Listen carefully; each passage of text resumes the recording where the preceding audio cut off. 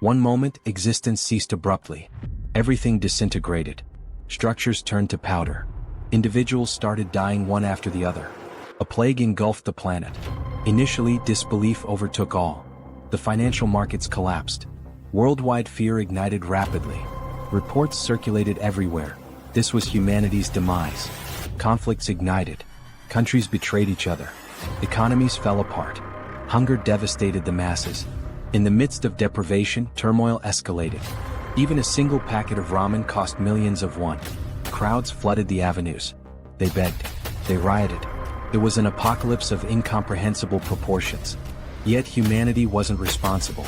Abruptly, mythical beasts invaded Earth. And that marked the end of humanity.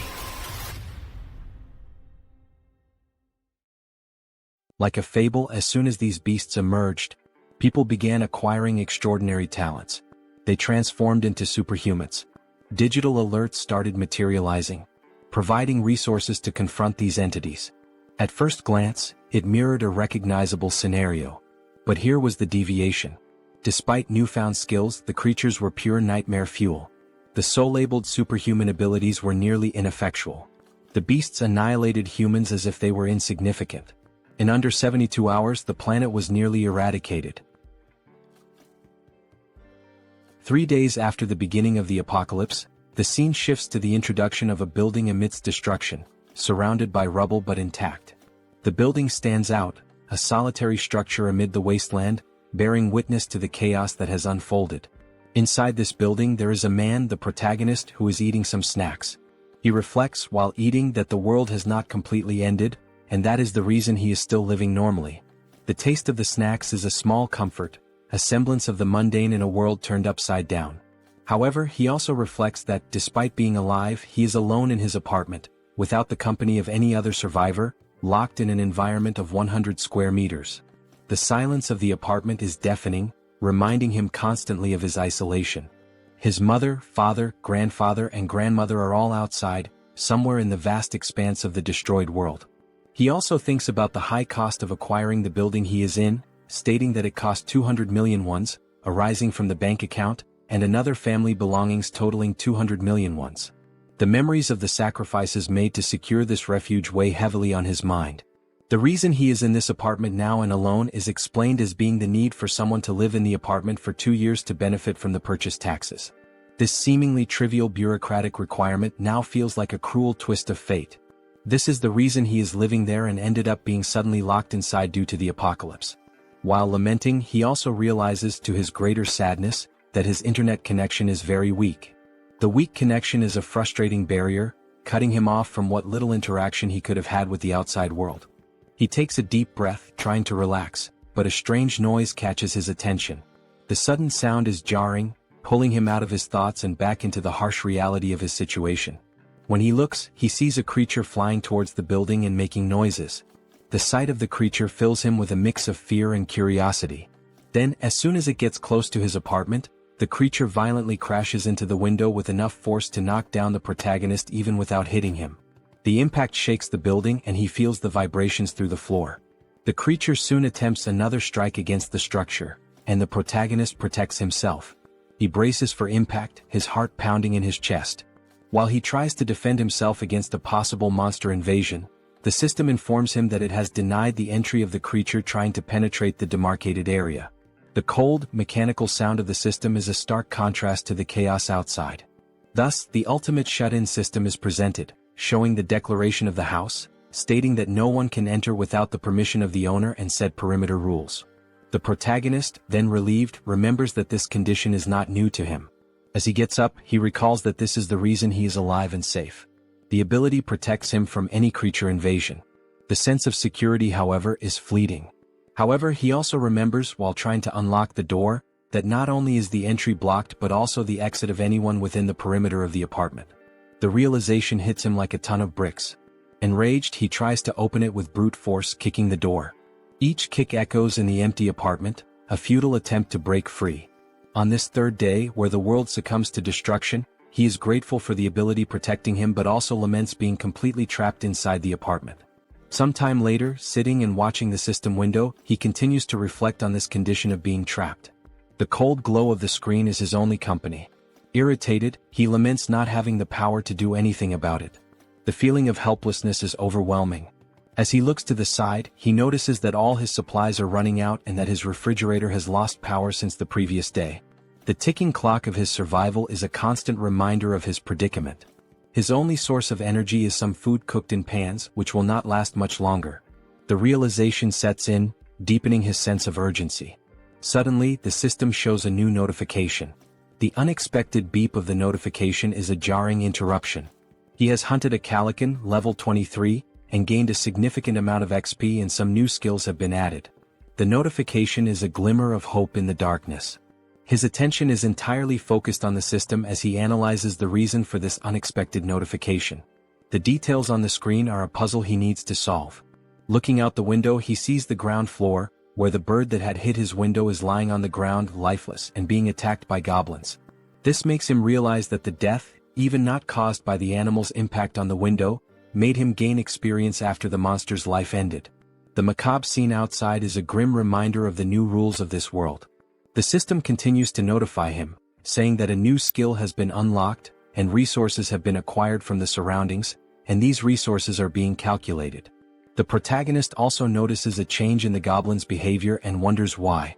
The shifting dynamics of the creatures are yet another uncertainty to navigate. Now, in desperation, the goblins face the monster's death, while they desperately try to scavenge something else. The system completes the resource calculation and informs him that 2,203 wands have been deposited in his wallet. The number on the screen seems surreal. This generates confusion about how this should work. The new reality of his resources is a puzzle he needs to piece together. Suddenly, the apartment's power returns, to the protagonist's surprise. The sudden return of power is a shock, a small miracle in a world gone mad. Everything was now working normally, and the house declaration evolved to level 3. The sense of normalcy, however fleeting, is a balm to his frayed nerves. With the XP gain, the dignity preservation ability was also unlocked, and this is the reason why all the basic resources of the house have been restored. The acquired money is now in his wallet, and the protagonist reflects on the return of the house functions with joy. Running to the refrigerator, opening it with great happiness, and also going directly to the sink to check the water supply, finally going to the electric stove to test its functionality, the protagonist kneels and cries with much joy, saying that everything is normal, just as it was before the beginning of the end of the world. The sense of relief washes over him, a precious moment of victory in the midst of chaos. However, when he picks up his cell phone and tests his internet connection, he notices that the phone is not working. The broken connection is a bitter reminder of his isolation. In frustration, analyzing the place, he notices a flash drive lying on the floor. The small object is a spark of curiosity in his otherwise dreary existence. Quickly, he goes to the computer and analyzes its content. There were photos of his mother holding him as a baby, taking him to school, and also photos of the united family. The images are a bittersweet trip down memory lane. In parks, at birthdays, making him reflective and planting in his head the idea of having to bring his family back no matter the cost. The determination hardens in his heart. Determined, he gets up and goes to the window when he is surprised by another notification. The persistent system, always ready with another twist in his journey. The system informs him that he now has a warehouse, where he can buy items listed at original prices. Intrigued by this new development, he decides to investigate further.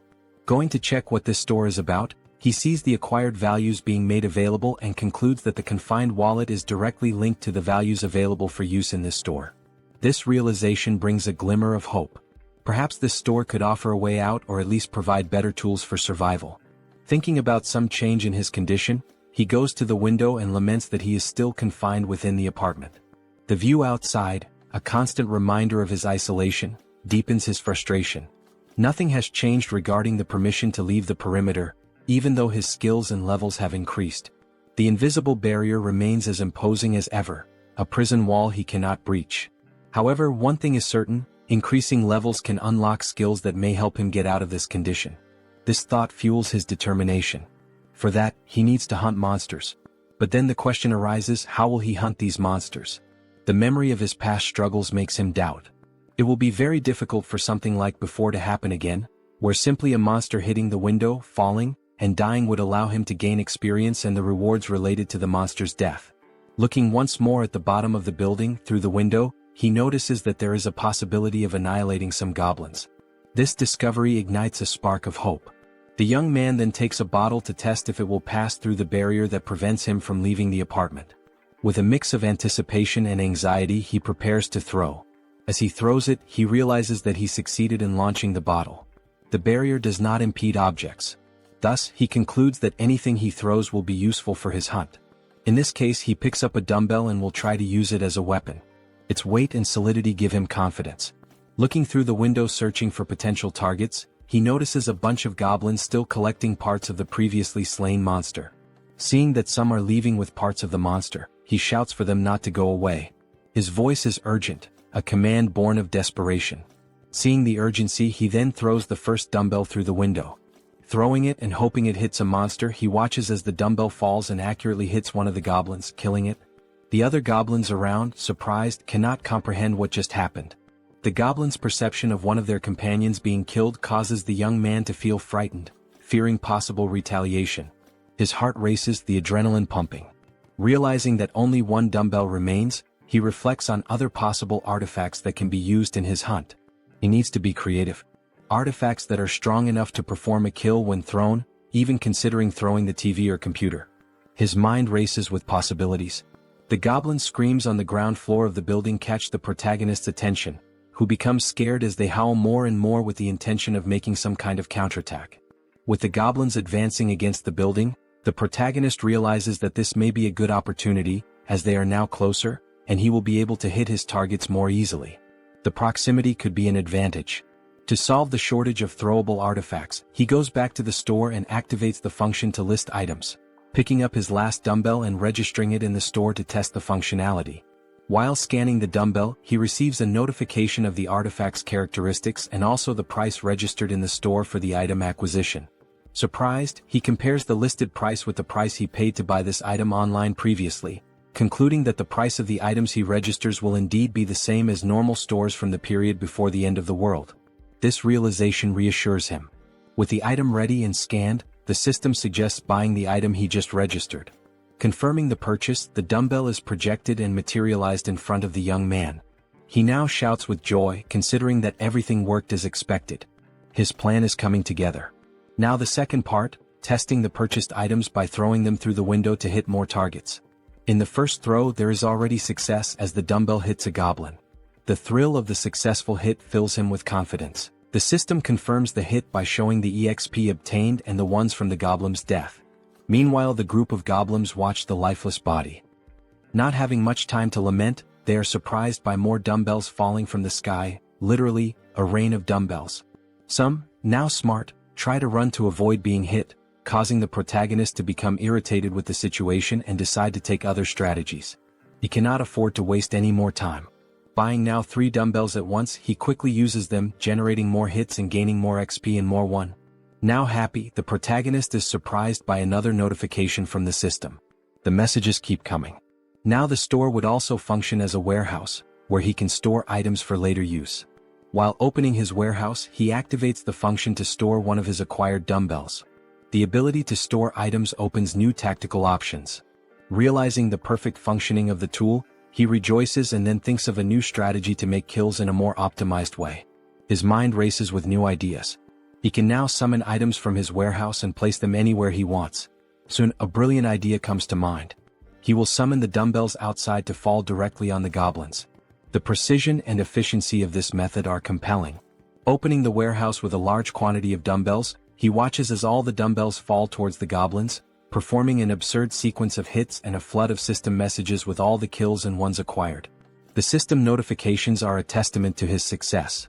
Shortly after finishing his hunt, the protagonist had already acquired and allocated various items in his warehouse. Several of them are food and drinks so that he can stay healthy for as long as needed. Ensuring his survival is paramount. Additionally, he managed to acquire more one by selling the items he used to hit the goblins. The influx of resources is a welcome relief. Suddenly, he realizes that there was a reduction of 1 unit of one. Thus, he begins to reflect on the preservation of dignity ability, questioning if it is responsible for the reduction of someone. He then starts to scan his apartment, meticulously observing the electricity, gas and water expenses. He realizes, with a growing sense of frustration, that the only active thing at the moment is his refrigerator. The thought nags at him, why just the refrigerator?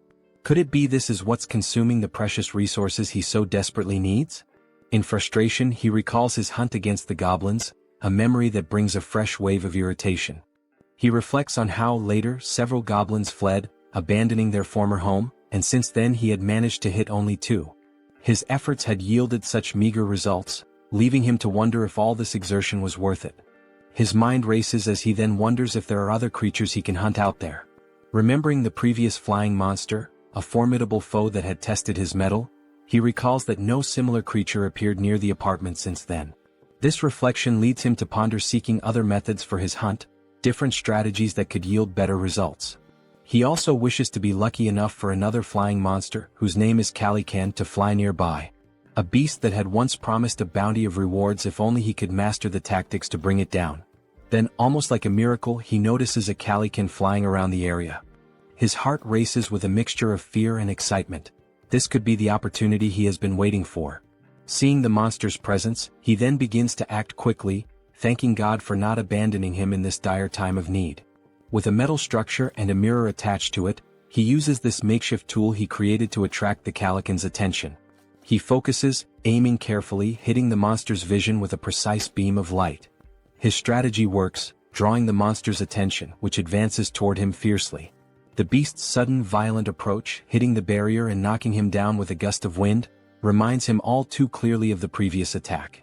Happy with the success of his plan to attract the monster's attention, he contemplates the gain of another level with the Calican's kill.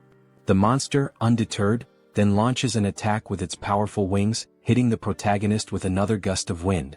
With some effort, he manages to remain standing, his resolve unwavering. At the end of the attack, the protagonist looks to where the monster was and realizes with a sinking feeling that it is no longer there. Quickly, the monster reveals its position as if playing a cruel game of hide and seek. It was attacking the building structure, seeking an opportunity to strike the protagonist once more. While the system alerts that an unauthorized entity is trying to enter the zone, the protagonist observes, his mind racing. He wonders if the creature will be strong enough to break the ability's barrier. Opening his storage, he knows the urgency of taking some action.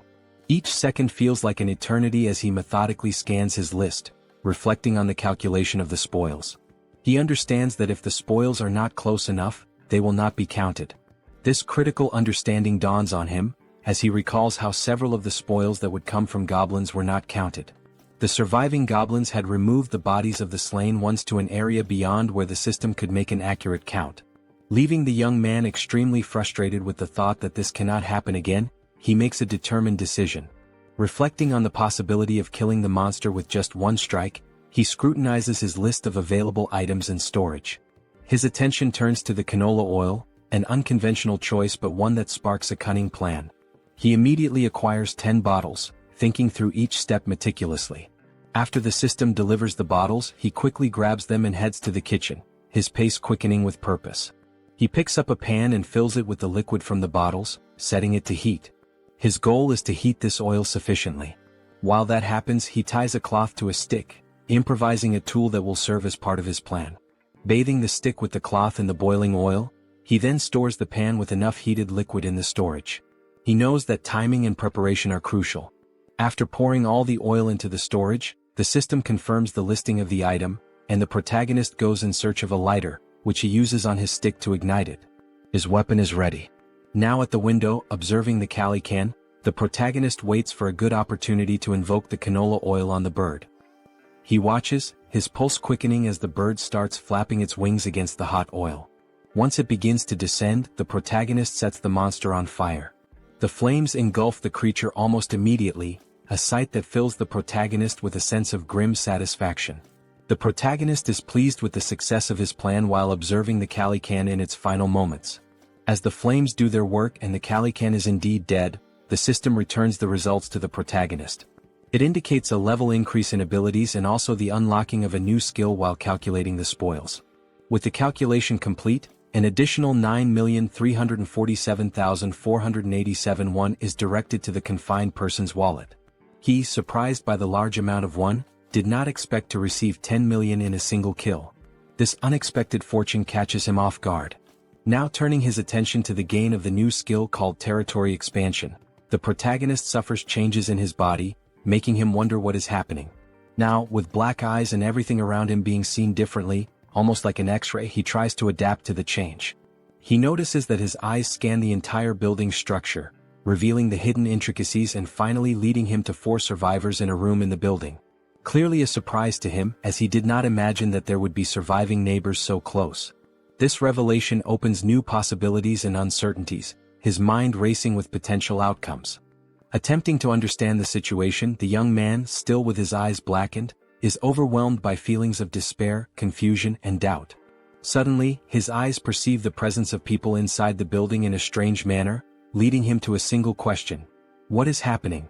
How is it possible that there are other survivors inside this building? And how does this ability work? As the effects of the ability fade, and while recovering from the changes it caused, the system emits several notifications. These inform that these individuals meet the requirements to become citizens and present a proposal for their acceptance within his jurisdiction. The individuals introduced are Choi Hyung-jun, referred to as Chubby, a 30-year-old husband, Park Hae-won, his wife, also 30, and their daughters Choi Na-yeon and Choi Seo-yeon, aged 3 and 6. Turning to the system, confused, the protagonist questions what would happen if they were not accepted as citizens. He quickly discovers the answer to the doubt. Those who are not accepted as citizens will be expelled from the residential zone. This would inevitably result in their certain death, as they would have no chance against the monstrous threats outside. With this realization, the young man makes the most obvious decision for someone with a good heart. He accepts these individuals as citizens of his zone. The system then confirms the addition of each inhabitant one by one, and the protagonist speculates about the possibility of unlocking new abilities related to managing these people. Consulting the system, more details are gathered, not only regarding these speculations but also about the ability that allowed the detection of the presence of these other beings. The ability is called Ultimate Eyes, and at level 1, it ensures that nothing within his home escapes detection. Learning about this ability, he explores skills related to citizens and finds an option within the system for citizen management. There, a list of all their names is displayed, alongside their current levels and trust scores. Below the list, a population counter shows 4 out of 600. The number is surprising. 600 people is a lot. Diving into the details about Chubby, information is found about awakened skills. Currently none, XP distribution at 0%, and money distribution also at 0%, with options to assign a mission to Chubby or remove him from the citizen list. Data such as XP and money distribution rates raise questions about the possibility of sharing gains with the host of the house, sparking curiosity about how much control there might be over these rates. Could this also be a way to grow stronger? Returning to the system, under the option to assign a mission to Chubby, the system presents a form requesting details such as description, time limit, mission rewards, and penalties for failure. This detail is surprising, especially the need to specify all these elements. In this case, the mission is described as Goblin Hunt, giving Chubby 168 hours to complete it. The reward is a small amount of XP with no penalties for failure. When confirming the mission, considerations are made to alter the form's details, balancing penalties for failure with the mission's complexity and its rewards, even contemplating imposing elimination as a failure penalty. However, back at the confirmation screen, the assignment is cancelled, deemed too dangerous and unfair to arbitrarily decide the lives of citizens. Reflective, the protagonist wonders what should be done with this ability. Then, an idea arises: use Ultimate Eyes again to check what is happening in the room where the citizens are. Observing everything, the family, sitting around a table, seemingly desolate, begins a dialogue with the wife questioning what they can do now. The reasoning behind her question soon becomes clear. Chubby intends to leave the safe zone to search for basic supplies such as water. Though he wishes to stay with his family and daughters, he knows the necessity of obtaining essentials for their survival. The wife shouts that he cannot do this, emphasizing the extreme danger involved. Chubby understands but, given their circumstances, fears they have no other choice. He wonders aloud if there might be any place with at least water. He answers that even if there isn't, it is necessary to try the nearby convenience stores, mentioning one particularly large store that will surely have something usable. Before much reflection, one of the daughters exclaims, "I'm thirsty." The mother, realizing this is not a good time to voice concerns, tries to hush the child, knowing such a statement would act as a trigger for Chubby's decision. Confident, Chubby takes his wife's hand, asking if she trusts him and assuring her he will definitely return safely with something for their family. Saddened, the wife finds no further arguments to stop him. Back in his room, the protagonist ends the ability and reflects on the family's situation. The decision is then made to open the store and check the list of items. It appears that the maximum item storage capacity is limited, and it is wished that this could be expanded. While navigating the skill window, information is noticed showing storage at level 1, dignity preservation also at level 1, and the store at level 1 as well. Observing the levels of each item, there is a sense of relief. If there are levels, there must be a way to increase them and, consequently, enhance the capacities of these abilities. With points available for immediate upgrades, the store's level is raised to 2, increasing its capacity by 20 items. Additionally, the system applies a 10% discount to the total price of all used items. The protagonist, with enthusiasm, evaluates the given data and wonders what to do with the 2 remaining points. He considers investing in the shop or in the preservation of dignity, recognizing that these skills might help him encounter more citizens in the future. His shop, now at level 3 with a maximum capacity of 40, also has a new function, item recovery. This function enables him to restore old items and turn them into new ones. This was undoubtedly an excellent choice. Without further ado, he visits his shop again to acquire water and some fruits. With the remaining points, he decides to allocate them to other skills, particularly the preservation of dignity. Still at level 1, the choice to upgrade is based on the ability to request various things in return if he provides energy and water. With the preservation of dignity skill at level 2, he can now register vassals, leaving the protagonist puzzled about what vassals might be. The scene shifts to the living room where the family is gathered, and Chubby is seen preparing for his journey. Looking back, his wife and daughters appear distressed, wishing he would reconsider before it's too late. However, Chubby responds with a display of affection and protection, promising that he will return and asking the children to protect the house while he is away. The children ask if he really plans to go, and he responds as if it's a simple task, saying he is merely going to fetch some food and water. He also requests that they obey their mother in the meantime. The eldest daughter, however, knows it won't be that simple. She cries and screams about the monsters outside. Her memories take over, revealing details of day 1 of the apocalypse. The children had been playing in a sandbox in a park when monstrous creatures suddenly appeared, catching their attention. Terrified, the children stood up and started running in panic. While running, their father grabbed the youngest in one arm, desperate to survive, while their mother carried the other child so they could all reach safety faster, pursued by goblins. Now determined, the father swallowed his apprehensions, resolute in his decision. The mother tried to comfort the children to stop them from crying, making the father's decision even harder. He reflected on the possibility that this might be the last time he would see his daughters, trying to remain strong in front of his family. Suddenly, the doorbell rang, startling everyone and preparing them for a potential confrontation with monsters. Gathering his courage, the father cautiously checked the situation while hearing someone on the other side of the door asking to be let in. The voice from the other side caused surprise and doubt. Could it really be a person? Chubby wondered, but he didn't rule out the possibility of a cunning monster. As the voice continued from the other side, he prepared for a potential confrontation, noticing a sudden silence. Pondering whether the monster had left, he was startled when the door suddenly opened. Quickly, he turned to his family, holding them in hopes of protecting them from a possible threat. Everyone screamed, and the father begged for mercy for his wife and daughters. Amid the cries, a calm voice asked for permission, completely breaking the tension and prompting everyone to finally look at the one who had knocked. It was the protagonist holding a bag of items, creating a pleasantly surprising moment for everyone.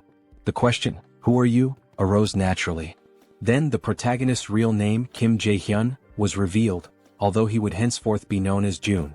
After introducing himself, he explained that he lived nearby. Handing over the bag of items, he informed them it contained water and fruits, requesting a small conversation once everyone was settled. Both happy and apprehensive, the father looked at his family, seeing the worry in their eyes, and declared that there was no reason to refuse, given June's sincere demeanor. He then invited June into the house. Once everyone was seated, the children stared at the visitor with a mix of curiosity and suspicion. June wondered if the children were shocked by his arrival but quickly turned his attention to the dark curtains covering the windows. He considered this an intelligent choice, as it significantly reduced the risk of monster attacks. However, the darkness necessitated light. To address this, June activated his skill, restoring power to the room where they were conversing. While organizing items in his bag, the family, still in shock, was astonished by the return of power to their apartment. June then decided to interact with the family by offering water to everyone, starting with the children. Chubby expressed gratitude and distributed the water bottles to his daughters, who eagerly quenched their thirst. Shaun, the youngest, drank her bottle so quickly that she choked, briefly worrying her mother. June observed and promptly offered the little one a tangerine, which she accepted with slight hesitation. The mother stepped in, requesting that Shaun hand over the tangerine so she could peel it. Taking a piece of the fruit, the mother returned it to her daughter, who quickly devoured it, expressing immense joy as she savored it. The mother asked if it was good, and Shaun enthusiastically confirmed. The elder sister then asked the mother for a piece as well, which she also enjoyed, showing similar delight. For June, the system notified him that the citizens' trust levels had increased. It reported that Shaun's trust score had reached 50 points and her loyalty level had exceeded 30 points, meeting the requirements for her to become a vassal.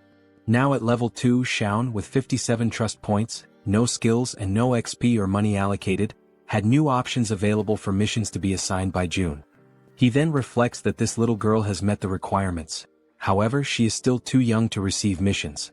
Another thought that crosses June's mind is that the number of registrable vassals is highly limited compared to the number of citizens.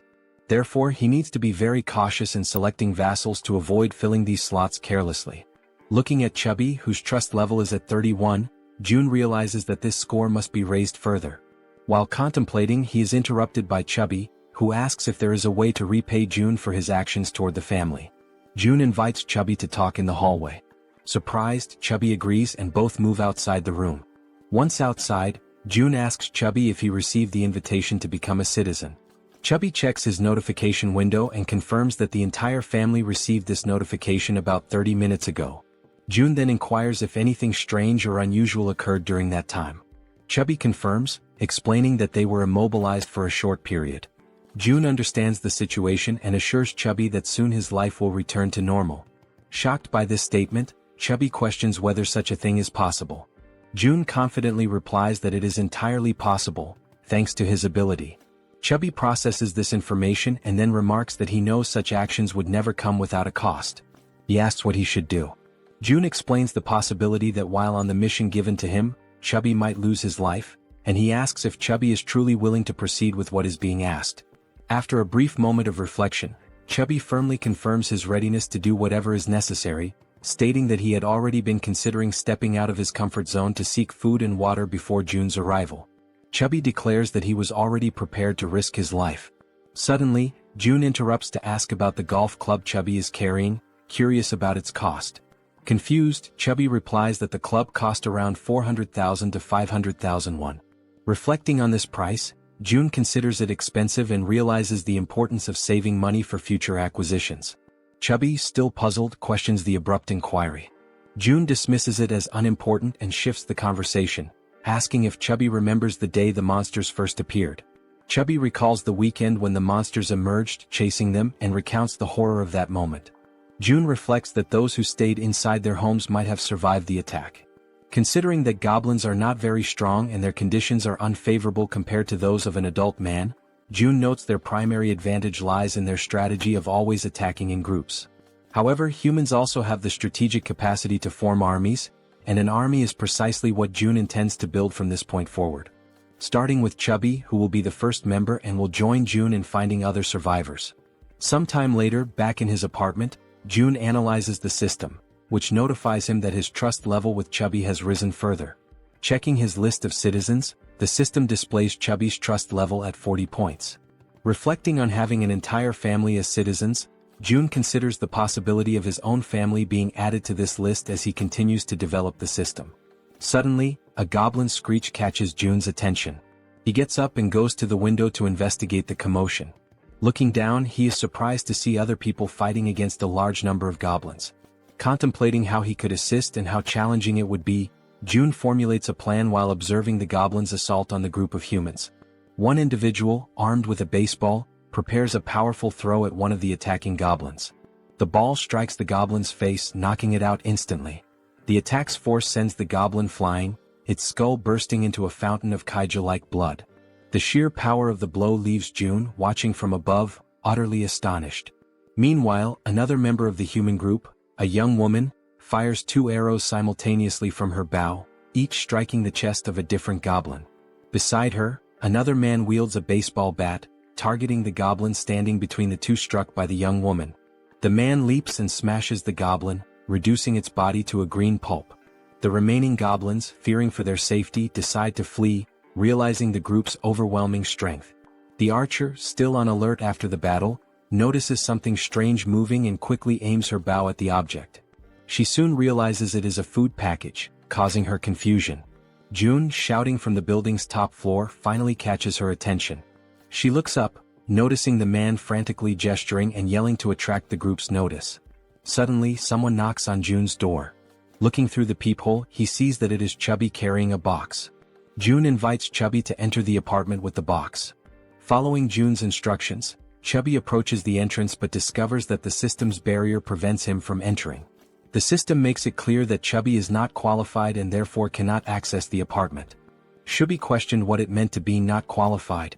June wondered if the system would prevent anyone from entering his apartment at that moment. He also speculated whether registering Chubby as a vassal might resolve the issue. However, he decided to postpone addressing the matter of entry and instead focused on receiving the box, which contained items that could be used as weapons. Upon receiving the box, June placed it on the floor, opened it and examined its contents. Inside there was a toolbox and several knives. June activated the system, accessed the store, and ordered 5 bottles of water and 5 packs of instant noodles. As the store projected June's order, Chubby watched in disbelief, amazed at how such a thing was even possible. Without dwelling too much on the situation, June packed all the requested items into the box and handed it back to Chubby, instructing him to take the box to the building's entrance on the 1st floor. Chubby accepted the box but questioned whether this task might be too dangerous. June replied that, based on his brief observations, the goblin's behavior became more active during daylight hours. He also thought to himself that the people fighting downstairs could be vital additions to his group of citizens. The food box would serve as the primary tool for earning their trust and loyalty. Speaking aloud to Chubby, June revealed that he had a plan and emphasized the importance of delivering the box to the 1st floor. Chubby questioned the simplicity of the plan, asking if it really was just about leaving the box on the 1st floor and returning. June confirmed that it was indeed that simple. Relieved, Chubby agreed to carry out the task, bidding June farewell as he left with the box. June thanked him as he departed. Opening the system's interface, June reflected on the need to reward Chubby's trust generously. The mission menu described the task: delivering the box containing water bottles and instant noodles to the 1st floor and returning within 24 hours. The mission offered a small amount of XP as a reward, with no penalties for failure. Chubby received the notification and realized he would gain experience upon completing the mission. He wondered aloud if this was somehow related to a leveling system like in a game. June confirmed this and revealed that Chubby's current level was 9. If Chubby leveled up, he would receive rewards. June assured Chubby that he was relying on him, and Chubby, understanding his task, promptly made his way toward the 1st floor. Armed with the box and a golf club for protection, he cautiously descended the stairs. Finally reaching the 1st floor, his mission was to place the box on the ground. However, before he could act, he noticed movement nearby. The sudden motion startled him. He suspected it was goblins and grew alarmed as darkness was beginning to set in. Panicked, he decided to flee. Yet, in his haste, he twisted his ankle and fell, causing the box of supplies to spill across the floor. Items scattered everywhere, and Chubby, now lying on the ground, desperately tried to regain his composure. As the creatures drew closer, Chubby instinctively shielded himself with his arms and shut his eyes tightly. Suddenly, a voice called out to him. Opening his eyes, he saw a group of humans approaching, asking if he was okay. While in June's apartment, the system issued an alert about an unauthorized attempt to enter. June began to wonder what it could be, speculating that it might involve an invasion by the group. Activating his ultimate eyes ability, he scanned the building and noticed Chubby with a group of people, leading them as they conversed among themselves. The group questioned how it was possible for someone in the building to throw a package of noodles. This raised their hopes, thinking the building might have an abundance of food while they were on the brink of exhaustion. Deactivating his observational ability, June recognized everyone in the group. The system then notified him that they met the requirements to become citizens and proposed adding them. However, June realized the risks of accepting outsiders as members of his group. He also considered the possibility that these people might reject his offer to join, which made him anxious and stressed. While contemplating the best course of action, June was interrupted by Chubby's voice calling out from nearby, trying to communicate with him. Responding to Chubby, June received a system notification indicating that this citizen had an ongoing mission. The system suggested editing the current mission, which June confirmed. The updated mission now included delivering meals to the newcomers. After confirming the changes, June and Chubby exchanged updates on the situation. June instructed Chubby to immediately gift the newcomers some food, as June had a plan in mind. Chubby agreed and followed the plan. When the group reached the barrier of June's safe zone, they had to wait while Chubby explained the situation. Reporting back to June, Chubby detailed the group's status, which June received positively. He then accessed the system and initiated invitations for the group to become citizens. The system sent invitations to Ha Donggan, Kang Deoksu, Kim Gaeong, Yu Hyerin, Kim Jeon, and Moon Byung-go. Once permission was granted, all new group members entered the safe zone. The system announced that the citizen count had increased to 10, granting a 10% bonus to XP and monetary rewards. June felt a surge of gratitude toward the newcomers, knowing their presence would be crucial for future monster hunts. The system updated the trust scores and levels for the new members. Dong with 19 trust and level 23, Kang with 28 trust and level 13, Young with 17 trust and level 17, Yu with 30 trust and level 10, Kim with 15 trust and level 15, and Moon with 11 trust and level 10. June noticed Dong's higher level and speculated that he might be stronger than Calican, a foe June had recently defeated. Examining Dong's stats further, the system highlighted a skill called Baseball Throw, ranked at D. This ability consumes stamina to triple the power of thrown objects like baseballs. June concluded that Dong was a metahuman capable of turning baseballs into lethal weapons. He recognized Dong's potential as an indispensable ally for monster hunting. To strengthen their bond, June planned to gradually build Dong's trust. June instructed the system to set the group's XP sharing to 70%, which the system confirmed. He then began assigning hunting missions to help the newcomers gain XP and resources. June likened his strategy to an auto-hunting system in games. Beyond logistics, June acknowledged the importance of establishing personal relationships with the group. He believed a good rapport was essential to eventually locating and reuniting with his family. Unexpectedly, the system notified him that the trust scores of Dong, Young, and Yu had increased, leaving June surprised and curious about the cause. The scene shifted to Chubby's apartment, where he invited the group inside. The archer, Gaeong, expressed her gratitude. Chubby's wife, confused by the situation, questioned what was happening. Chubby reassured her to stay calm and promised to explain soon. He also requested that she prepare food for everyone. Initially startled, Chubby's wife pointed out that there was no food ready and that everything would need to be made from scratch. Chubby urged her to proceed, explaining it was part of June's plan. After some hesitation, she agreed and began cooking. Han, previously referred to as Dong, expressed his gratitude and shifted his focus to Chubby, asking about June. Chubby admitted he didn't know much about June, except that he was their neighbor. Surprised, Han listened as Chubby described June as someone mysterious yet immensely resourceful, providing them with everything they needed. Han concluded that June must be a metahuman, possessing the extraordinary ability to solve everyone's problems with essentials like food and water. Determined to make a good impression on June, Han believed that June's abilities were almost miraculous. Chubby informed the group that they could take a shower while waiting for the food. The female members were stunned by the idea of taking a shower amidst the chaos. Han observed that, given the building's functional resources, such luxuries were indeed possible. Chubby elaborated, mentioning the availability of hot showers, leaving the women speechless. Chubby added that there were 2 showers available for simultaneous use. Another group member, who bore a resemblance to Toji, jokingly suggested challenging June to a fight. Han immediately dismissed the idea, calling it absurd and emphasizing the importance of impressing June instead. The group agreed on the need to prioritize securing food, recognizing this as a rare opportunity that couldn't be wasted. They turned their attention to Moon, who appeared lost in thought. Han gently touched Moon's shoulder, snapping him back to reality. When Han apologized for potentially upsetting him, Moon reassured him that nothing was wrong. Han began expressing regret over a past decision, but Moon interrupted, affirming that every choice had been consensual and there was no need for remorse. The group collectively strategized about obtaining supplies for Moon's grandmother. However, Moon internally lamented that it might already be too late for her. As Han discussed their plan further, the sound of the door opening startled everyone. Han readied a baseball in his hand, prepared for confrontation, but quickly realized it was June. June's presence radiated warmth and reassurance, instilling hope in the group. They felt certain that June was the key to lifting them out of their despair. A few minutes went by and they sat in silence around the table. The atmosphere was tense until Haiwan, a fatty's wife, feeling the strain, finally spoke. She apologized for how cramped the room was. Han, striving to be courteous, replied that it was fine. Since they had arrived unannounced, it didn't bother them. Just then, Fatty entered the room and announced that the food was ready. One by one, Fatty placed bowls of rice before them. They could hardly believe they were about to enjoy a real meal and began to wonder when they had last eaten something proper. Haiwan, feeling slightly awkward, hesitated before admitting she wasn't sure if the food she had prepared would match their tastes. What seemed like a simple meal to Haiwan left the group's archers stunned with admiration. As she stared at the dishes laid out before her, she couldn't contain her amazement.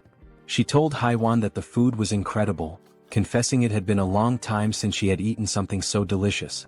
Haiwan, shyly brushing off the compliments, explained that it was all thanks to the ingredients Seo Jun had provided. She admitted that, without Seo Jun's help, she would have only been able to serve rice and tangerines.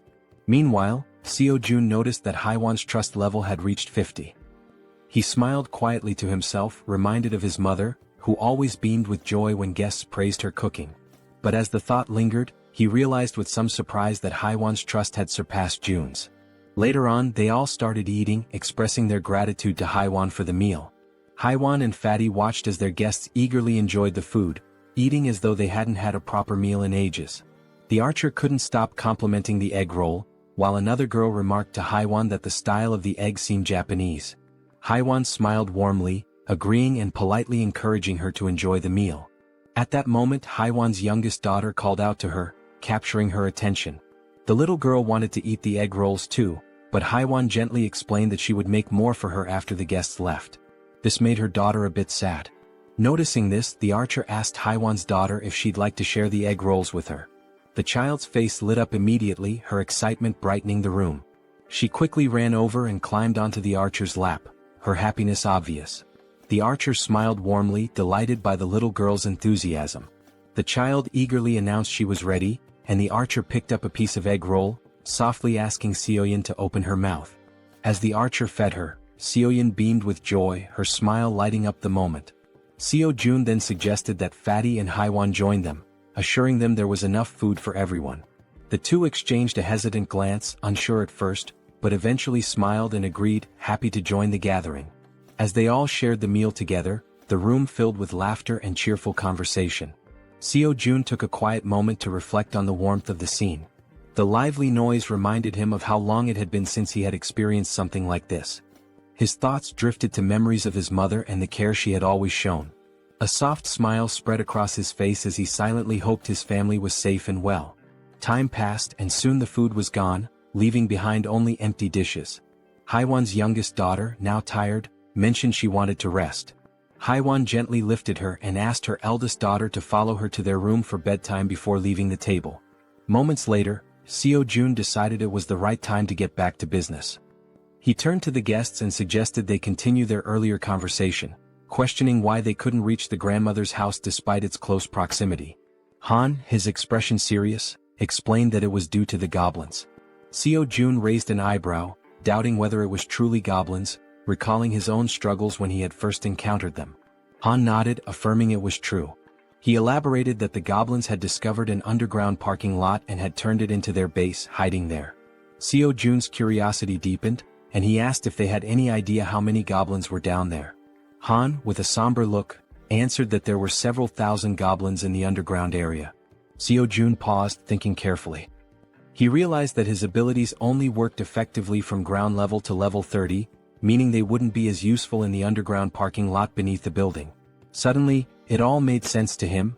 This was how the goblins had infiltrated the area. Han continued, explaining that the underground parking lot was connected directly to the entrance of the apartment building they needed to reach. The goblins had turned it into their stronghold and rarely ventured outside. Seo Jun, remembering the nearby side roads, asked Han about them, recalling there were alternative paths they could have taken. Han nodded, admitting that their initial plan was to use the side roads to escape, but they had encountered something far worse than the goblins. Intrigued, Seo-jun pressed Han to explain what could possibly be more dangerous than an army of goblins.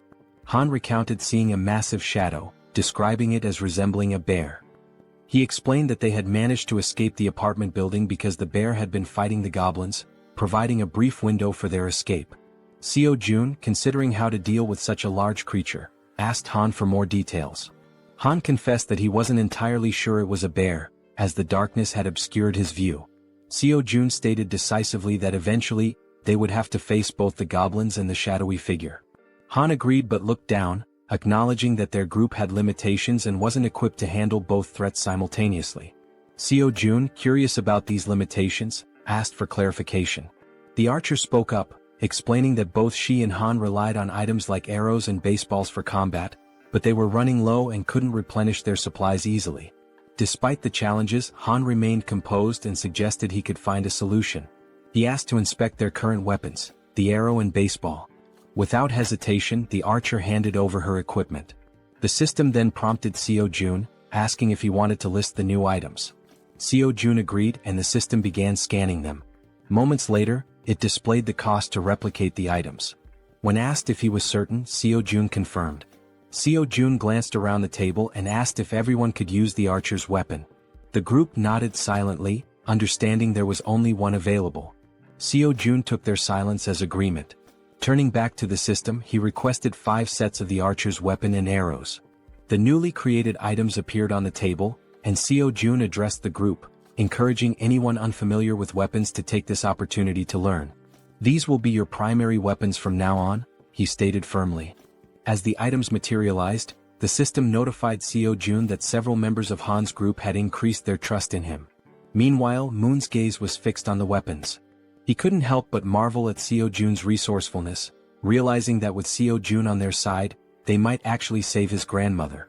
The system confirmed that Moon's trust in Seo-jun had grown significantly. Han broke the silence, commenting that with Seo-jun's support, their hunting speed would improve dramatically. Another girl chimed in, noting that Seo-jun's assistance would make their tasks safer, as they wouldn't have to risk themselves to collect arrows anymore. Seo-jun then gathered everyone's attention and announced that before they could move forward, they needed to reduce the number of goblins in the area. Han agreed and asked when they would begin hunting. Seo-jun replied decisively, "Tomorrow?" Han seemed hesitant, questioning the urgency, but Seo-jun explained that the sooner they acted, the better their chances of success. Han eventually nodded, though he still appeared uncertain. Seo-jun turned to Moon and assured him, "Tomorrow we're going to rescue your grandmother." Moon's face lit up with hope and excitement at the thought of seeing his grandmother again. Han, still wary, voiced his concerns about how they would manage with so many obstacles in their way. Seo-jun smiled confidently and revealed his plan. "We'll use a bait strategy to lure the goblins out." After Seo-jun spoke, everyone at the table turned their attention to him, waiting for more details about his plan. Han and the archer girl remained pensive, wondering if the idea could truly work. The boy with glasses voiced his concern, saying the plan would only succeed if everything went exactly as planned. As they deliberated, the system notified Seo-jun, revealing that the mission previously assigned to Fatty had been completed. Along with the notification came a reward of 30,000 won. Reading the message, Seo-jun was surprised. He hadn't realized that payment was given for every completed mission. To be certain, he read the notification again and it was confirmed. Seo-jun quickly realized that, with money, he could assign missions to his citizens, allowing them to level up. In other words, the more money he had, the more power he could accumulate. Closing his eyes, he thought about how, while this seemed like a strong long-term strategy, he hoped not to rely on it too heavily for now.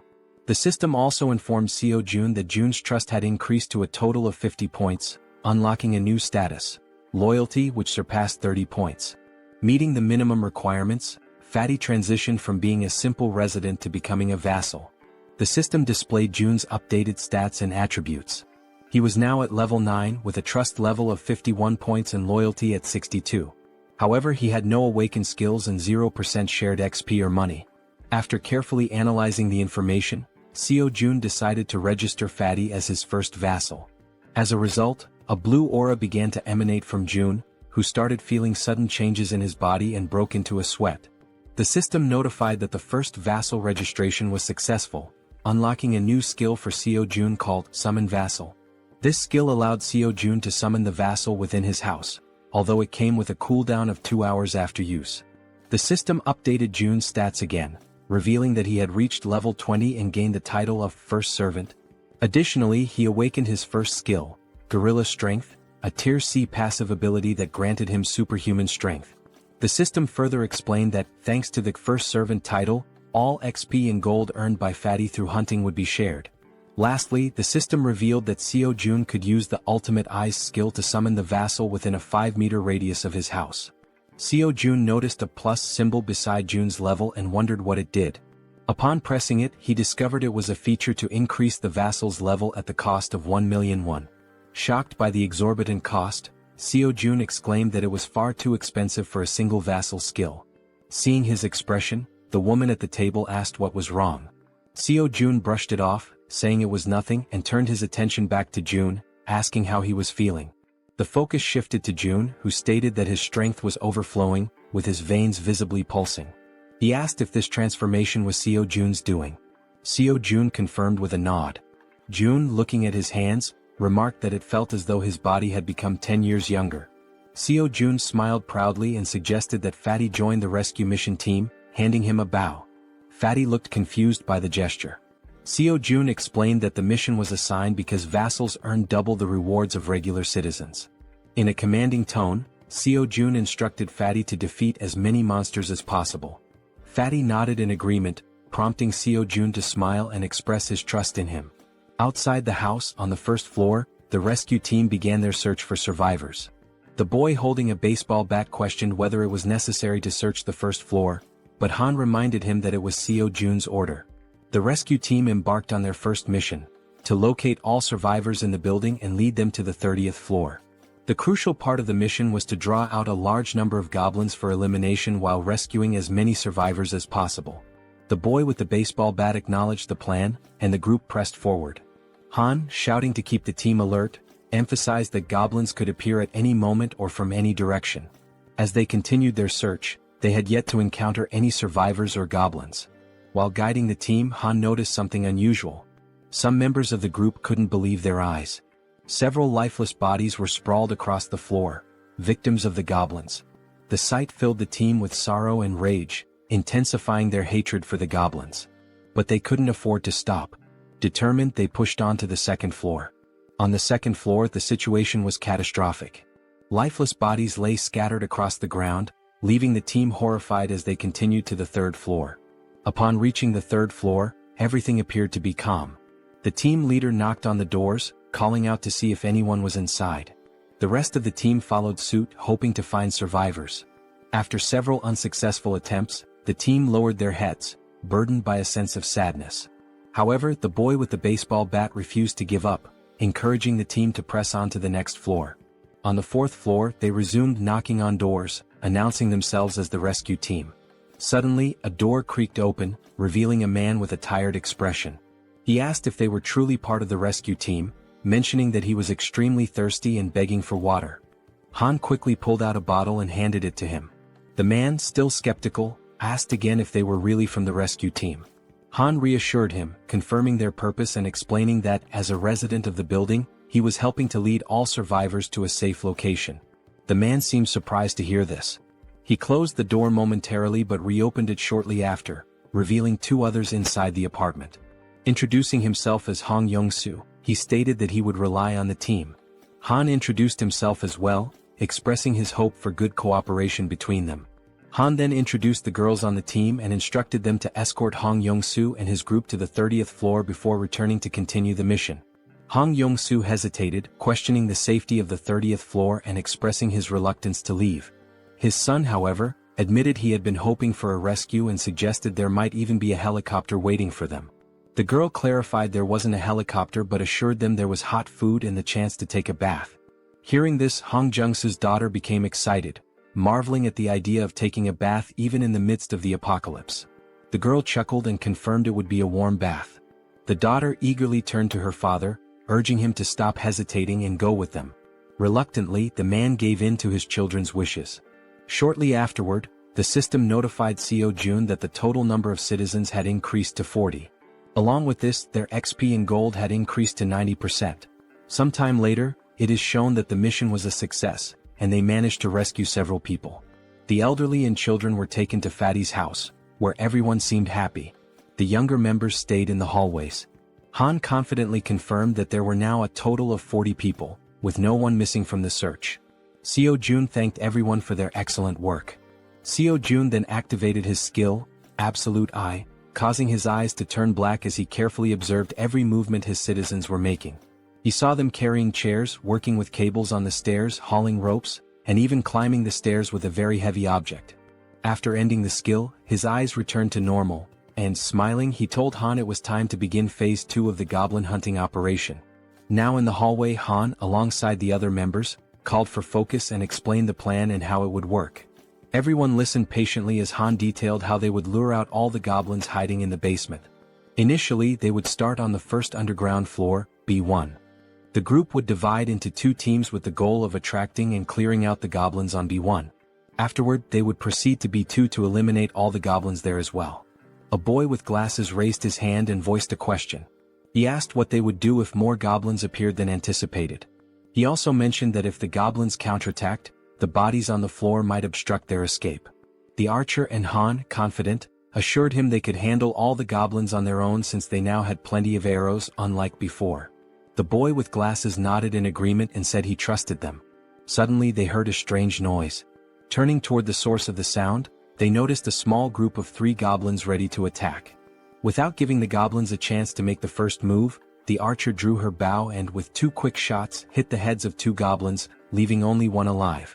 Without hesitation, the man with the bat charged forward and with a single blow, smashed the remaining goblin's head.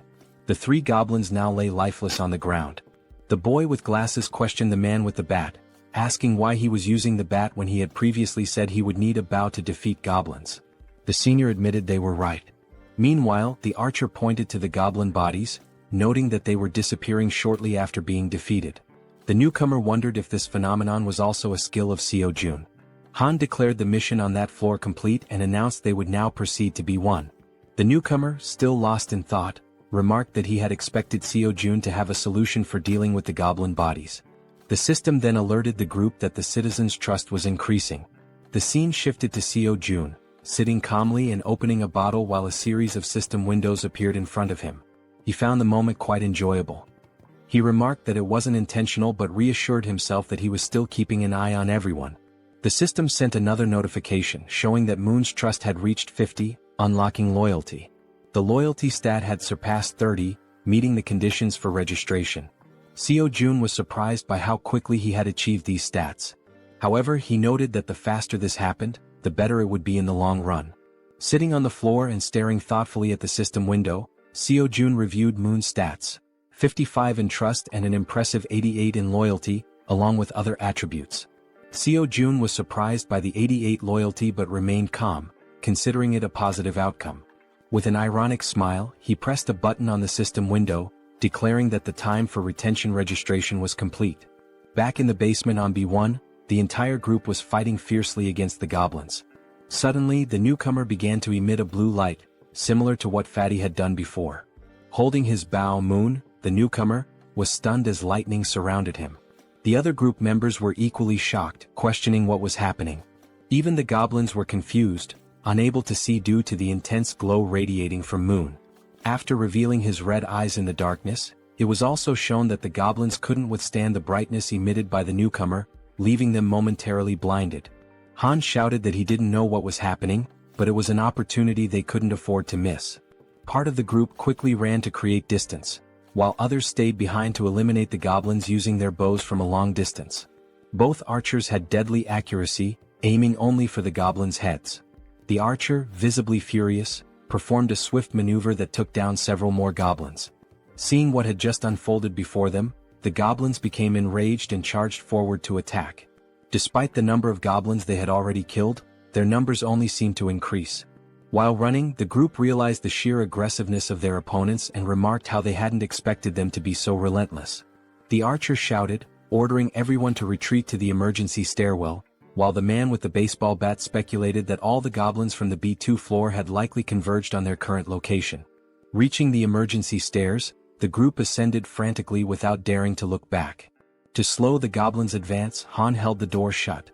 One of the goblins managed to wedge its hand through the gap and sarcastically asked if Han was holding the door by himself. Hearing this, the boy with glasses and the man with the bat joined Han to push the door shut. The goblins, however, were slowly forcing the door open. While the group struggled, they admitted it was getting increasingly difficult to hold it shut due to the overwhelming number of goblins. Suddenly, a voice from behind reassured them of help. It was Fatty, using the gorilla strength ability Jaehyeon had granted him earlier. As he channeled the ability, Fatty single-handedly held the door and managed to block the goblins' advance. Han asked if he would be okay and Fatty urged them to hurry up the stairs. Despite his superhuman strength, Fatty was sweating and straining to hold the door with all his might. He focused and declared that it was his duty, one he had to fulfill. Finally, Han called out to him, letting him know everyone was safe and telling him to come up the stairs as well. Without hesitation, Fatty turned his back to the door and began running up the stairs. However, midway up, he tripped on a step and fell to the ground, just as the goblins were about to catch up to him. Lying on the ground and almost within the goblins' reach, Fatty shouted at his friends to leave him behind and continue the evacuation. While Han hesitated, trying to decide what to do, someone suddenly and without hesitation rushed down the stairs to help. It was the boy with the baseball bat who, with a single powerful swing, smashed the goblin threatening Fatty. He called out to June, urging him to hurry, and extended a hand to help. Still on the ground, Fatty tried to crawl closer to his rescuer, but one of the goblins managed to grab his leg. Before he could even react, Fatty vanished without a trace, leaving his savior stunned and speechless, unable to comprehend what had just happened. Looking ahead, however, the goblins continued advancing in an unrelenting horde. Suddenly, one of them leaped toward the boy with the bat, but he swung his weapon and struck it down mid-air. Meanwhile, the other group members provided support with their bows, urging Deok-su, the boy with the bat, to move faster. Running in desperation as the goblins closed in, Han and the archer shouted frantically, pleading with him to hurry. Clutching his bat and without looking back, Deok-su pushed forward, racing up the stairs. Meanwhile, outside, under a full moon, the scene unfolds. A monstrous bear-like creature with glowing red eyes effortlessly devours a goblin, whose agonized screams pierce the night. With every passing second, the creature exudes a sinister aura, finishing its gruesome meal of the small goblin. Its sharp fangs and blazing eyes make it clear that its hunger is far from sated. It growls, declaring it wants more. From behind the beast, eerie screams echo, a sound that should not exist in the stillness of the night. Turning around, the creature notices the noise is coming from a massive building behind it. Coincidentally, the top floor of the building is still illuminated. The creature's bloodlust intensifies as it snarls, proclaiming that it will devour everyone in that building. In a sudden twist, Fatty is seen falling from a swirling purple portal. Don't worry, our Fatty didn't die. Instead, he was teleported to safety using Jaehyeon's ability. Jaehyeon, who had been observing from afar, pulled Fatty out of danger just in time. Fatty lands on the ground in a clumsy hero's pose, feeling relief despite his confusion about what just happened. Jaehyeon, standing nearby, remarks, "That was close." Fatty rubs his eyes to make sure he's not imagining things and sees Jaehyeon offering his hand to help him up. Jaehyeon explains that, just in case, he kept an eye on the situation using his absolute eye ability. He's glad to see that the vassal summoning ability worked perfectly. As Fatty tries to stand, he notices a sharp pain in his leg. It's then that he realizes the goblin had managed to cut him when it grabbed hold of him earlier. He hadn't even noticed how fast it happened, given the brief struggle. Jaehyeon immediately asks if Fatty is okay, but Fatty brushes off his concern, insisting that the wound will heal faster than he thinks. Jaehyeon, however, notices a shortage of medical supplies in his inventory and mentions that he should register some medicine to the system as well. He asks Fatty not to overexert himself and to wait for a moment. Though confused, Fatty agrees. Inside, Jaehyeon searches for medical supplies and finds a first aid kit. Looking at it, he recalls how essential medicine is in situations like this. The sight brings back memories of his childhood with his mother, leaving him momentarily deep in thought. Opening the kit, he discovers it contains far more than he expected. Sitting on the floor, he examines the items and mutters that his inventory has only 40 slots left, but there's still so much to register. After a brief moment, he has an idea. he decides to register the entire kit instead of the individual medicines. The system initiates the registration process, scanning the kit. A system notification pops up, confirming that it's a standard first aid kit valued at 77,331. Without hesitation, Seo-jun accepts. Back in the corridor, Seo-jun brings the first aid kit to Fatty, who notices Seo-jun's genuine concern for someone he barely knows. Kneeling down, Seo-jun asks to examine the goblin-inflicted wound. Fatty rolls up his pant leg, revealing a cut near his calf. With a pair of tweezers and a cotton ball in hand, Seo-jun warns that he's going to disinfect the wound first. Carefully dabbing the cotton onto the cut, Seo-jun works meticulously, though Fatty winces in pain. Despite this, Fatty reassures Seo-jun that he can endure it. The system promptly notifies Seo-jun that Choi Hyung-jun's, Fatty's, trust level has increased, along with his loyalty. After partially cleaning the wound, Fatty thanks Seo-jun for his care. Seo-jun, while packing the first aid supplies back into the kit, expresses his concern for the others. He stands and instructs Fatty to rest, explaining that he has something important to attend to. Fatty nods and agrees to follow his boss's orders. Seo-jun closes his eyes, focuses, and activates his ultimate eyes ability. His eyes darken as he scans the building, allowing him to see everything happening within. Back at the emergency stairs, Deoksu, also known as Toji the baseball bat wielder, is desperately fleeing from the relentless goblins. The archer, with her impeccable aim, provides support, taking out goblins with perfect headshots that would make anyone envious. Han and the guy with glasses try to help Deoksu create distance from the goblins but shout in frustration that they can only handle one goblin at a time, urging Deoksu to run faster. Toji sprints as fast as he can, but the goblins remain undeterred, chasing him with tireless persistence. From behind an improvised barricade, the support team fires arrows that was dangerously close to Deoksu, but every shot lands perfectly on the pursuing goblins. Deoksu finally reaches the end of the staircase and, with a leap, crosses the barricade. However, in a moment of carelessness, two goblins manage to jump and lunge at his back, catching him off guard. Instinctively, the rookie Moon charges forward with a shout, determined to protect his comrade. With a single powerful blow from his bow at close range, he takes down the two goblins that had pounced. Moon stands with a serious expression, his eyes glowing blue and filled with determination. Without hesitation, he leaps back into the stairwell, plunging straight into the swarm of goblins. Han is left speechless. Delivering rapid, precise strikes, Moon significantly thins the goblin horde as Han and Toji watch in awe. The rest of the group, witnessing the scene, asks in disbelief if Byung-go Moon had always been this skilled in combat, remarking that his actions are utterly insane. From afar, Seo-jun observes everything and comments that the rookie is doing exceptionally well. The system screen appears, displaying Moon's status. For reference, his full name is Moon Byung-go, and he holds the title of second vassal. His confidence level is 55, and his loyalty is 88. He possesses a teleportation ability that consumes mental energy to move within his line of sight. The mental energy cost increases with the number of companions and the distance traveled. With a sly smile and darkened eyes, Seo-jun remarks that registering Moon as a vassal was a brilliant decision. Back at the stairwell, goblins are being decimated by Moon, each of his blows striking their heads with deadly accuracy. Han asks Jaehyeon, the guy with glasses, if the extension cord is ready. Jaehyeon, holding it firmly, replies that it is. Han then checks if the water tank is prepared. The archer and the baseball bat wielder confirm its readiness. Moon, realizing he has to retreat, sprints toward the barricade as Han yells at him to hurry up. With a swift jump, Moon lands safely behind the barricade. For a brief moment, the goblins believe the group has simply fled. But moments later, a massive water tank appears above the barricade. The tank is tipped over, drenching the goblins and flooding the emergency stairwell with water. The goblins, initially confused, think it's merely a stalling tactic. Han shouts that this is the perfect opportunity, and Jaehyeon flips the switch.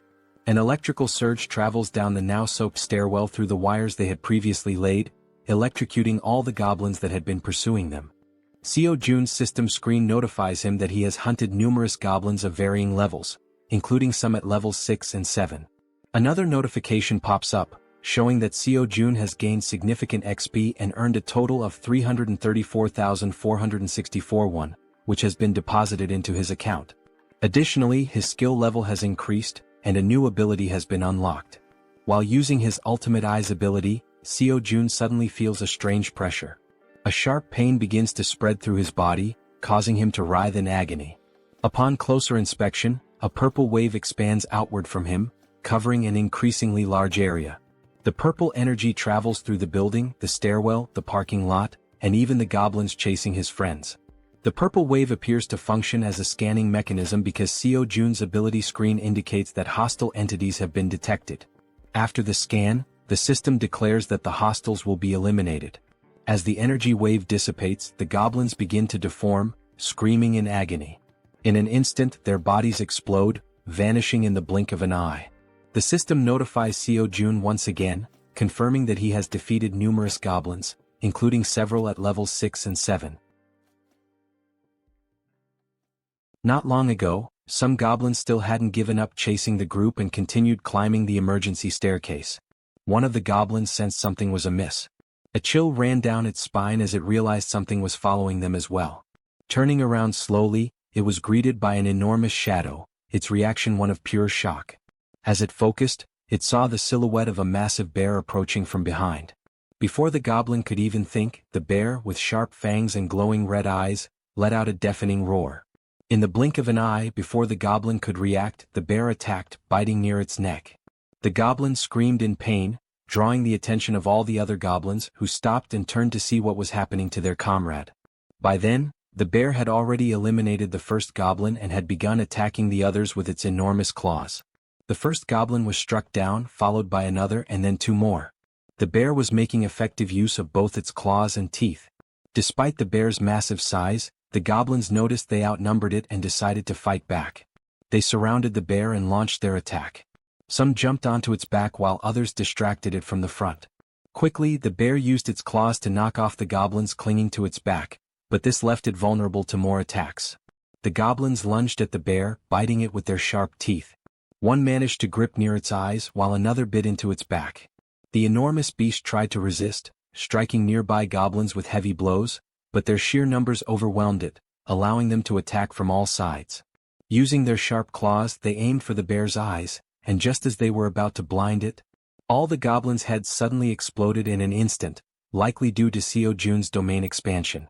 Now terrified and confused, the bear realized it was safe.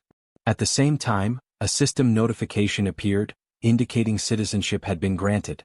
Exhausted from the grueling battle, the bear seemed to shrink in size. It began twisting its neck in an unnatural way, its body contorting strangely. Then it started to transform, revealing a human face emerging from its furry body. Finally, the bear's true form was revealed, a stunning woman with brown hair and eyes. Weakened from the intense fight, she collapsed in the parking lot, surrounded by the bodies of the goblins. Meanwhile, as Seo Jun writhed in pain while using his ultimate eyes ability, like a surveillance camera, he noticed the woman's unconscious body on the ground. He wondered who she was. A system notification identified her as Yeonju, level 33, with 9 trust points and an awakened A-rank ability called Werbear. This ability allowed her to transform into a beast, enhancing all her physical capabilities and granting powerful regenerative properties. Seo Jun's eyes widened as he realized this woman possessed an A-rank ability. Additionally, the system revealed that both Dongan and Harem had reached 50 trust points, unlocking their loyalty. The notification also stated that Deoksu's loyalty had reached 30, meeting the requirement to be registered as a vassal. Seo Jun quickly decided to register Deoksu as a vassal. Deoksu, now at level 25 and holding the title of third vassal, had 52 trust points and 31 ability points. Upon awakening, he gained a B-tier ability called Iron Knight, which allowed him to summon full steel armor and a halberd. Seo Jun, deep in thought, deduced that a vassal's level is determined by the rank of their awakened ability. He recalled that Fatty had awakened the strength of the gorilla, a C-rank ability, and was at level 20. Deoksu's Iron Knight was a B-rank ability, placing him at level 25. Moon's A-rank teleportation ability had placed him at level 30. Seo Jun concluded that when a vassal is registered, their level corresponds to the rank of their awakened ability. Yet, one question lingered: is the ability selection random like a roll of the dice? He wonders if Moon received an A-rank ability due to his loyalty. If that's the case, then Fatty, who has higher loyalty, should have awakened a B-rank ability instead of a C-rank one. This thought becomes even more puzzling considering that Deoksu, the baseball bat wielder, has only 31 loyalty yet already possesses a B-tier ability. Still deep in thought, Seo-jun remarks that understanding the conditions for obtaining higher-ranked abilities is crucial. It's an important question to answer. Since the number of vassals is limited to just 10, it's advantageous to select individuals with the highest potential rankings. He then reflects on whether there are any differences in accepting someone who has already awakened as a vassal. The system displays that an awakened individual can move freely through staircases, hallways, and elevators. Seo-jun decides to take action and walks toward the elevator. As he approaches, he activates his ultimate eyes, his gaze darkening. Meanwhile, the woman remains unconscious on the parking lot floor, near the goblins' lifeless bodies. Seo-jun calls Fatty, who arrives quickly, and instructs him to head to the parking lot. He asks Fatty to bring the woman from the second level of the parking structure back to their floor. While this unfolds, the team on the emergency staircase is dismantling and recovering the materials used for the electric trap. Deoksu, feeling relieved by the goblins' sudden defeat, asks his friends if they know why the goblins exploded so suddenly. The bespectacled man speculates that it was likely someone's doing. Han, sweating nervously, realizes that such a powerful skill could only belong to one person. The way the goblins were dealt with so effortlessly leaves no doubt in his mind. It must have been Seo-jun. He recalls that when he first met Fatty, Fatty mentioned that Seo-jun was a bit of an enigma. Han also remembers Fatty talking about hot baths, which amazed the girls, and how the ingredients for their meals had also been thanks to Seo-jun's ability. Reflecting on all this, Han grows more unsettled by Seo-jun's overwhelming power, convinced that the mysterious skill must be his. As Han coils the wires around his arm, he glances at Moon and recalls how he used to be an introvert, someone who changed drastically after meeting Seo-jun. Realizing the terrifying scope of Seo-jun's abilities, Han thinks to himself that being saved by Seo-jun means being chosen by him. Back in the parking lot, as the elevator reaches the ground floor, Fatty dashes toward the unconscious woman. He quickly picks her up and heads to the 30th floor as instructed. All of this is observed by Seo-jun through the surveillance-like view of his ultimate eyes, while Han silently contemplates how being saved in this world seems to hinge on being favored by Seo-jun. A flashback is revealed, showing a small toy car. A child was playing with it in a park while being watched. The boy was filled with joy, calling out to his mother to watch what he could do. The woman from the parking lot, Yeonju, was his mother. She smiled at him genuinely, encouraging him. As the child stood up and waved to his mother, something appeared behind him. The genuine smile on the mother's face turned into an expression of horror. She froze, overcome with terror. A group of 3 vile goblins surrounded the poor boy, who was innocently waving at his mother. She tried to act, summoning all her strength, but she wasn't fast enough. The goblins attacked the boy, leaving her helpless to stop them. All she could do was weep as the sight of her son's final moments was burned into her memory. All that remained was the toy car the boy had been playing with. Trapped in a nightmare, Yeonju suddenly woke up, startled by the painful memories. She looked to her side and saw Seo-jun, who called her by name. He watched her lying down and she sat up on the bed, her head throbbing. Seo-jun extended his hand and introduced himself, saying it was a pleasure to meet her. Ignoring his introduction, she asked him if he was the one who did it. Surprised, Seo-jun hesitated, unsure what she was referring to. Quickly she clarified, saying he knew exactly what she meant, the thing that made the goblins' heads explode. Seo-jun froze in a moment of hesitation, and his hand began to tremble. Gripping his hand to steady himself, he admitted that, yes, he was the one who had done it. Yeonju started thinking, realizing how immensely powerful he must be. Someone with such a neutral expression could wipe out an entire horde of goblins in an instant. Fearful but hopeful, she thought that if he could do something so incredible, then maybe. She began trembling, her thoughts racing. Finally, she begged him, pleading for him to save her child. Through her tears, she cried out, asking him for just one day to bring her son back. As she finished her plea, Seo-jun looked at her, seeing her face soaked with tears, an expression of unbearable pain. It was the face of someone who had their child ripped away. Still crying, she said she missed her beloved son terribly. Seo-jun clenched his teeth, anger boiling within him as he realized she had lost her son to those wretched goblins. Yeonju sobbed so hard, trembling and unable to speak coherently through her hiccups. Seo-jun stood there, frozen, wondering if there was truly nothing he could do. He decided to try issuing a mission through the system. Hunt down 1,000 goblins with no time limit and no penalty for failure. The reward would be the resurrection of her child. Lost in thought, he wondered if such a thing was even possible. The idea filled him with apprehension. But then the system notified him that the mission couldn't be issued. Frustration surged through him as he realized resurrection was beyond his current capabilities, even with his powers. The system explained further, stating that a resurrection required a tremendous amount of power and resources. Then another notification appeared. There weren't enough funds to cover the resurrection mission's reward.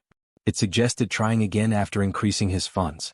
Seo Jun was stunned, his jaw dropping in disbelief as he read the message. Resurrecting someone might actually be possible if he had enough money. Overwhelmed with excitement, Seo Jun shouted at the system, demanding confirmation. Could he truly bring someone back to life if he had the funds? Returning to the room, he saw Yeonju still crying. He realized he had no idea how much it might cost to resurrect someone, nor could he even begin to guess. But knowing the possibility existed, he decided to act. He called out to Yeonju, who quickly looked up, wiping her tear-filled eyes. With a serious expression, Seo Jun told her that he thought he might be able to help her. He explained that there might be a way to bring her son back. Upon hearing this, Yeonju feels a sense of relief. Though not a certainty, the idea that there might still be hope offers her comfort. Still crying, she grips the bedsheet tightly and asks if what he said is truly real or just a cruel joke. Seo Jun reassures her that he would never joke about something so serious. However, he explains that while it is possible, it cannot happen just yet, and she nods in understanding. He adds that he doesn't know exactly how long it will take, but there is definitely a way. Yeonju turns to him, saying she'll do whatever it takes and asks what she should do to make it possible. Seo Jun considers the situation. With Han's group, which now includes Moon, Toji and Fatty with their awakened abilities, they already have a strong team. Adding Yeonju, a level 33 fighter, would make them capable of handling most monsters. He thinks the best course of action is to transform all 7 of his minions. Changing his expression to a smile, he asks Yeonju to get up, saying he'll introduce her to some people. Shortly after, Han introduces himself, and Yeonju politely returns the greeting. She then asks if he's the one who was throwing baseballs to hunt goblins, which startles Han that she knows about that. Yeonju also turns to the archer, saying she recognizes her too since she was shooting arrows at the goblins, leaving the archer equally surprised. Nervous, the archer asks how Yeonju knows her. Yeonju, growling and mimicking claws with her hands and sharp teeth, asks if they really don't recognize her, saying they've met before. Toji, the archer, and Han look confused about her growling while cute bears appear in the background. Deciding to clarify, Yeonju begins transforming. Gradually, fur starts appearing on her body as she focuses. Her bear form becomes evident, complete with a snout and brown fur. The archer, shocked, points at her and asks if this is actually happening. Now a massive bear stands in the room before the group. Still pointing, the archer exclaims that it's the beast they saw in the alley earlier. Yeonju, laughing awkwardly, corrects her, saying it's actually a bear, not a beast, leaving the archer dumbfounded. The bear woman explains that she had helped them deal with the goblins a few times before, though they hadn't realized it until now. Looking at the giant bear in front of him, Han remarks that their meeting wasn't a coincidence after all. The bear woman confirms this, saying that anyone who opposes the goblins is a friend of hers. At that moment, Seo Jun arrives and interrupts their conversation, stating that it's good they're already acquainted. With a serious expression, he says he has something important to announce. Seo Jun explains that after thinking it through, they'll execute the plan to rescue Moon's grandmother tomorrow. The group listens intently as he informs them that the number of goblins has drastically decreased, making this the perfect opportunity for the mission. He adds that Fatty will sit out this mission due to his injuries and mentions that he borrowed Fatty's room, as Fatty lost his bed to the bear woman. Seo Jun then announces that Yeonju, the bear woman, will join them on the mission. She nervously thanks him for the opportunity and says it's a pleasure to meet everyone. Concluding the meeting, Seo Jun tells them to prepare for tomorrow morning. The group, filled with determination, agrees to the mission without question. Afterward, Seo Jun calls Toji and Moon aside for a private conversation in the hallway, leaving them feeling uneasy. He reassures them not to worry, saying it'll only take a moment. Under the full moon in the hallway, Seo Jun asks if they know why he called them there. Both Toji and Moon look startled, unsure of what he's referring to, though deep down they might have an idea. The two were caught off guard by the sudden question and visibly startled. Toji hesitated and admitted he wasn't sure, while Moon spoke up, asking if it had something to do with the powers they had recently acquired. June smirked sarcastically and replied, "Yes, it's about your powers." He went on to explain that both of them had awakened abilities this time, leaving them shocked at how perceptive their leader was. Seo Jun explained further, revealing that Moon's newly obtained ability was teleportation. This excited Moon, who was eager to learn how to use it. As for Toji, his ability was named Knight of Steel, which left him curious about what it could do. Jun's expression shifted to one of seriousness as he considered the situation. He realized he needed to understand how both their abilities worked before they embarked on the mission the next day. Deep in thought, he opened the system screen to analyze their progress. He issued a mission to both of them: demonstrate their newly awakened abilities within 1 hour.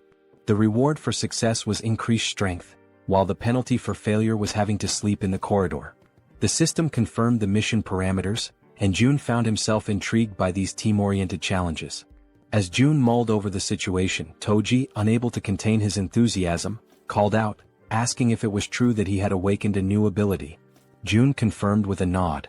Toji's excitement was palpable. Snorting with exhilaration, he exclaimed how great it was, but then asked about the Knight of Steel ability, curious about its specific capabilities. Jun explained that it allowed Toji to summon a steel suit of armor and a halberd. Before Toji could ask further questions, since he was used to wielding a baseball bat, a blue light suddenly materialized beside him. The light was Moon's teleportation ability activating. In an instant, Moon vanished, leaving Toji stunned by how quickly he had picked up the skill. For a few seconds, Jun and Toji exchanged wide-eyed, speechless glances, both trying to process what had just happened. Moments later, Moon reappeared in the corridor, slightly wobbly as he landed. Looking down at his hands, Moon's face lit up with excitement as he marveled at the functionality of his power. Clenching his fist, he declared, "With this power, rescuing my grandmother will be a breeze." The system notified Seo Jun that Moon's confidence had increased, along with a rise in his loyalty. Overcome with gratitude, Moon bowed deeply to Jun, thanking him for everything he was doing. The gesture took Jun by surprise. After a moment, Jun urged Moon to pause and carefully assess the situation. "Even though you've managed to use your powers," Jun explained, "going to your grandmother's house right now is impossible." Moon, puzzled, asked why that was the case. Jun patiently elaborated that there was no guarantee he could fully control his ability, even though it had worked once. "It's possible you just got lucky," Jun said, causing Moon to lower his head in disappointment at the realization that rescuing his grandmother would have to wait. Jun reassured him, saying, "For now, we'll figure out the maximum range of your teleportation and determine if there's any penalty for using it multiple times." Moon nodded silently in agreement. As the conversation continued, they noticed something unusual happening down the corridor. Turning to investigate, they saw a knight clad in gleaming steel armor wielding an enormous halberd. Toji's eyes widened in amazement as he realized the sheer magnitude of his power. Ecstatic, he couldn't help but comment on how well the ability suited him. The system then notified Jun that Toji's confidence and loyalty had also increased. While Toji celebrated, swinging the halberd to test its weight, Jun called Moon over. Pointing toward a nearby building, Jun asked if Moon could test his teleportation by attempting to reach it. Moon studied the building carefully, gauging the distance and calculating the effort it would take to make such a leap on only his second try. Finally, he turned to his leader and said, "I'm not sure I can make it, but I'll try." The system presented a new mission: teleport to the rooftop of Building 113 within 3 minutes. The reward was an improvement to Moon's teleportation ability, while the penalty for failure was having to sleep outside. While focusing intensely, Moon positioned his hands in a stance resembling a Kamehameha to channel his energy for teleportation. In the background, Toji cheered him on enthusiastically, offering words of encouragement and telling him he could do it. After aligning his thoughts and gathering his energy, Moon opened his eyes. In that instant he vanished once again, enveloped by a burst of blue light. The force of his ability was so intense that Toji instinctively shielded himself from the shockwave. Moon reappeared on the rooftop of the other building, landing in a dramatic superhero pose. However, his face contorted in pain, and his eyes turned completely white. From his new vantage point, Moon felt a wave of relief knowing the teleportation had worked. Looking across at his friends, he waved to ensure they saw him and shouted that everything went as planned. The system notified Jun, confirming that Moon had successfully completed the mission. Seo Jun let out a sigh of relief and smiled, praising Moon for his impressive and quick mastery of the ability. Moon, still waving happily, basked in the moment. But suddenly, without warning, Moon's strength gave out.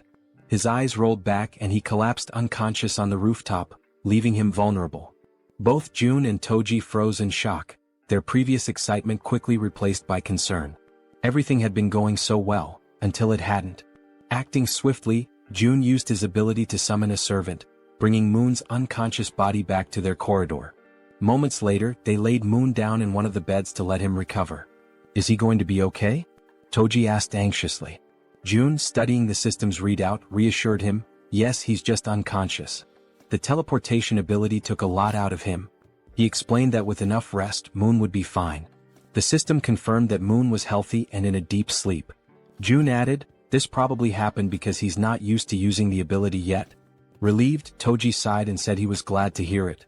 June then shifted the focus. "Now it's your turn," he said, surprising Toji with the sudden declaration. "Wait, my turn?" Toji asked, caught off guard. The system displayed Toji's mission: perform 100 push-ups and 100 squats while wearing the steel armor. The time limit was 10 minutes and the reward was increased strength.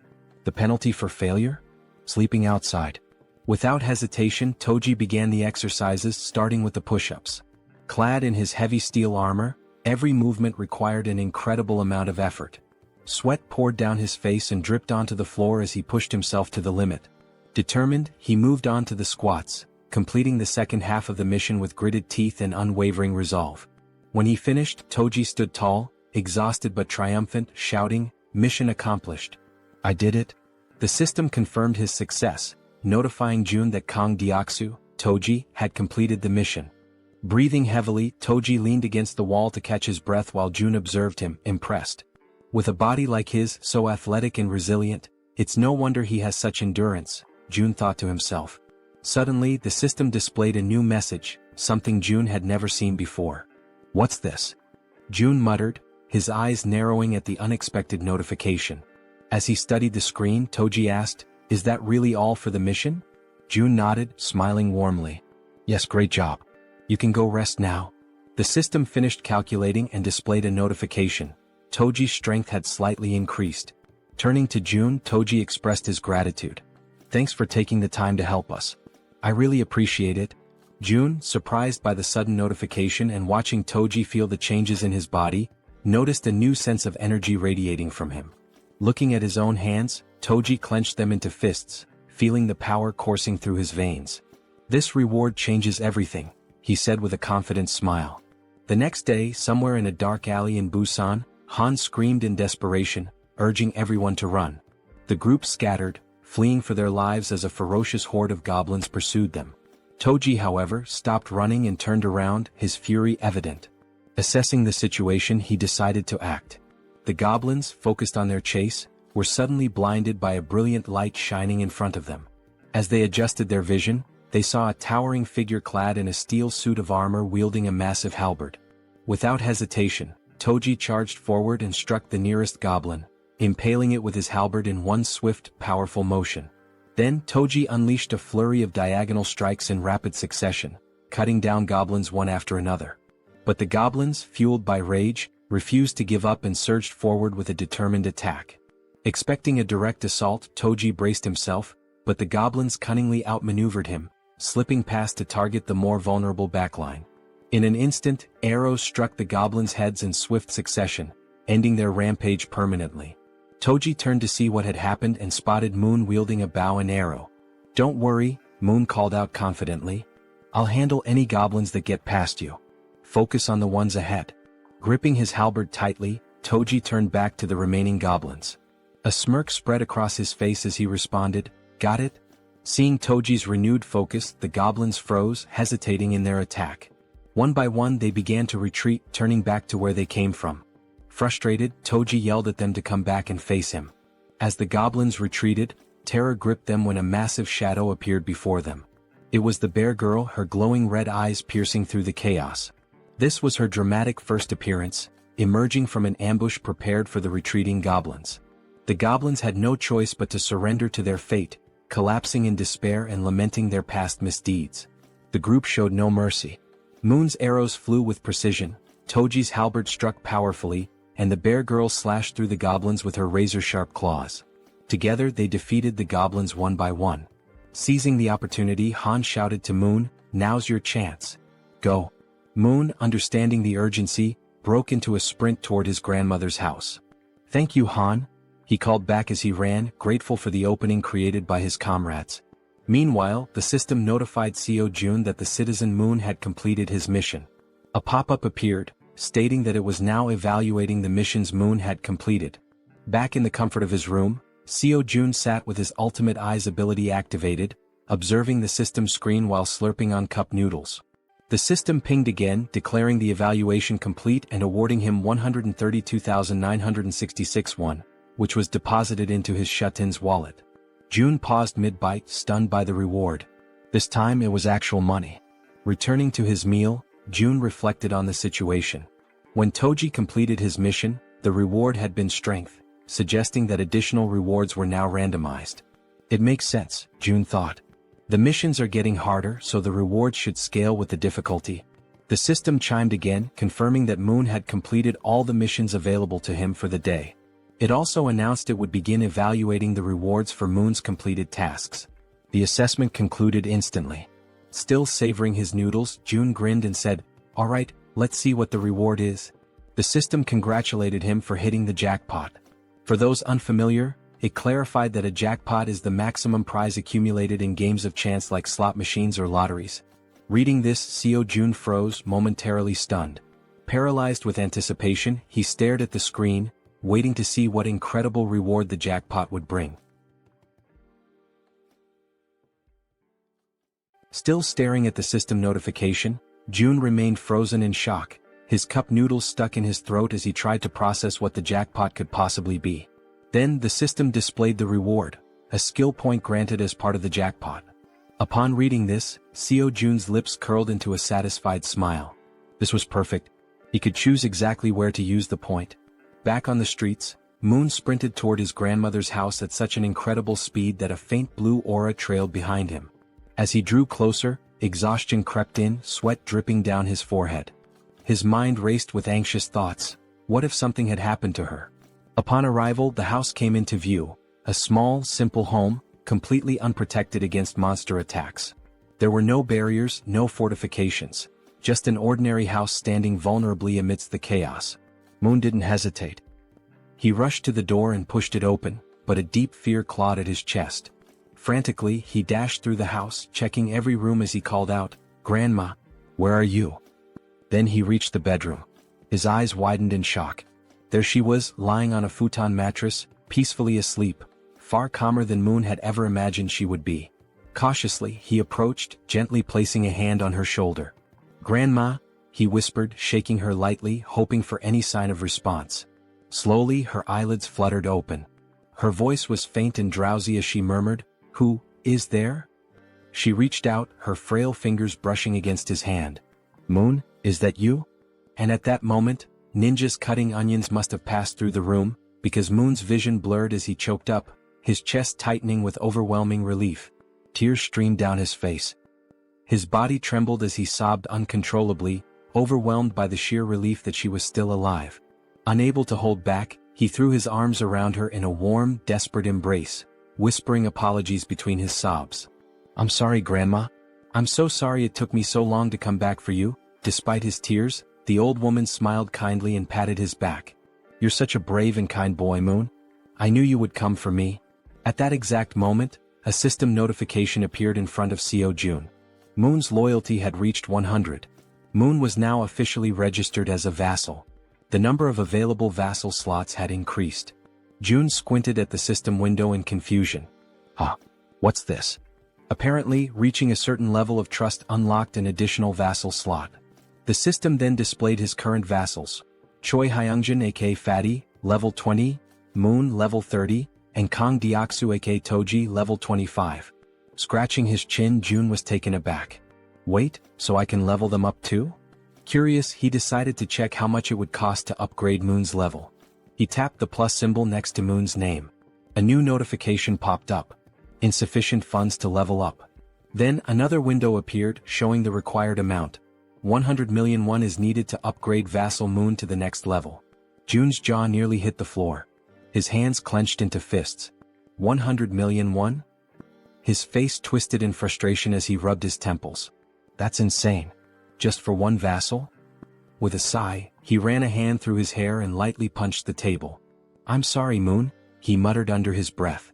I'll make it up to you by assigning you missions every single day. At that moment, a noise snapped June out of his thoughts, his senses going on high alert. The elevator was moving. His brow furrowed. Who the hell could that be? His comrades were still out in the streets, fighting goblins. Narrowing his eyes, he activated Ultimate Eyes. His pupils darkened as his vision extended, scanning the entire building.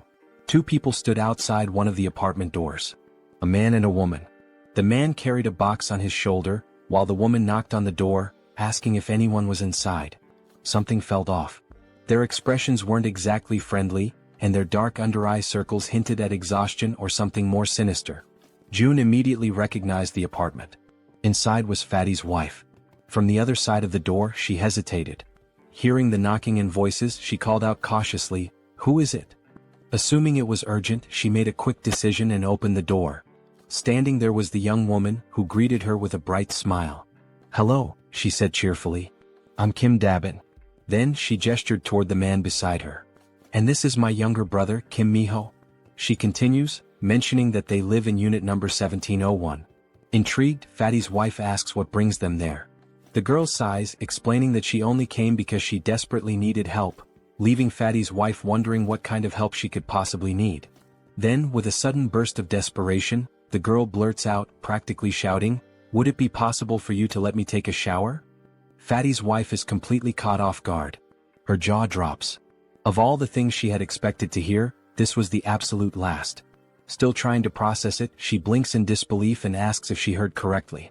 "Did you really just ask to take a shower? And that's all you need?" The girl nods eagerly. "Yes, that's all. I just want a shower." Relieved that the request wasn't anything too complicated, Fatty's wife lets out a small chuckle and waves them inside.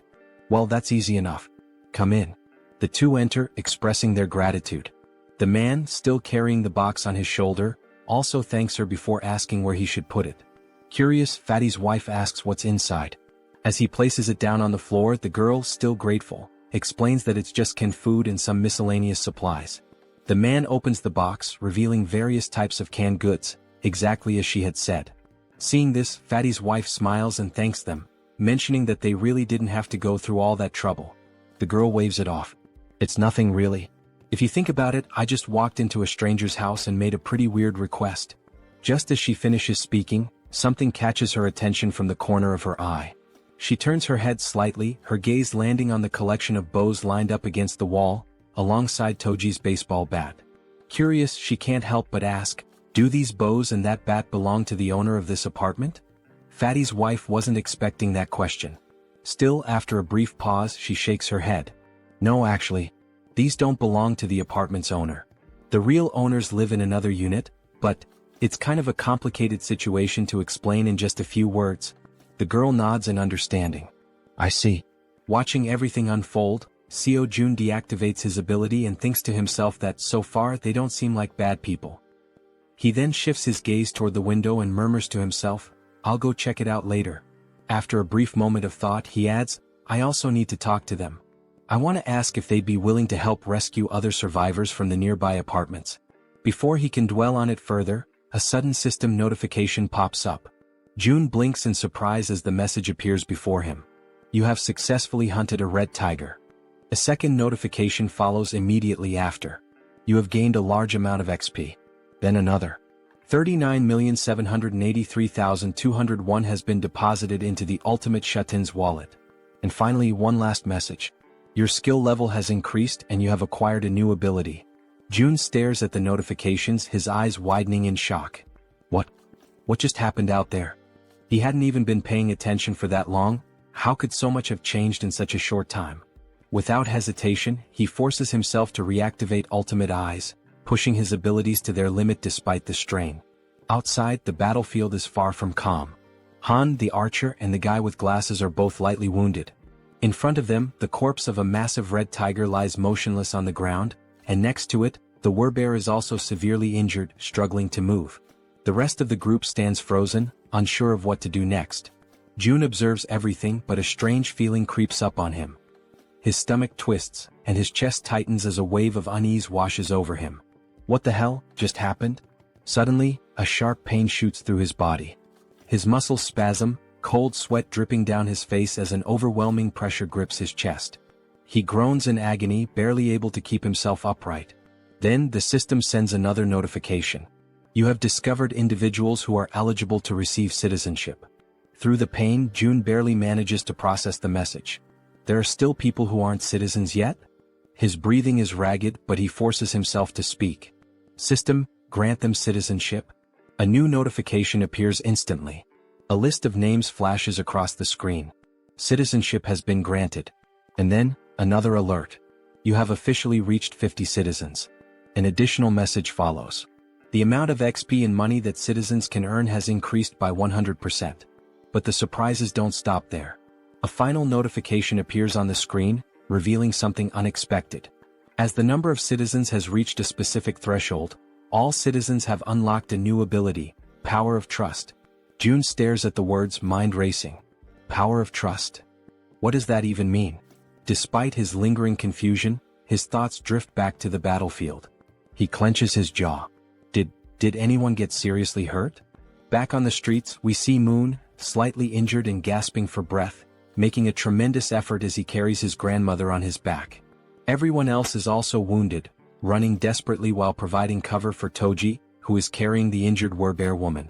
Observing this, June quickly realizes that the situation outside is far worse than he had imagined. And of all people to be seriously hurt, it had to be the werbear. As the group races to escape, a horde of goblins suddenly appears right in front of the two carrying the wounded. The team members covering them from behind immediately let loose a volley of arrows, striking down goblins to clear a path. The archer, watching closely, is startled by the precision of the man with glasses. How the hell did you pull that off with a single shot? She asks, eyes wide. The man looks just as confused. I honestly have no idea. As they continue running, the archer suddenly realizes something. For some reason, my body feels lighter. Han, running beside her, nods in agreement. Yeah. And I just noticed, I'm not even out of breath anymore. Meanwhile, back with June, the system finally provides an explanation. The ability Power of Trust is a passive skill that increases all stats by X%, where X equals the trust level of each citizen. Seo June stares at the message in disbelief. This skill didn't even exist before. How the hell is it so strong? Then, another realization hits him. Every single member of his group has at least 50 trust points or more. This means that all their stats, including stamina, strength, reflexes, and more, have naturally increased by 50%. At that very moment, Moon's expression shifts as if something suddenly clicks in his mind. He has a hunch. This must be another one of June's new abilities. The system then notifies June of something else. Both of the girls have now surpassed 30 loyalty points. As a result, they are now eligible to be registered as vassals. Without hesitation, Kim immediately commands the system to register both of them. The moment it happens, the two women suddenly stop in their tracks, their bodies tingling as an overwhelming power surges through them. The system follows up with an update. Kim Gaeong, now at level 20, has acquired the piercing ability. Yu Hyerin, now at level 25, has awakened the skill Poisonous Mist. Now, brimming with their newfound power, the two turn back, ready to face the goblins chasing them. The archer steadies herself, drawing her bow. She fires an arrow straight at the goblins. Normally, her shots always land as headshots, every single time. But this time, something is different. The arrow doesn't just pierce through one goblin, it ricochets off and strikes several others, piercing through them effortlessly. Confused, the archer furrows her brows. What the hell? What just happened? The system promptly provides an answer. The ability Piercing is a tier C skill that uses mental strength to fire a penetrating arrow. June, standing with his arms crossed, watches as the information unfolds before him. Now that he knows what the ability is, he immediately issues a command to the system. Create a mission. A new quest pops up. The archer must use Piercing to hunt 10 goblins within a 10-minute time limit. Reward: increased piercing proficiency. Penalty for failure: fatigue. As he processes this, June shifts his attention to the other ability. Unlike piercing, this one seems far trickier.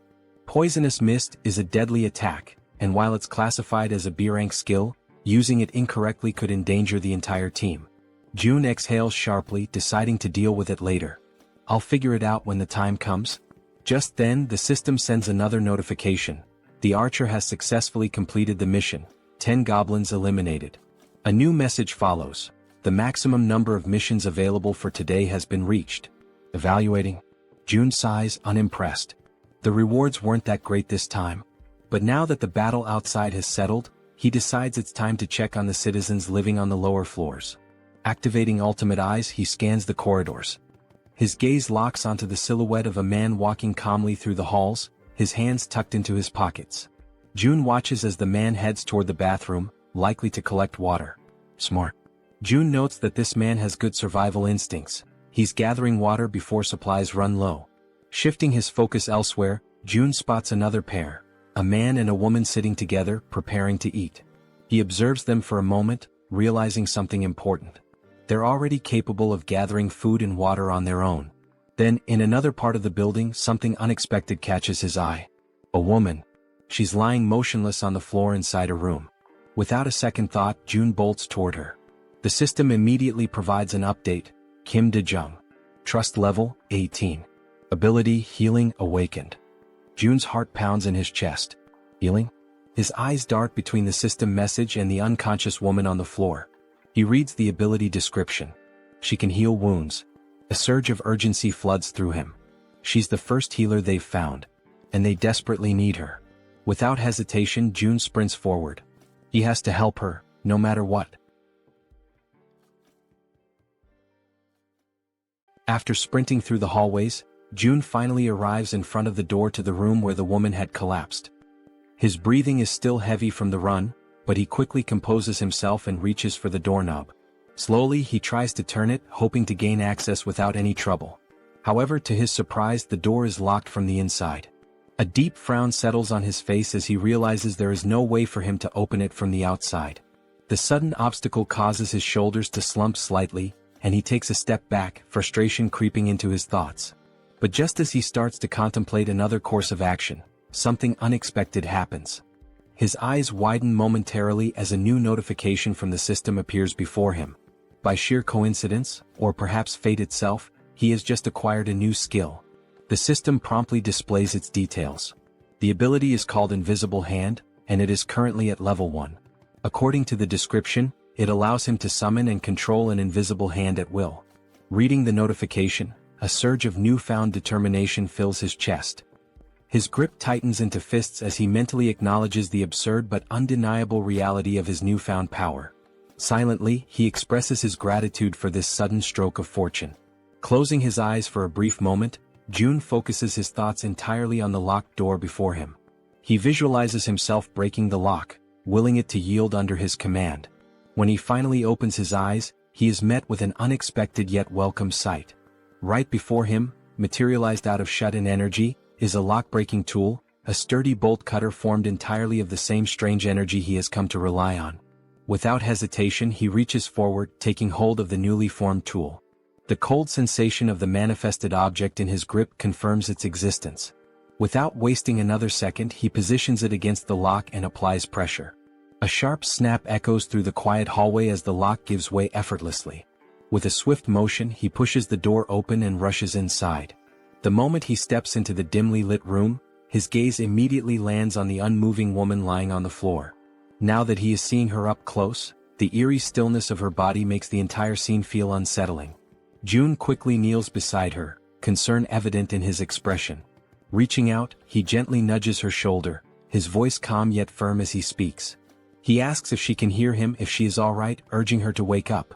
There is no response. A deep sense of unease washes over him. He carefully observes her condition, scanning for any visible injuries. But what he notices instead sends a wave of worry through him.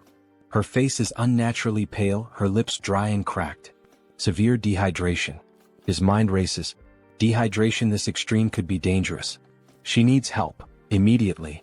He quickly shifts his attention to the surroundings, searching for anything that might assist in stabilizing her condition. His eyes dart around the room, taking in every detail. Then, something catches his attention, something that makes him pause, confusion flickering across his face. There is water in the room. Yet, despite the presence of water, she is still in this critical state. It makes no sense. The contradiction unsettles him, sending a cold shiver down his spine. Glancing back at the woman, he forces himself to push aside the troubling thoughts. Now is not the time to question the situation. The priority right now is saving her. A sudden idea forms in his mind. Without hesitation, he opens the system interface. There is a chance this might work. June quickly assigns her a mission, a simple yet crucial task. The mission objective: breathe. The reward: immediate recovery from dehydration. The system processes the command, deducting 10,000 won as the cost for activating the mission. Almost instantly, a soft blue aura begins to envelop the woman's body. June watches intently, his pulse quickening as the energy works through her. Then faint sounds escape her lips, a weak, breathy noise, but a clear sign that she is beginning to stir. Relief floods through him. It worked. Slowly, her eyelids flutter open, her gaze hazy and unfocused. A blurred silhouette of a figure stands before her, a voice reaching her ears, asking if she is awake. Her mind struggles to process the situation. Her voice, weak but laced with confusion, manages to form a question. Who is he? And why is he in her room? June straightens slightly, meeting her dazed gaze. He introduces himself, explaining that he lives in a unit just above hers in the building. She blinks, her expression still foggy with exhaustion. The information doesn't seem to register right away. Still lying on the floor, she questions him again, her voice laced with uncertainty. How did he get inside? June, seeing no reason to hide the truth, states it plainly. He tells her that he saw she was unwell and decided to enter, by force breaking the door open to reach her. A moment of silence lingers between them. Then her breath hitches. Her expression shifts as realization dawns. Without warning, tears begin streaming down her face. And yet she does not say a word. She simply cries as if the weight of everything she had been enduring had finally caught up with her. She raises her hands to her face, wiping away the tears in an attempt to hide her crying. Her shoulders tremble slightly as she struggles to compose herself. June, watching her closely, immediately senses that something is wrong. There is an uneasiness in the way she reacts, something beyond just exhaustion or confusion. Taking a deep breath, he calls her name, Kim De-jung, his voice firm yet gentle. As she slowly pushes herself up from the floor, still visibly shaken, he speaks again. He apologizes for being so abrupt, for barging into her life so suddenly, but he makes it clear that he needs her help. There is urgency in his tone, something that makes her pause despite her lingering distress. Now sitting upright, her tear-filled eyes meet his, though her expression remains guarded. Her lips, still cracked from dehydration, barely part as she listens to him speak. June wastes no time in explaining, one of his allies is severely injured. The words seem to take a moment to register. De-jung slowly turns her body toward him, staring as if trying to process what he just said. Silence stretches between them. She blinks, her mind racing, trying to make sense of his words. His ally? Someone severely injured? Why is he telling her this? She doesn't understand, she doesn't even know this man. Panic begins to rise in her chest. He wants her to save someone? Why her? Doubt and fear intertwine within her thoughts. Her hands tremble slightly as she lowers them to her lap. It seems impossible, an absurd request thrown at her out of nowhere. He's putting his faith in the wrong person. And then another realization strikes her like a bolt of lightning. How does he know she's a nurse? Her breath catches. She has never told him that. No one in this building should even know. A wave of unease washes over her, yet at the same time, something about the way he speaks, the way he asks for help, doesn't feel threatening. There is no malice in his words, no ill intent in his eyes. Still hesitant, still uncertain, she makes a decision. She has to see for herself. Slowly she turns to face him completely. Though suspicion lingers in her gaze, she swallows down her doubts and agrees to help. Her voice, though weak, carries a firm resolve as she asks where exactly she is supposed to go. June doesn't answer right away. Instead, he opens the system interface, his fingers moving swiftly across the translucent screen in front of him. He asks her to wait just a moment. He assigns her a mission, one that instructs her to use healing magic to cure the wounded werbear. The mission comes with a 1-hour time limit, a reward labeled as improved, and to his relief, no penalties. His eyes flicker with determination as he reads the details. He must save the werbear no matter what. Turning back to De-jung, he tells her that for now she should rest. He will personally bring the injured person to her. He then instructs her to find something to help with her own dehydration. But De-jung, already overwhelmed, barely has time to process his words before something utterly impossible happens. From seemingly nowhere, oranges begin to materialize in midair. Her eyes widen in pure shock, her breath hitching as she watches several bright oranges fall from the void and land in front of her. For a long moment she simply stares, her mouth slightly open, completely stunned. Then, snapping out of her daze, she frantically raises a shaking finger, pointing at the fruit on the floor. "What is this?" Her voice trembles as she demands an answer. June, realizing how bizarre this must seem to her, quickly apologizes. But Daejung isn't satisfied. Her heartbeat pounds in her ears as she watches more oranges drop into existence. Where are these coming from? How is this happening? What kind of person is this man? Before she can demand further explanations, June simply turns his back to her. A slight smirk plays on his lips as he tells her, he'll explain everything later, once things have calmed down. And with that he walks away.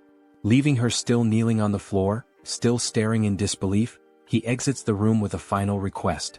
He reminds her that she is still weak, that her body needs to recover, and he asks, no, insists, that she prioritize her own rest. As soon as June is gone, Daejung lowers her gaze to the scattered oranges. Slowly she reaches out, picking one up.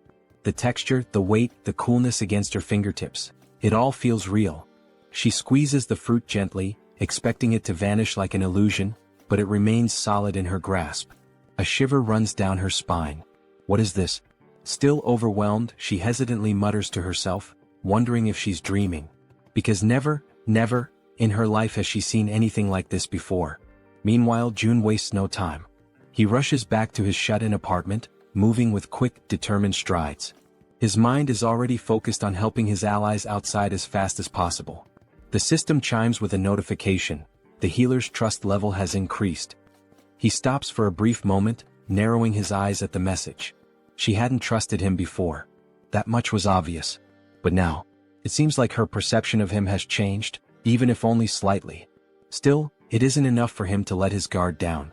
Trust takes time. And honestly, he can't blame her. If someone broke into his home out of nowhere, he wouldn't trust them either. Shaking his head, he steps onto the balcony, his gaze drifting downward. His thoughts remain heavy, but as he looks out toward the streets below, something makes his entire body freeze. His blood runs cold. A massive, ferocious red tiger is charging through the streets, its powerful limbs propelling it forward with terrifying speed. And it's chasing his allies. June's breath catches as he sees his companions below, running for their lives. Desperation is evident in the way they scramble to escape, but the monstrous beast closes in on them, its deadly fangs gleaming under the dim light. Then, as if things couldn't get any worse, its piercing eyes fixed on its targets, its muscular body moving in perfect synchrony as it hunts his team. A wave of panic washes over June. This isn't just a dangerous situation. This is a massacre waiting to happen.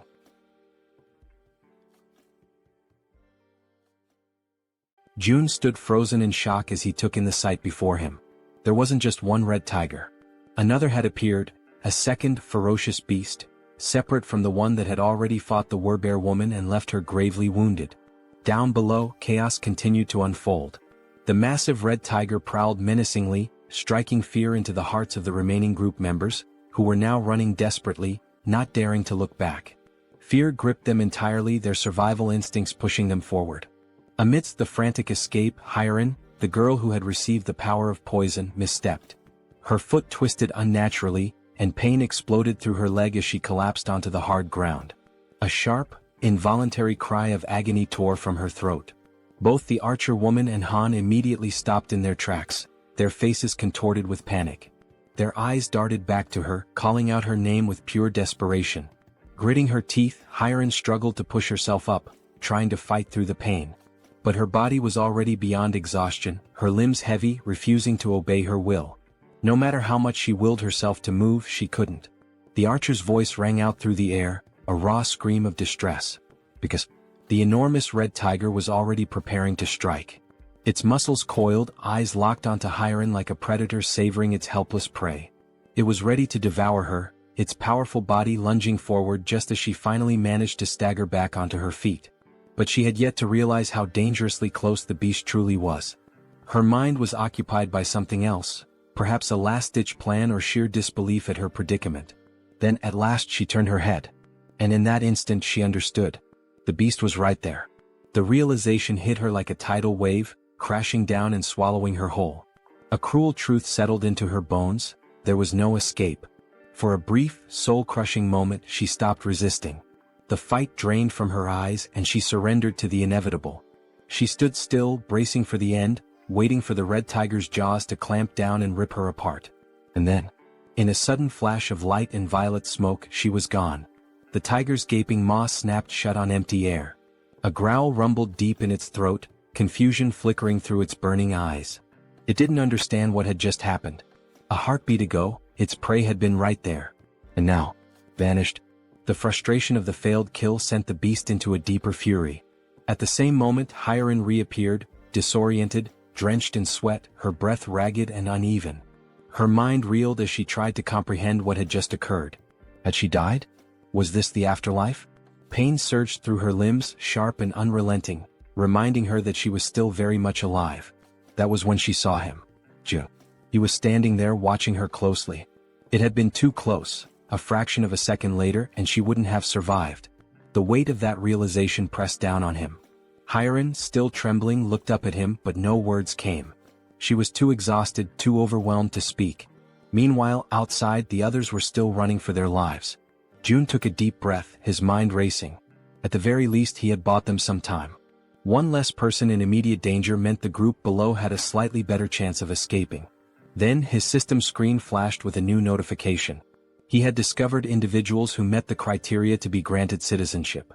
The system prompted him: did he wish to approve their citizenship? Before he could process this, another sudden movement caught his eye. Moon appeared, using his teleportation ability to warp into the apartment, carrying his grandmother in his arms. As soon as he landed, he turned to June, his expression frantic.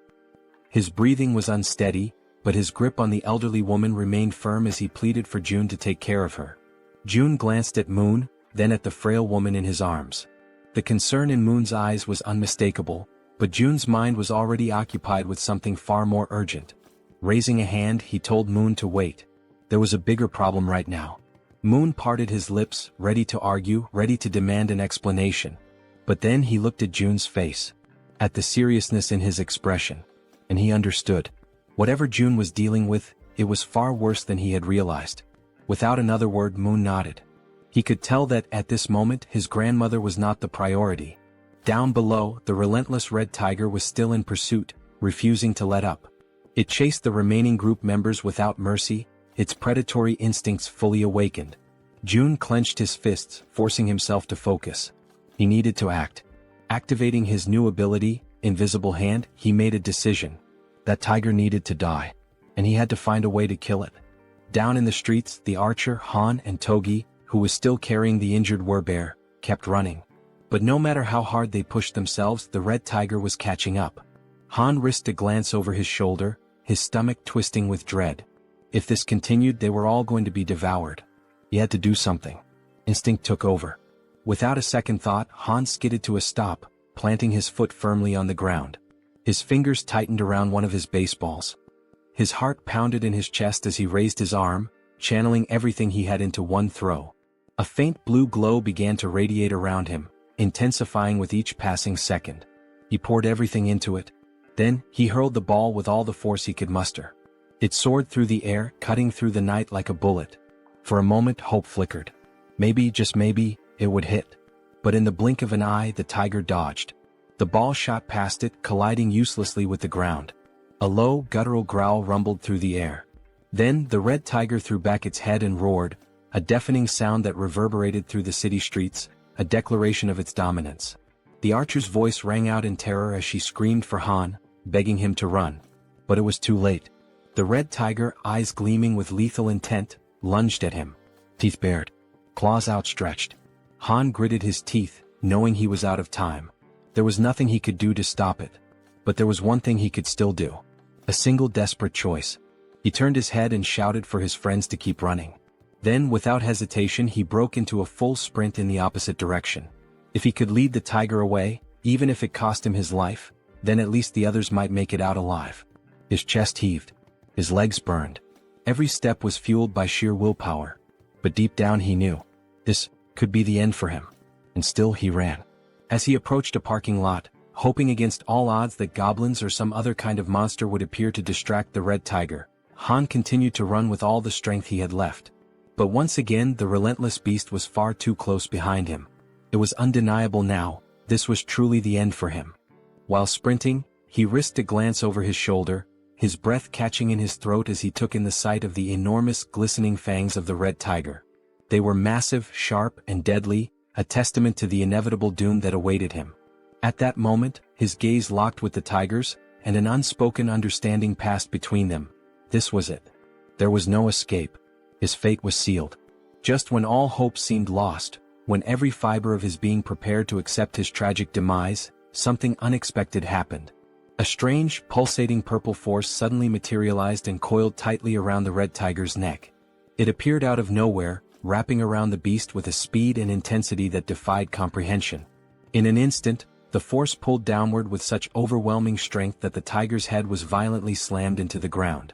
The impact was so powerful that the very pavement beneath them cracked and shattered, sending debris flying in every direction.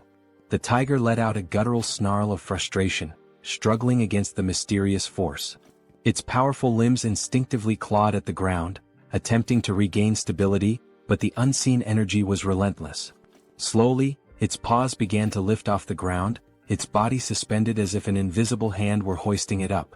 The purple force continued to constrict, tightening mercilessly around the tiger's throat, squeezing the life out of the monstrous creature. It was unmistakable. This wasn't a natural occurrence. This was someone's doing. And Han, still frozen in shock from witnessing the impossible, knew exactly whose work this was. There was no doubt in his mind, this was Jun's power. Moments later, the archer woman and the bespectacled man arrived at the scene, their breaths ragged from the exhausting chase. They had rushed there, fearing for Han's safety, but what they found left them momentarily speechless. Their eyes widened in disbelief as they beheld the red tiger, still writhing in agony, its body dangling helplessly as the mysterious force continued to choke the life out of it. As the archer took in the scene, a system screen suddenly appeared before her, glowing softly in the dim light. She hesitated for a brief moment before focusing her attention on the text displayed before her. Her expression shifted almost instantly. Her eyes widened in shock as she absorbed the information. Then, as though gaining a newfound sense of understanding, she took a deep breath, regaining her composure. With a newfound calmness, she turned to her companions and without hesitation, stepped forward. High above, watching the events unfold from his vantage point, Jun observed everything with sharp, calculating eyes. There was no need for him to intervene any further. He had already done what was necessary. Now, as long as Jaehyeon, the archer, landed the final blow, he would receive 4 times the loot. Below, the red tiger, still trapped and gasping for air, thrashed desperately in a futile attempt to escape. But its fate was already sealed. The archer, understanding the significance of this moment, took her time, preparing what would be her most crucial shot yet. The tiger's fiery gaze turned to her, desperation evident in its glowing eyes. It was pleading for mercy, seeking even the faintest glimmer of hope for survival. But the woman standing before it held no sympathy. Her expression was one of cold resolve. Mercy was not an option, not for this wretched beast. She pulled back the string of her bow, channeling an intense blue aura into her arrow. The pressure emanating from the charged shot was immense, causing the very air around them to tremble. Then with a swift, decisive motion she released the arrow. A powerful gust of wind exploded outward as the arrow soared through the air, its force cutting through the night like a spear of vengeance. The instant it found its mark, a system notification flashed before Jun's eyes. You have successfully hunted a level 28 red tiger. You have gained a significant amount of experience points. 62,311,776 one has been deposited into your shut-in wallet. As the tiger's body collapsed lifelessly onto the ground, another notification appeared, this one highlighting the growing dynamics among the group. Team trust and loyalty levels have increased. Another notification followed shortly after. Han's loyalty level has exceeded 30. He now meets the requirements to be registered as a vassal. A satisfied smile played on Jun's lips. Everything had gone exactly as planned. He nodded to himself before selecting the prompt to accept Han's registration as his vassal. A few moments later, the scene shifted to another part of the building where someone was being healed. It was the healer, the woman who had previously collapsed in exhaustion within one of the rooms. Now fully conscious, she focused her energy, her hands glowing faintly as she tended to the wounded. The injuries of the others faded rapidly under her care, not even leaving scars behind. The first person she prioritized was the Werbear woman, whose body had suffered severe damage during the brutal encounter with the Red Tiger. June, watching from afar, reflected on the sheer luck they all had, him included, in having found a healer in a situation like this. Han approached, still catching his breath. Without wasting any time, June turned to him and asked what had happened below, particularly why the Red Tigers had suddenly appeared. Han, his voice still carrying traces of exhaustion and gratitude, explained that the location where Moon's grandmother's house had once stood was likely a territory belonging to the Red Tigers. They had managed to take one down, but another had soon appeared, proving that the area was far more dangerous than they had initially assumed. Hearing this, June processed the information carefully. It made sense. There was no reason to believe that only goblins would inhabit this region. And now that he thought about it, there hadn't been any goblins in this area. That meant the goblins had probably already invaded the buildings nearby. If that was the case, Moon's grandmother wouldn't have been safe if she had remained inside. Despite everything, the only reason she had survived was that she had unknowingly been within the Red Tiger's territory. June exhaled slowly, shaking his head.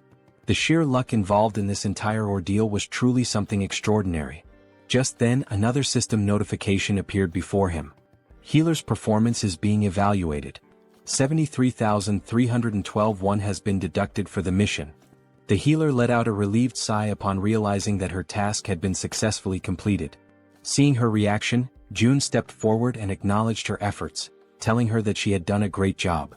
However, she quickly waved off his praise and instead asked if she could finally return home. Before anyone could respond, a voice interrupted. Wait a moment. It was Fatty, who had finally reappeared after spending some time resting and recovering from the ordeal. Scratching the back of his head, he looked around awkwardly before addressing the group. I know this might not be the best time to bring this up, but are you guys seriously planning on gathering in my apartment all the time? June turned his attention to Fatty and, for the first time, truly took in the number of people currently occupying the space. The realization dawned on him, and at that moment, everyone around them wore equally amused and sheepish expressions. With a small chuckle, June reassured him. There was no need to worry, he had already made arrangements. Unit 2901 was currently unoccupied. Electricity, water, and every other necessity for daily life would be provided, and they were free to live there. Upon hearing this, the entire group erupted in joy. He also calls out to Dabin and informs her that Units 2101 and 2102 are currently unoccupied as well. June states that he will ensure that electricity is supplied to those units and requests that she notify the other survivors, letting them know they can use the bathrooms and showers in those apartments. Upon hearing this, Dabin and her brother exchange glances before nodding in agreement, assuring him that they will take care of it. June then adds that out of the two available units, Dabin and her brother are welcome to claim one for themselves. The unexpected offer leaves both of them stunned, their jaws practically dropping in disbelief. June, however, remains composed and instructs them to inform the other survivors that they may take the remaining unit. After settling that, June shifts the conversation to another matter, saying that he has a favor to ask. Dabin, still somewhat taken aback, encourages him to go ahead and say what he needs. Without hesitation, June states that he wants her to become the messenger between himself and the rest of the survivors. The moment those words leave his mouth, Dabin pauses, furrowing her brows in confusion. She repeats his request, asking if she heard him correctly. Did he really mean messenger? June, completely serious, confirms it. He then lays out the details of his plan, instructing her to inform everyone that whichever team manages to eliminate 100 goblins the fastest will be rewarded with an empty unit of their own. Furthermore, he emphasizes that in addition to securing a place to live, the winning team will also receive essential supplies, unlimited electricity, running water, gas, and food, ensuring their survival and comfort. But there's more. June goes on to clarify that if the team agrees to take in 10 additional survivors, those individuals will also be granted access to the same benefits. For a brief moment, the atmosphere in the room grows heavy with tension.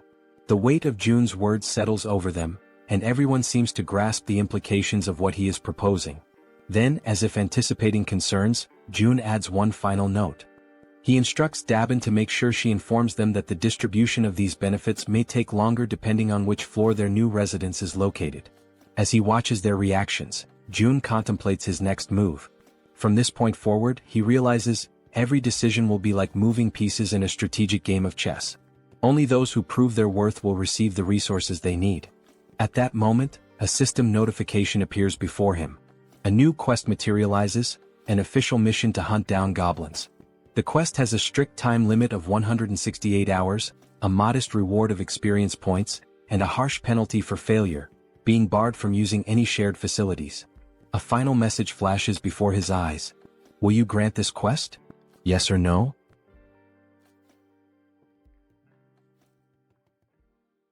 After that, all the residents that June had helped began hunting the goblins. Outside, one of them was desperately running for his life, being chased by an enormous horde of goblins. His breath was ragged and his legs burned with exhaustion, but he had no choice but to keep moving forward. The goblins were enraged, shrieking as they pursued him, their eyes glowing with a savage hunger. The young man in the red jacket was already drained from all the running, and regret started creeping in. He cursed himself for getting into this situation but kept repeating in his mind that he just needed to endure a little longer. As he continued sprinting, his eyes locked onto a door ahead, leading into the parking lot. His last hope of survival. Behind him, the goblins, with their sharp claws outstretched, were closing in rapidly, almost managing to grasp him. But at the last second, the young man threw himself forward, sliding across the ground as if making a desperate soccer tackle. His body barely squeezed through the doorway just before the goblins could reach him. With whatever breath he had left, he screamed in desperation, urging the others to attack immediately. His voice rang with panic as he warned them that the whole thing had been a trap. 3 other members of the group, armed with spears, stepped forward, assessing the situation with calm determination. They acknowledged the red-jacketed man's efforts, commending him for doing a great job in luring in even more goblins than they had initially expected. Without wasting a second, the spear-wielding men began their assault. Their weapons thrust forward in swift, practiced movements, piercing through the goblins before they could force their way through the door. Some of the goblins, already wounded, stumbled back, while others still fought desperately, pushing forward with wild fury. One by one, the goblins were cut down, their bodies being flung backward with every powerful strike. Realizing the overwhelming disadvantage, one of the goblins, seemingly higher in rank, let out a sharp, commanding screech, a call for retreat. Upon hearing it, several goblins turned tail and began fleeing without even looking back. Noticing their retreat, the spear-wielding men shouted for everyone to attack faster before they could escape. One of the men suddenly grinned, a glint of mischief in his eyes, as if he had just come up with something interesting. He turned to the others and asked if they wanted to see something cool. His teammates, unsure of what he was planning but intrigued nonetheless, nodded in agreement. The red-haired man took a deep breath, steadying himself, his focus entirely on his target. Holding his spear tightly, he aimed at the fleeing goblins and, with a force that almost seemed superhuman, hurled it forward. The sheer speed and strength behind the throw made it seem as if he possessed some hidden power. But in reality it was pure brute strength. The spear flew past the twin brothers, slicing through the air at an incredible speed, heading straight for the escaping goblins. One of the goblins, foolishly thinking it had made it to safety, was struck squarely in the back. Its body convulsed for a brief moment before falling lifelessly to the ground. The red-haired man turned back to the twins, a triumphant grin spreading across his face as he asked if they thought that was amazing. The twins, eyes wide in awe, immediately agreed, saying it was absolutely badass. Stretching his arms as if shaking off the tension, the red-haired man then casually asked how many goblins each of them had managed to kill. The twin on the left proudly declared that he had taken down 22. The twin on the right smirked and smugly announced that he had won, having slain 23. Hearing this, the red-haired man grinned even wider and stated that they had officially completed their mission of defeating 100 goblins. After all, between just the 3 of them they had already slain over 100. The twins exchanged glances, surprised at how quickly they had achieved their goal. They had initially thought it would take an eternity to eliminate that many goblins. Just then Min, the man in the red jacket, stormed up to them, clearly irritated. He wasted no time in complaining, reminding the red-haired man that he had said there would be only about 10 goblins. Yet Min had barely escaped with his life. The red-haired man immediately bristled, veins bulging on his forehead in frustration. He snapped back, demanding to know what Min was whining about this time. Min, still seething, shot back that there was no way anyone could have mistaken that many goblins for just 10, and he had nearly died because of it. Rolling his eyes, the red-haired man brushed off his complaints, saying that the results had turned out well. Thanks to their success, they were about to get a brand new place to live, so Min should quit complaining. Irritated, he then told Min to pay attention and called him bro, which suggested they might actually be siblings. Then, with the veins on his face bulging even more, he reminded Min that he had come up with this hunting strategy himself, so there was never any chance of failure. He also pointed out that it was his idea to use the spears, which had been crafted by the twins. All Min had to do was run, something he was already confident in doing. With an exasperated sigh, the red-haired man then offered Min a way out. If he was that dissatisfied, he could simply leave the team. At this point, his presence wasn't even making much of a difference anymore. Sensing the tension between the two brothers, the twins quickly intervened to prevent the argument from escalating into an actual fight. One of the twins calmly asked the red-haired man to relax, reminding him that Min had put in effort as well. The other twin turned to Min and, with a playful grin, told him that he had done an excellent job acting as bait, pointing out that he had been running incredibly fast. The red-haired man clicked his tongue in irritation, saying that Min always managed to find a way to get on his nerves. He then demanded to know how Min dared to talk back to him like that. One of the twins, still grinning, urged Min to just apologize and get it over with. Realizing that arguing would get him nowhere, Min let out a sigh and begrudgingly muttered an apology. The red-haired man huffed in response, then turned his back on him. Dismissing the whole ordeal, he stated that it was time to move on, as they needed to head to the 21st floor to claim their new home. However, upon arriving at the 21st floor, ready to receive their reward, they were met with unexpected news. Dabin, looking somewhat apologetic, informed them that another team had already beaten them to it and claimed the reward first. The entire group froze in disbelief, their excitement immediately turning into shock. In their minds, they had been incredibly fast. There was no way another team had completed the mission before them. The red-haired man's face darkened, his irritation flaring up again. He demanded to know if there was really another team that had managed to slay 100 goblins faster than them. Dabin nodded, confirming it. Still unable to believe what he was hearing, the red-haired man furrowed his brows and told Dabin to stop joking around. In a protesting tone, he once again asked Dabin to stop joking around and to just hand over their house already. Dabin, maintaining a serious expression, insisted that it was no joke, she was telling the truth. Then she revealed that the group who had finished the hunt even faster had just arrived. The group that had killed the goblins first. Seeing who they were made the red-haired man even more irritated. The group consisted of Dabin's brother and an elderly couple, both of whom were smiling cheerfully as if nothing had happened. Dabin turned to her brother and asked how things went with June. In response, her brother explained that they had made a deal. In exchange for giving up the new house, his own home and the elderly couple's home would now have electricity, food, and other necessities. On top of that, their daughters would no longer have to take part in missions. Upon hearing this, Dabin immediately pointed out that the elderly couple's daughters were minors, meaning they should have already been exempt from missions in the first place. The elderly couple continued smiling, unfazed, and corrected her by saying that their daughters were actually adults. Despite their youthful appearance, they were older than they seemed. The elderly woman then added that their daughters were probably quite skilled with bows and arrows, though her husband always worried too much about them. Dabin's brother also mentioned that part of the agreement included providing bows and arrows for their daughters. Dabin frowned, questioning the need for bows and arrows. Were they planning to continue hunting goblins? Her brother nodded, confirming that they were, but specified that June had only requested the goblins in the surrounding areas. Since the goblins were relentless and kept coming no matter how many were killed, it was necessary to keep them under control. Hearing all of this, the red-haired man grew even more irritated and told them to stop with all the useless chatter. Then, in a firm voice, he questioned whether they were giving themselves special privileges simply because they were the ones in charge. Wasn't that unfair? To some extent, Dabin's brother agreed.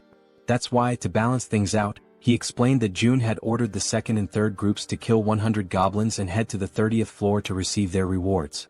Upon hearing that, a genuine smile appeared on Dabin's face. She reassured them that everything had worked out and instructed them to head up to the 30th floor.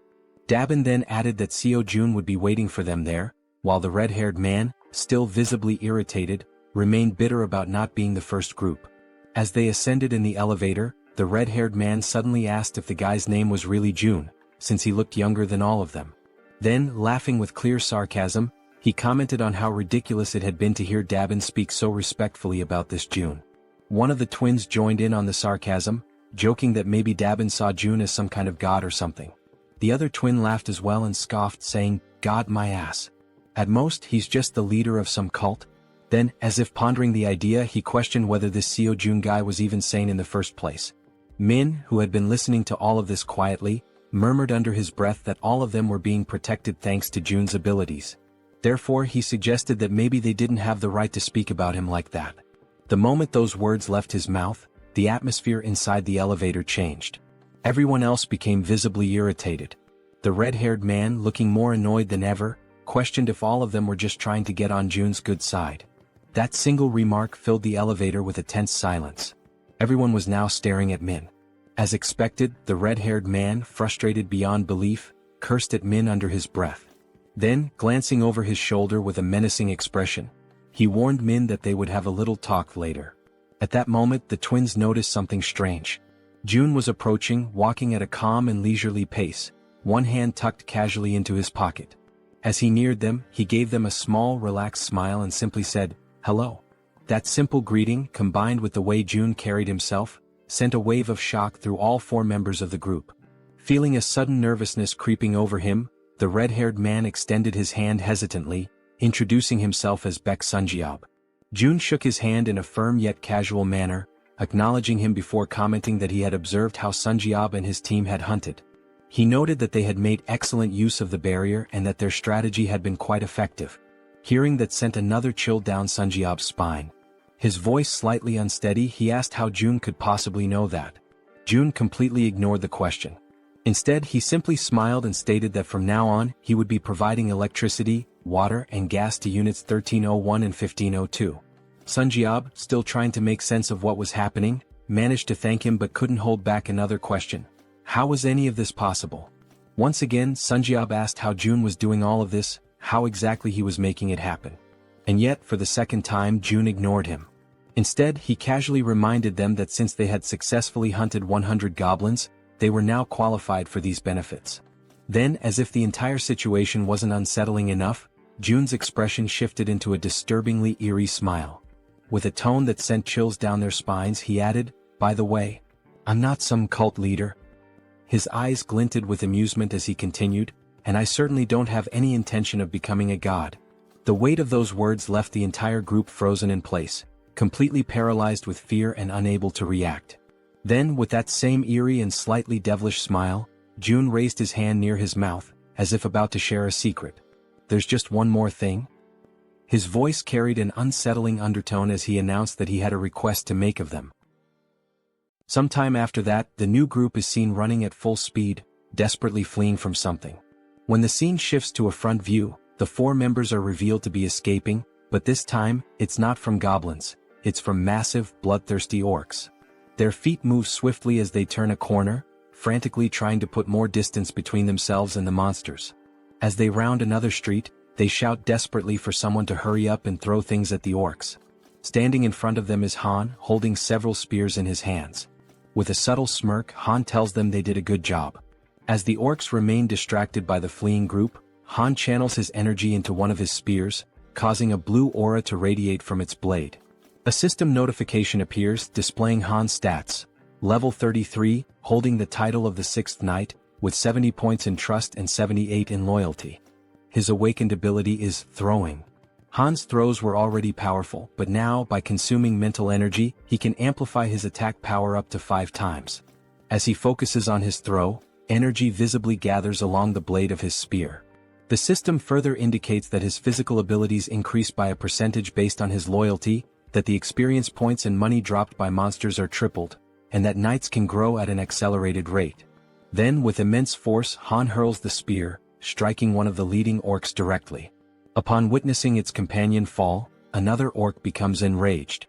Gripping a massive machete, it lunges forward, ready to strike Han with a devastating blow. Despite facing such a formidable enemy, Han remains completely calm. That's because, from the back line, a well-aimed arrow infused with energy is already soaring toward the orc. The arrow pierces the orc's head, and with that, it's clear who fired the shot. The archer had been providing cover from the rear all along, and that was precisely why Han could remain so composed. As the second orc collapses, Han swiftly draws another spear and hurls it toward the third orc. The moment it lands, Han finally exhales and says that it's all over. At that moment, a notification appears for June, informing him that he has successfully hunted a level 19 orc and earned wands as a reward for the mission to eliminate 100 orcs. With the mission now complete, 3 people who had been hiding from the orcs in that region are rescued. Han approaches them, reassuring them that there is a safe place they can go. As they move toward the main group, the system suddenly issues an alert. Unauthorized individuals are attempting to enter. The system then prompts Seo Jun, asking if he would like to grant them citizenship. Having just deactivated his Ultimate Eyes ability, Jun notices that this time, there are 3 new individuals.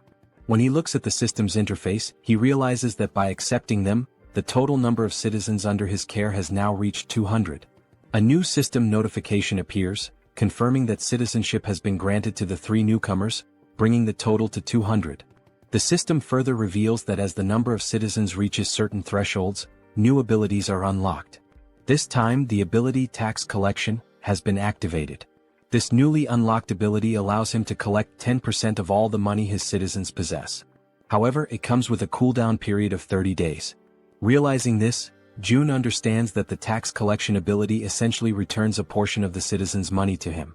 As he contemplates it, he notes that these kinds of actions are not something he can freely reverse whenever he wants.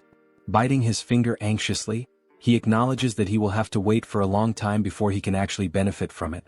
But time is a luxury he does not have. He is running out of time to save his parents and must send Han's team to where they are as soon as possible. Scrolling through the system, Jun considers redistributing only 30% of the collected funds, seeing it as an investment. Upon executing this command, the system notifies him that the ability's level has increased, reaching level 10 and granting him 3 additional skill points. At that moment, Jun feels a sharp tightness in his chest, accompanied by an intense pain. A deep purple domain expansion begins spreading beyond the building. Another system notification appears, displaying a congratulatory message.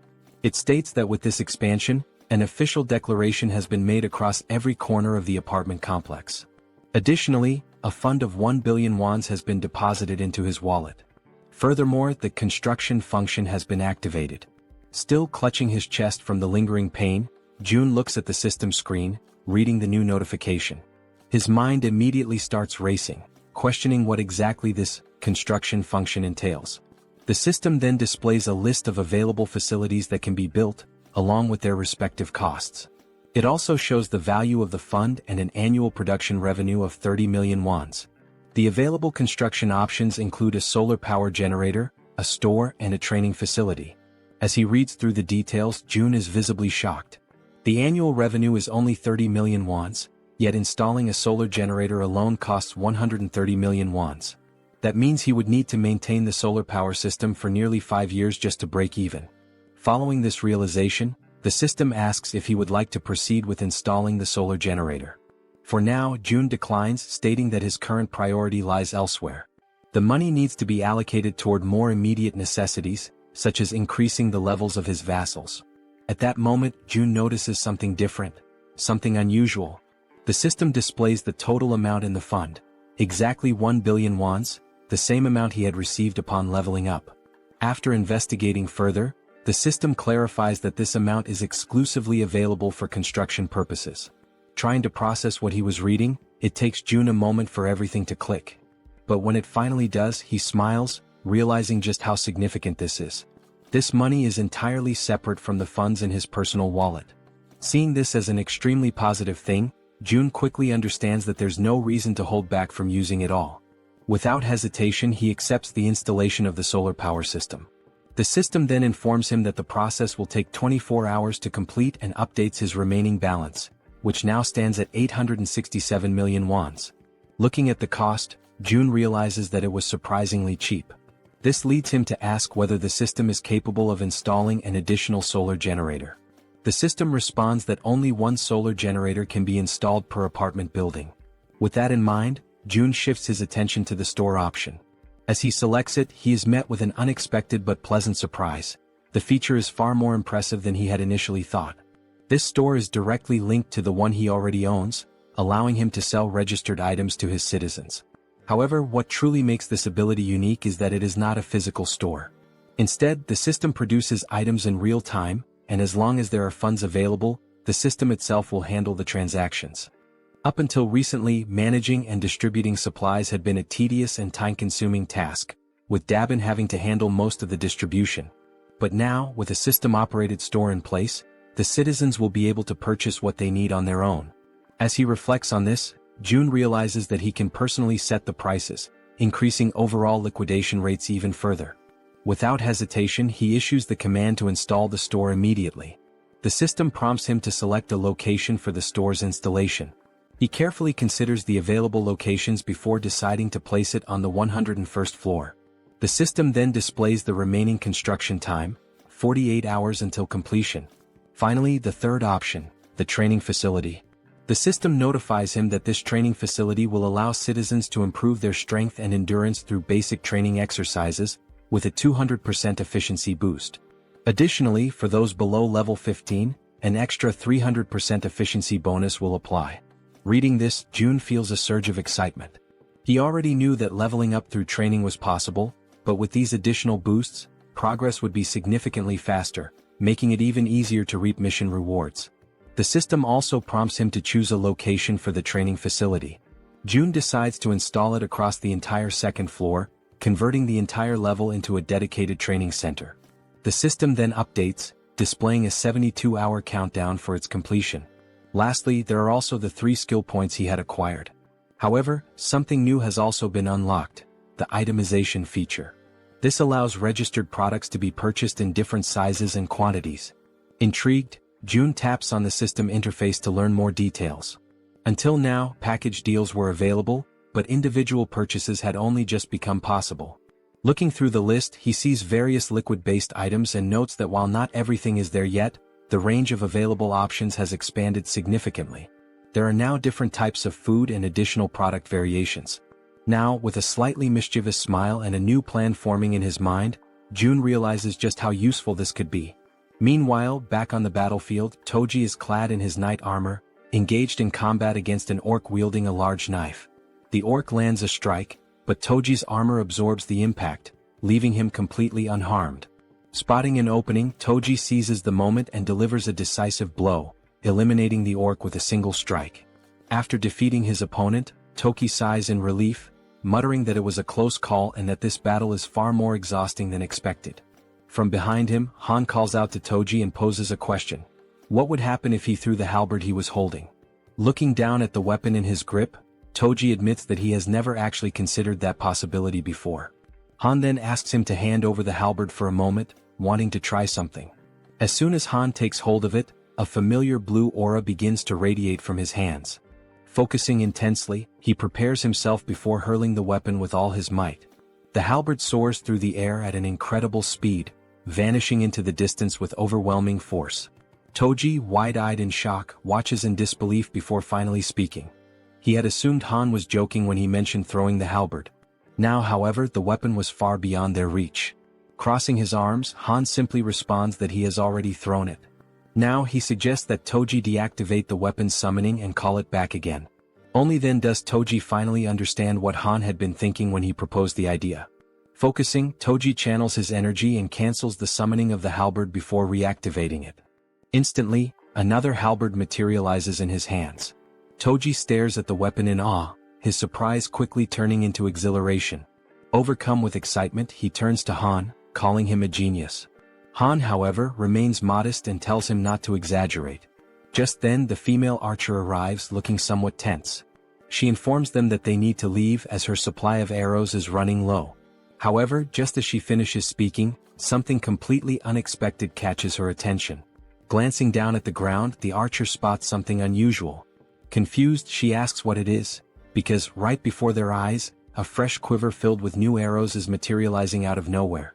It was as if the Jun himself was telling them that they were meant to continue the mission. Retreat was not an option.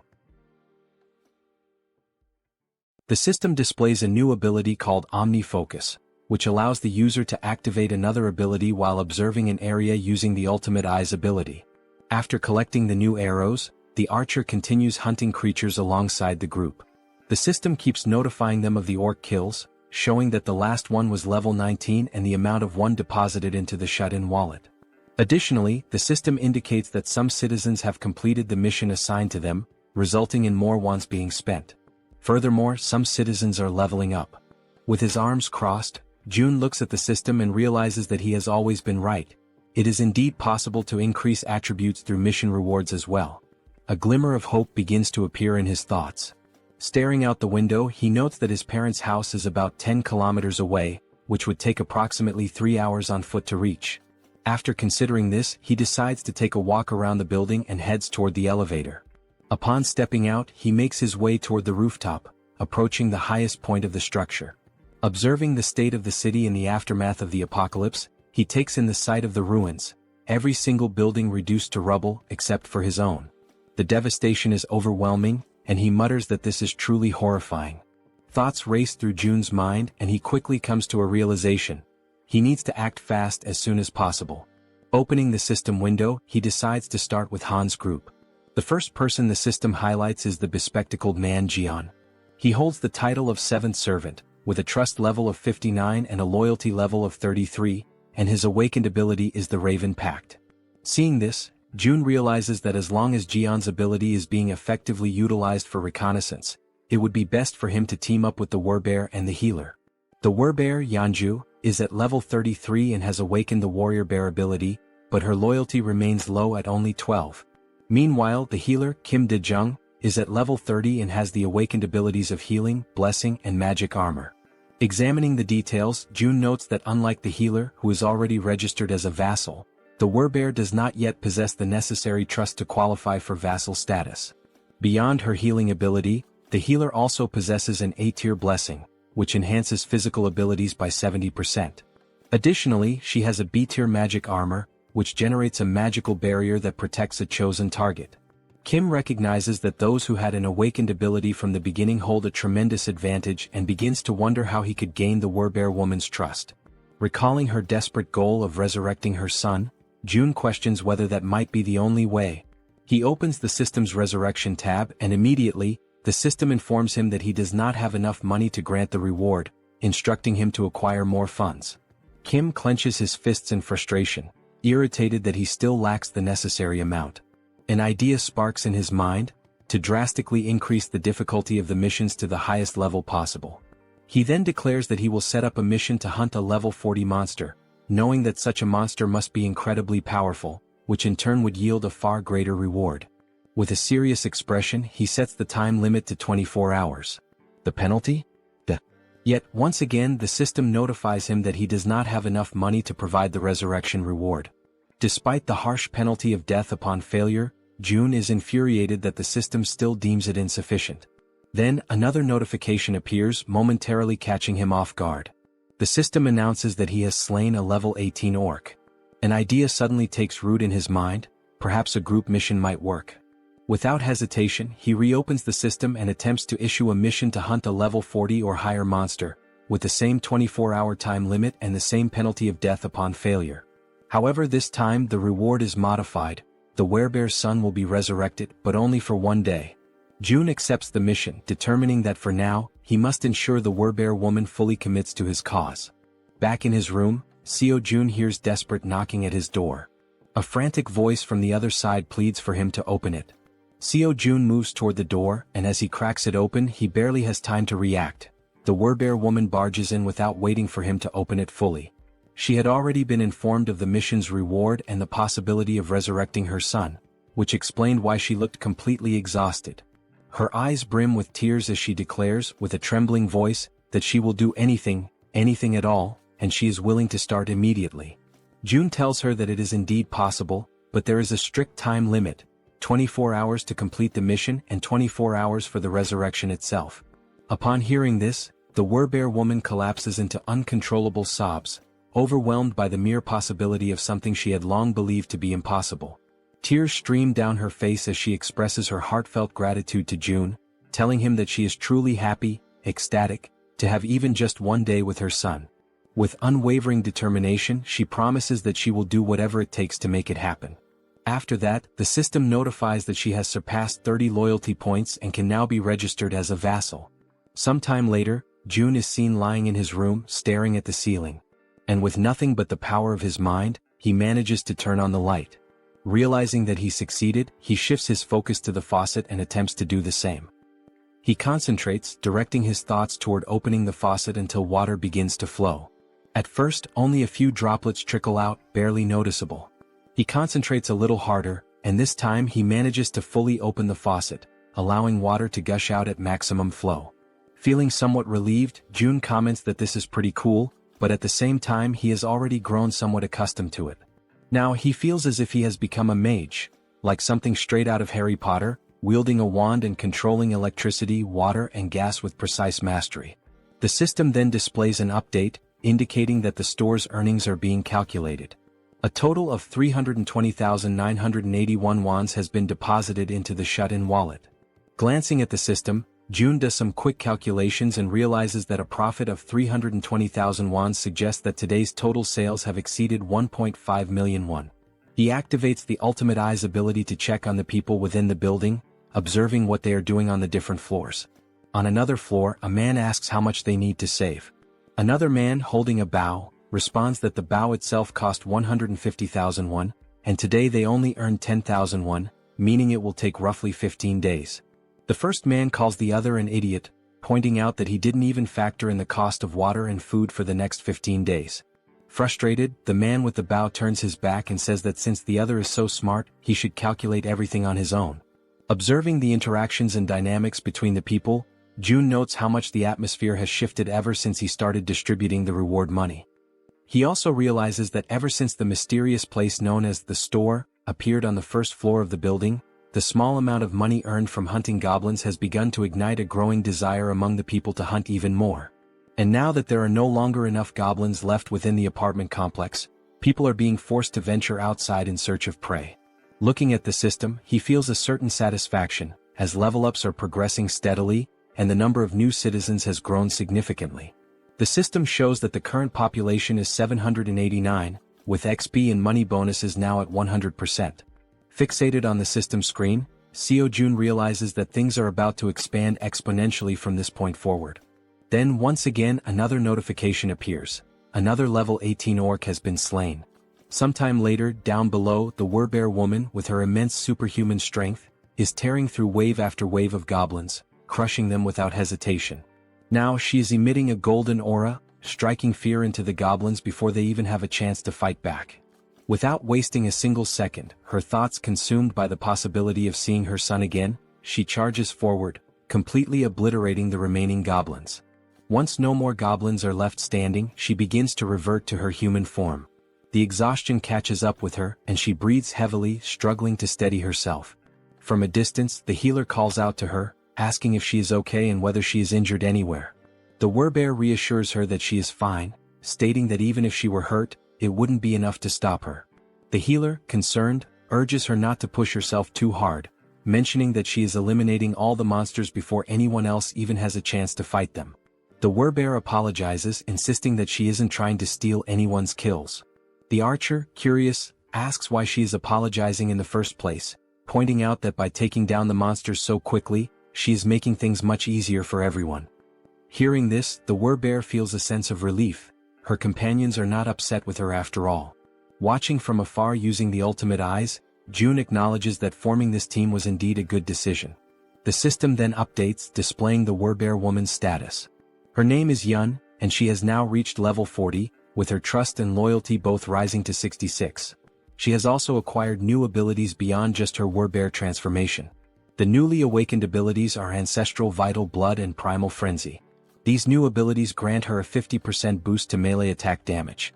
Additionally, whenever she sustains wounds, Vital Blood drastically increases her regeneration. Furthermore, her eyes turn crimson upon witnessing blood, triggering an effect that amplifies her physical abilities by an astonishing 300%. Before she has a chance to process these new developments, the women suddenly hear a terrifying, unfamiliar roar echoing through the air, immediately putting them on high alert. The growls grow louder and closer, signaling that whatever is coming is approaching fast. Then, out of the shadows, a monstrous figure appears, stopping just a short distance in front of them. Without hesitation, the archer swiftly pulls back her bowstring, while the Werbear instructs the healer to fall back slightly. Standing before them is an orc, its presence alone exuding an overwhelming aura of menace.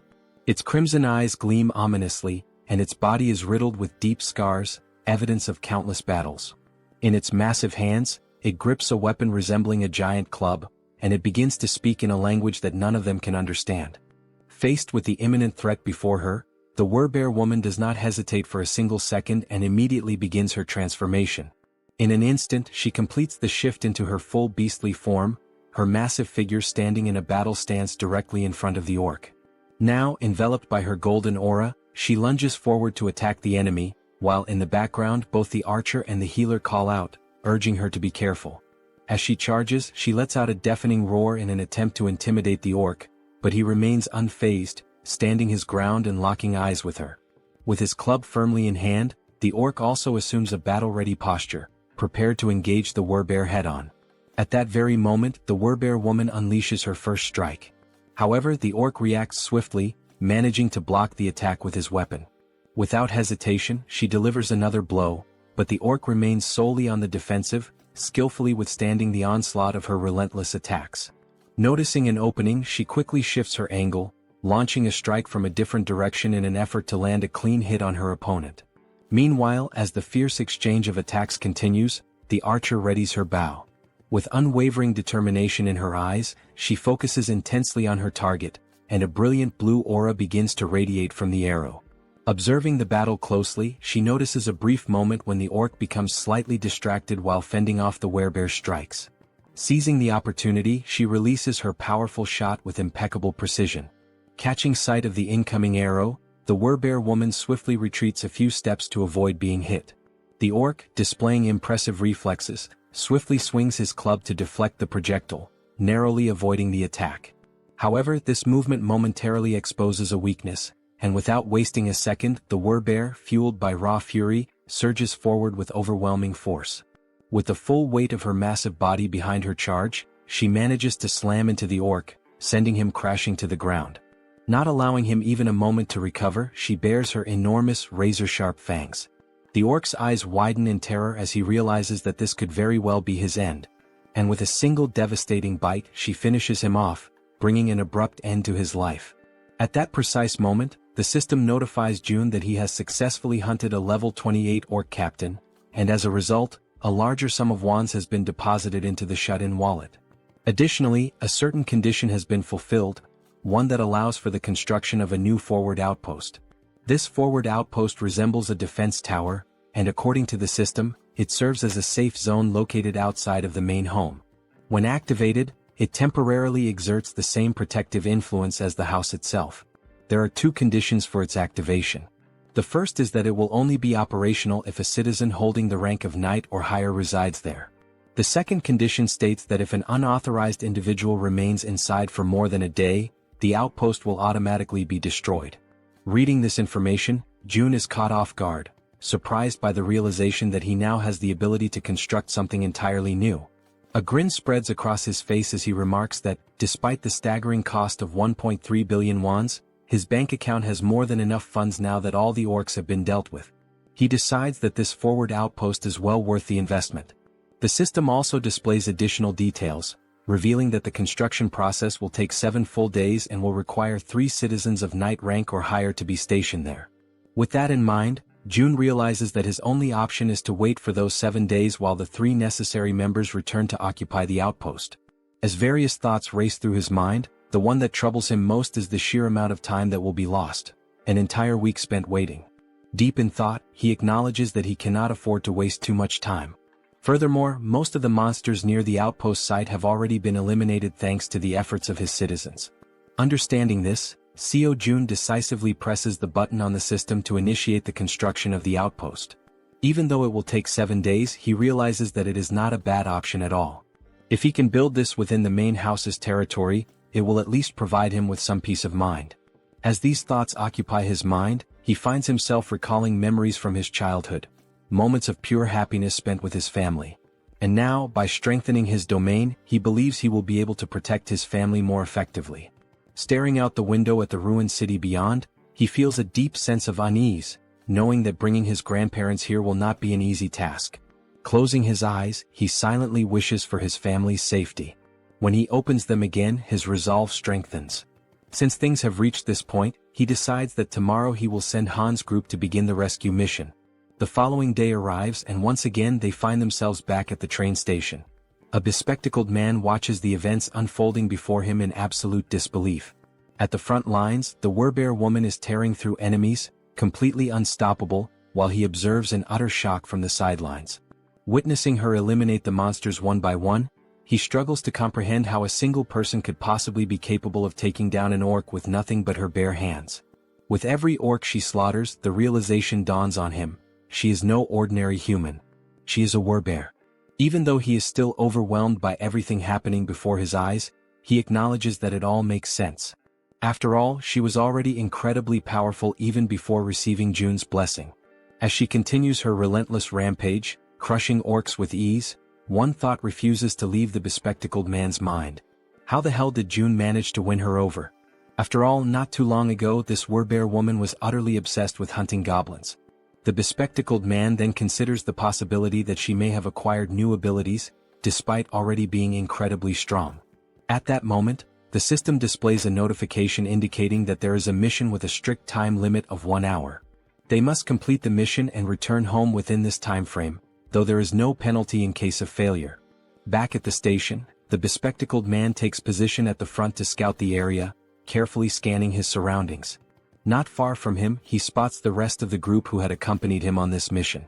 Han calls out to him, suggesting that it would be best to head back home. The bespectacled man turns around, briefly considering the suggestion, and ultimately nods in agreement. As he waits, his raven, an extension of his newly acquired ability, returns from its reconnaissance flight. The bird lands gracefully on his arm, having completed its task, and the bespectacled man gazes at it with pride. Gently stroking the raven's sleek feathers, he decides to name it Black and expresses his gratitude for its good work. Han steps closer, placing a firm hand on his shoulder before asking if he can now take the lead in patrolling ahead, given his new ability. The bespectacled man turns to Black, instructing it to be cautious before sending it forward on a new scouting mission. The raven, its dark eyes filled with an eerie intelligence, silently observes its surroundings before taking flight once more. With a powerful beat of its wings, Black soars high above the station, climbing as high as possible among the towering buildings to gain a broad vantage point of the area. It moves in calculated circles, carefully surveying the entire perimeter. Thanks to the bespectacled man's new ability, he is able to access everything the raven sees as if their visions are linked, distance proving to be no obstacle to their connection. Once he fully processes the information relayed by Black, the bespectacled man turns to Han and reports that the area outside appears to be clear, confirming that it is safe to proceed. Han acknowledges the report with a nod and promptly signals the rest of the group. Upon receiving the order, everyone quickly moves into formation, positioning the strongest members at the outer edges while the healer remains securely in the center. As they march forward, the bespectacled man suddenly senses an unusual presence near his back. His instincts kick in and without hesitation he whirls around to check for any threats.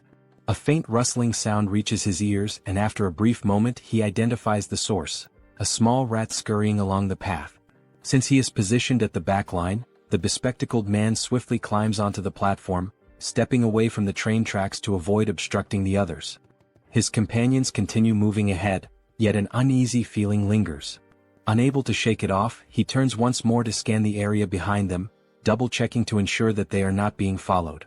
In the dimly lit tunnel, just beyond the tracks, something catches his attention, a pair of gleaming eyes watching from the shadows. The eyes belong to a rat. Without hesitation, the small creature leaps forward, mirroring the group's path with uncanny precision. Relentlessly, despite its diminutive size, the rat pursues them, its glowing eyes locked onto their trail. Carefully and persistently, it follows their every move, all the way to the station's exit.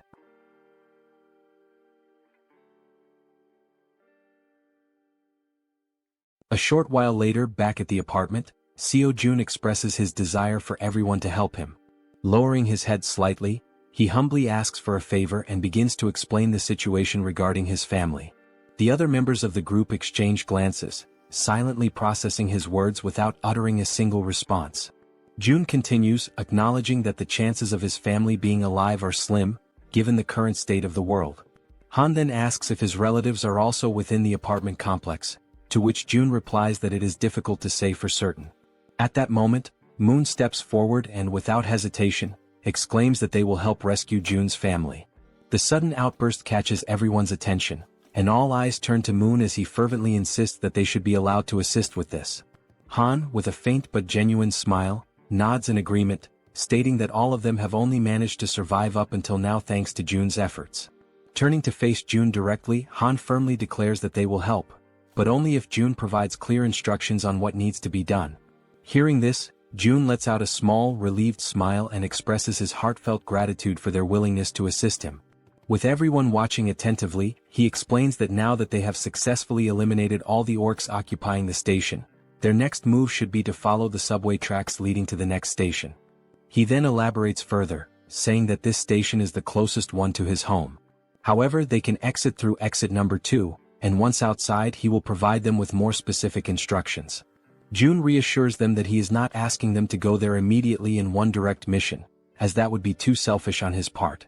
Instead, he clarifies that their current objective is simply to secure the station first. Once again, he bows his head slightly in gratitude, asking everyone to rest well for today, as the operation will commence the following day. At that moment, the Werbear woman respectfully asks for permission to speak. She then poses a question, wondering why Jun cannot simply use the abilities he has displayed so far to bring his family to him. A flicker of frustration crosses Jun's face as he admits that he has already tried. He has attempted teleporting a target as a mission reward. Furthermore, he had been excited when Moon awakened his teleportation ability, thinking it might allow them to bring his family back instantly. However, the system immediately indicated that such a reward was impossible, leading to a complete failure. Jun speculates that the reason his abilities do not work might be due to his family being outside of their effective range. Scratching his head in contemplation, he adds that if this truly is the reason, then even if his parents were to die, there would be absolutely nothing he could do to save them, as they remain beyond his reach. As the group listens, Jun acknowledges that, despite his powers, he is not capable of everything. Even with the abilities he has gained, there are still things beyond his control. Turning his gaze toward the Werbear woman, he reassures her not to worry, affirming that the promise he made to her before is one he can still fulfill. At that moment, the system displays a notification indicating that her trust in him has increased even further. She smiles warmly and thanks him for his honesty, appreciating that he has been straightforward from the very beginning. Jun in turn thanks the entire group for their honesty as well, and once more urges them to rest for the day. One by one, they begin dispersing to prepare for the much-needed rest ahead. As Han steps away, he pauses briefly, turning back to remind Jun that he should get some rest as well. At that precise moment, something catches Jun's attention, making him instinctively glance to the side. The system suddenly notifies him that someone is attempting to enter, and that this individual meets the necessary requirements, prompting the system to ask whether he wishes to grant them citizenship. Without hesitation, Jun activates his Ultimate Eyes ability and commands the system to approve the citizenship request. The system displays the name of the individual as Yi Jin, a level 31 being with an awakened ability titled Queen of Rats. Upon using his ability to verify the identity of the applicant, Jun's eyes widen in shock, a wave of disbelief washing over him as he realizes that the one he had just granted citizenship to was, in fact, a rat. 1 hour earlier, while they were still inside the subway station, the rat had been observing the group closely, curiously wondering who these people were. These individuals were so powerful that they had managed to eliminate the orcs with remarkable ease. As the group ascended the stairs, the rat pondered whether their strength was due to the fact that they all had awakened abilities. But at the same time, it questioned if such a thing was even possible. Hiding in the corner of the wall, the rat considered the best course of action. Perhaps it would be wise to simply follow them for now and attempt to make contact later. The thought lingered in its mind that such an endeavor might be challenging, but with its abilities, it should be much easier. Determined, the rat took off in pursuit of the group. Now outside the station, amidst the city's ruined streets, the rat continued tailing them, convincing itself that it was only taking a quick look around. Upon arriving at their destination, the rat's ears twitched as it picked up the sound of human voices, children's laughter and other noises that were incredibly unusual in this world. Looking ahead, it saw children playing carefree, as if untouched by the devastation that plagued the rest of the world. The sight left the rat in complete shock. In a post-apocalyptic world, such a scene was simply unnatural. Turning its gaze to the other side, the rat found itself questioning why so many people were gathered inside that particular building. Fixating on the only structure that remained completely intact, it wondered what in the world that place was. With a deep sense of curiosity, it decided to take a closer look. However, as it attempted to leap up the steps and enter, it slammed its head into something invisible. A dull ache surged through its skull, and a large lump immediately began forming on its tiny head. The sudden pain caused the little rat to let out a pitiful cry. It had collided with a system-generated window that displayed a message stating that entry was prohibited. While rubbing its sore head and trying to make sense of what had just happened, another system window appeared before it, asking whether it wished to acquire citizenship. Still slightly irritated from the unexpected collision, the rat, without much thought, accepted the citizenship offer. Yet, despite agreeing, the system window stubbornly remained in front of it. A flicker of frustration crossed the rat's face as it muttered that such a thing was probably impossible for a mere rat. But in the very next instant, the system confirmed that citizenship had indeed been granted. Overwhelmed with excitement, the rat raised its tiny fist triumphantly, as if celebrating a great victory. A part of it still wondered if this had actually worked. Stepping forward, it entered the building, reassuring itself that everything was fine now. However, the moment it crossed the threshold, panic erupted. The sight of a rat inside sent the people into a frenzy. Instantly, several individuals reacted, attempting to stomp on the small creature to eliminate it. The rat, realizing the danger, frantically dodged their feet, twisting and leaping in desperate evasive maneuvers. It barely managed to escape the chaotic scene, but in the process, it lost its balance, tumbled forward, and ended up rolling into another area entirely. The new location was a training facility, where the group's members were actively working out. Han and Togi were lifting dumbbells, training their biceps. Moon and the glasses-wearing man were performing bench presses. The archer and the poison-wielding woman were working out on the other side of the room. Meanwhile, the healer and the werbear woman were taking turns using the lat pull-down machine. Observing the sheer intensity of the training, the little rat found itself in awe, its tiny mind racing as it marveled at the sight. What kind of place was this? At that very moment, elsewhere, a new figure appeared. A woman, clutching her head, muttered that she was experiencing pain. She had been inside that very subway station earlier, and now she was suffering from a splitting headache. Perhaps this pain was a lingering effect of when the rat had collided headfirst into the system's invisible barrier. Bringing her hand to her mouth, she let out a smile, one that gradually morphed into something filled with twisted excitement. She spoke softly to herself, claiming that now, at long last, an opportunity had presented itself. A low chuckle escaped her lips, and soon she was grinning almost maniacally. She had finally found a way to survive. However, she quickly realized that the real challenge was how to actually reach that place. For now, she only needed to make her way to the station where the group had been. As she gnawed at her nails, she considered the possibilities. Perhaps the only viable method would be to traverse the subway tracks. But there was a major obstacle in the way, the monster that currently occupied the station, blocking the path forward. And yet, instead of despairing, she clenched her fists with determination. That was precisely why she still had a chance. There was nowhere in this world that she could not reach. At her command, a swarm of rats began to emerge, flooding the entire area. At that moment, a system notification appeared, indicating that he had hunted a trained level 2 rat and had gained a small amount of XP. The woman's ability was called Queen of Rats, a skill that compelled any rat she encountered to swear loyalty to her, allowing her to share their senses. Observing the notification, June, deep in thought, quickly realized that this woman was controlling the rat's spirit. Without hesitation, he activated his ability, Ultimate Eyes. Someone with an awakened Tirei ability had arrived on their own, so no matter the circumstances, he had to accept them. He carefully examined each room, searching for any sign of her, but there was nothing to be found. Turning his gaze outside, he scanned the surroundings, yet there was no trace of her there either. June then considered summoning her through a mission, as she had already been accepted as a citizen. The mission he devised was simple: visit the apartment within a 48-hour time limit, with a reward of cola and a choco bar. However, just before confirming the mission, June paused, realizing he was forgetting something. A memory resurfaced, the conversation he had with the werbear woman, where she had asked if he simply couldn't bring someone there using his abilities. June had tried multiple times before and had never succeeded. But perhaps that was because those people had been outside his sphere of influence at the time. Now, however, things were different. Everyone who had obtained citizenship was undoubtedly under his influence. No matter how far away they were, the system still registered the bodies of the monsters they hunted, calculating them accordingly. This proved Jun's theory. With this realization, he ordered the system to modify the mission. The new objective remained the same: visit the apartment. However, the time limit was now only 10 seconds, and the penalty for failure was immediate summoning to the location. After confirming the changes, Jun felt a hint of surprise that the system had allowed it to proceed without imposing any restrictions or additional penalties. Deep in thought, he considered that this was a worthwhile attempt. If he could successfully summon a citizen from the outside just once, then he could safely bring his own family there in the future. Once the forward base was activated, he would temporarily gain the same authority as his original territory. Only then would Han's group be dispatched.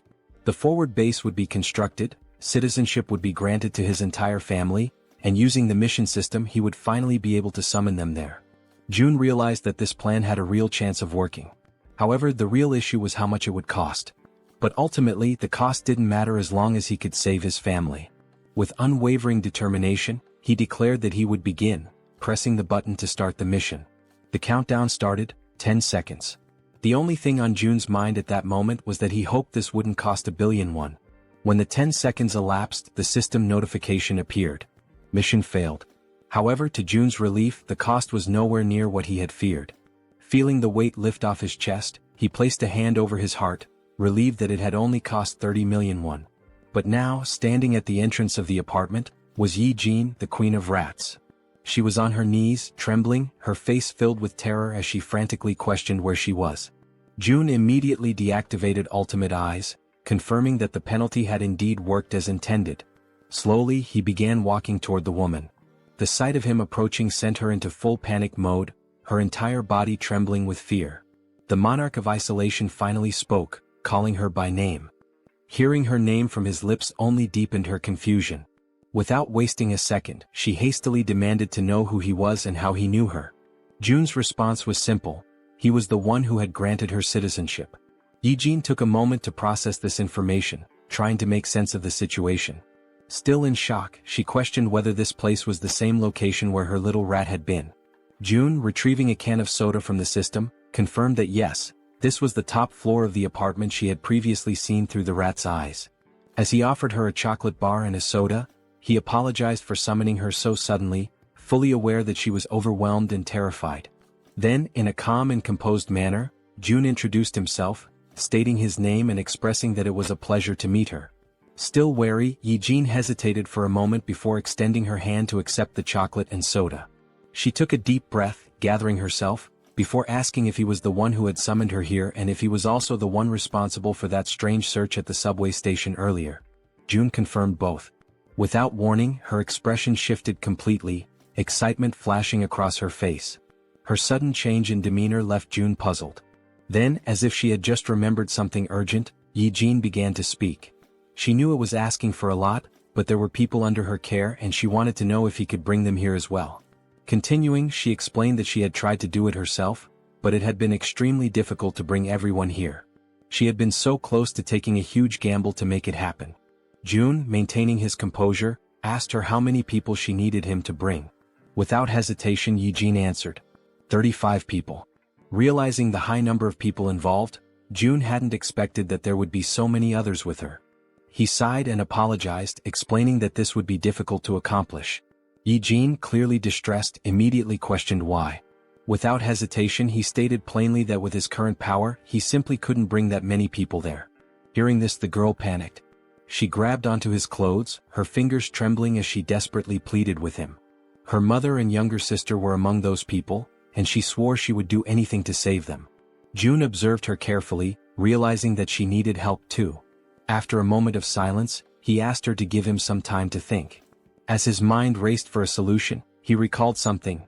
Yijin hadn't needed to interact with him directly to receive citizenship. That meant the system had recognized her rat as an extension of herself. If that was the case, perhaps something similar could work again. A system window appeared before Jun, displaying Yijin's current stats. Her trust level was at 37, and she was at level 31. Seeing this, he noted that her trust had already increased, and given her situation and everything she had just said, it was only natural for her to trust him even more.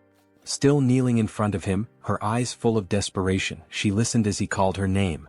She immediately asked if she really could do anything. Without hesitation, Yijin confirmed that she would, She would do absolutely anything. June took a deep breath before finally speaking.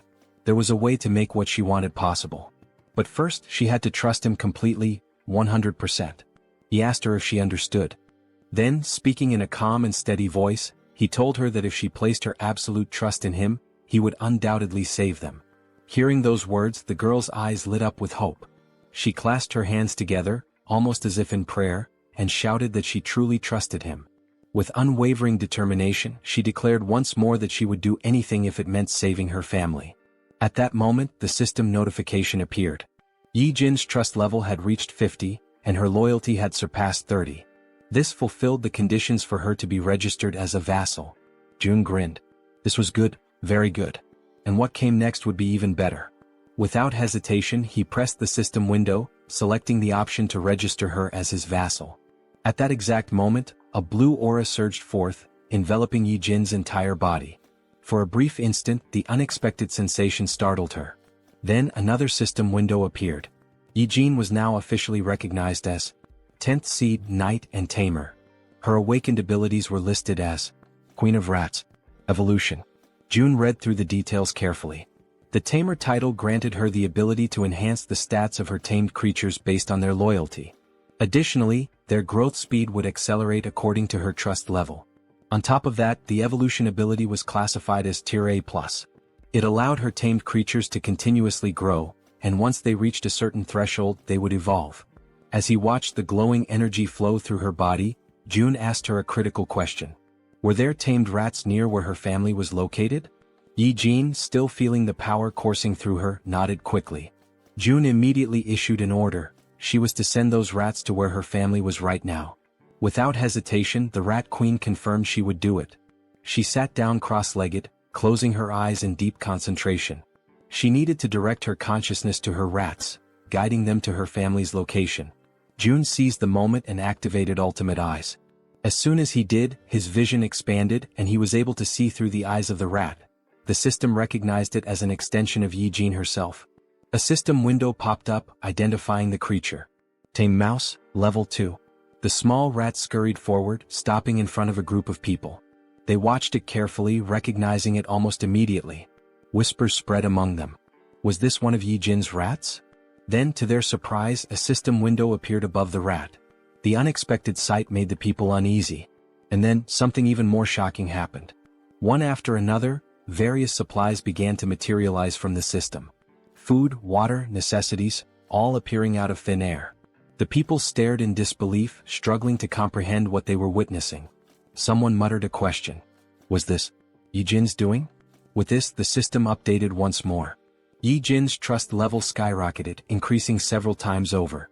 From a distance, June observed it all. This was exactly what he had anticipated. He continued watching as the rats moved. A realization struck him. Yi-jin's ability and his absolute eyes were a perfect combination. From this moment on, the tens of thousands of rats crawling through the sewers would now serve as his eyes. June couldn't help but smile. This was insane. And now he had acquired the ultimate scout. The Rat Queen politely asks for permission to speak, her voice calm but firm. She then inquires if the place June wants to know about is the one located near the beach. June nods in confirmation, stating that yes, that is indeed the place he is referring to. A realization dawns upon him.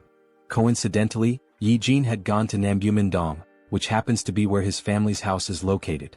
Naturally, this puts her in a far better position than Han's team, who are still unfamiliar with the area. On top of that, all she needs to do is send a single rat.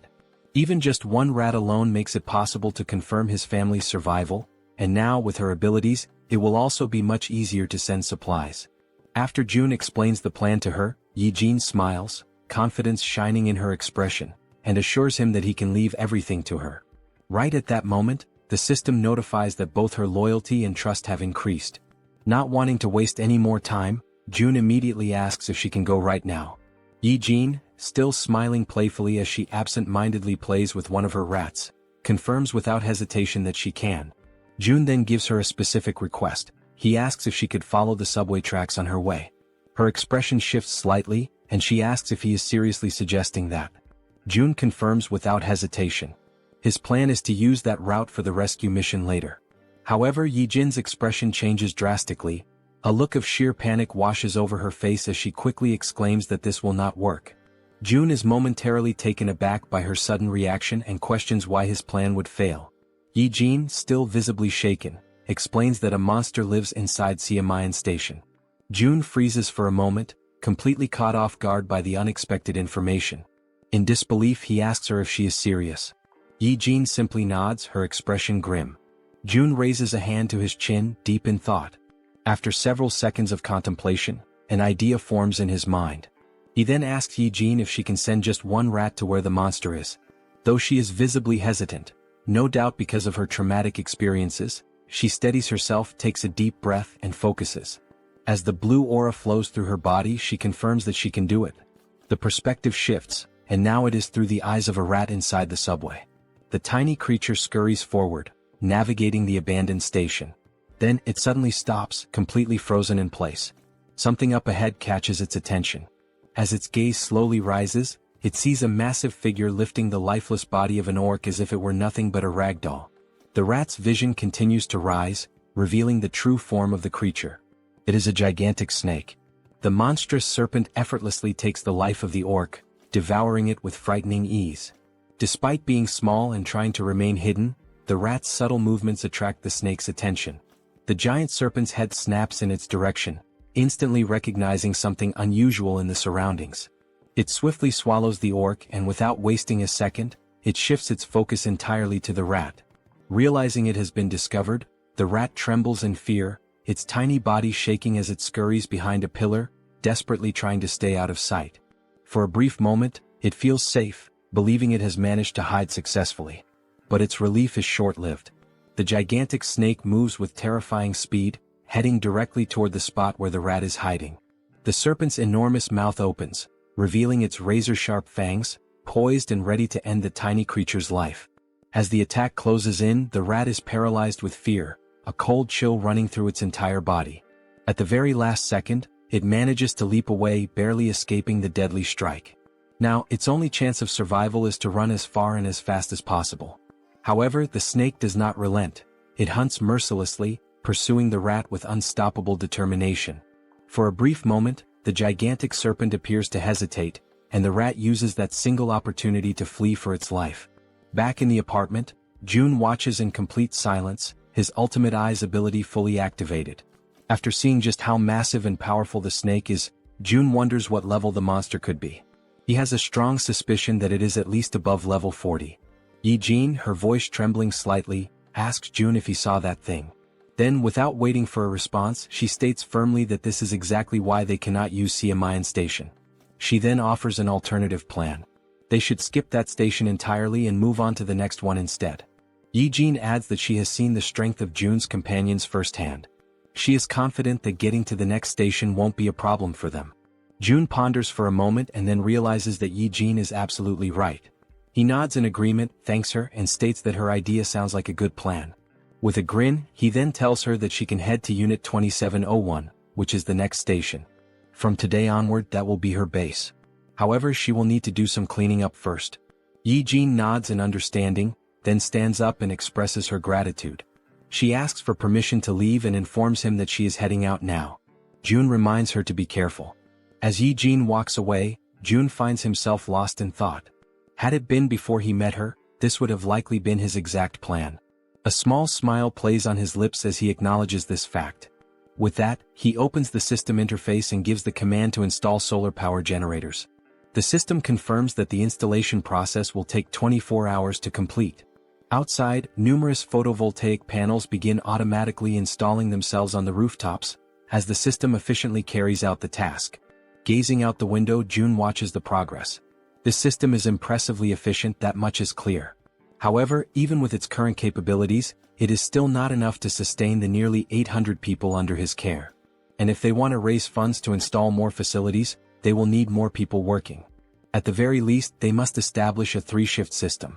The same applies to the new common facilities, which include solar energy, the store system, and the training center. Still standing and looking at the system, Jun says that now is when it truly begins. More hunts. The scene shifts to Han's group, who are running in fear from something chasing them. As they sprint forward, Han quickly glances back and realizes that their pursuers are closing in. Knowing they won't be able to outrun them forever, they decide to stop and prepare for battle. The creatures chasing them are massive bats, flying at incredibly high speeds. The entire group launches their attacks at once, unleashing powerful projectiles. Arrows soar through the air, and as everyone knows, they are infused with a brilliant blue mana. They pierce the bats in multiple places, causing the creatures to screech in agony. After a relentless barrage of attacks, they finally defeat all the bats that had been pursuing them. Once the battlefield falls silent, and none of the bats show any signs of movement, the archer turns to the group and asks if anyone is injured. The group reassures her that they are all unharmed. The poison-wielding woman then shifts the topic, asking the archer about the giant serpent that June mentioned residing in Siamayan Station. She questions whether they truly believe they can take it down on their own. The archer responds confidently, saying that everything should be fine since, if things go south, June can summon them back to the apartment at any moment. The poison-wielding woman nods in agreement, realizing that she is worrying too much. Listening to their conversation, Han grins and reassures her, saying that she doesn't need to overthink things since June is monitoring everything from afar. He then issues the order to move forward. After walking for some time, they finally arrive at the station where the giant serpent is lurking. The first sight before them fills them with horror and an overwhelming sense of dread. Scattered across the ground are the lifeless bodies of goblins and orcs, torn apart in a gruesome display. Among the carnage, a train car has been derailed, lying on its side off the tracks. The grotesque sight is enough to make the poison-wielding girl gag, barely able to hold back her nausea. Han orders the rest of the group to proceed while she takes a moment to recover.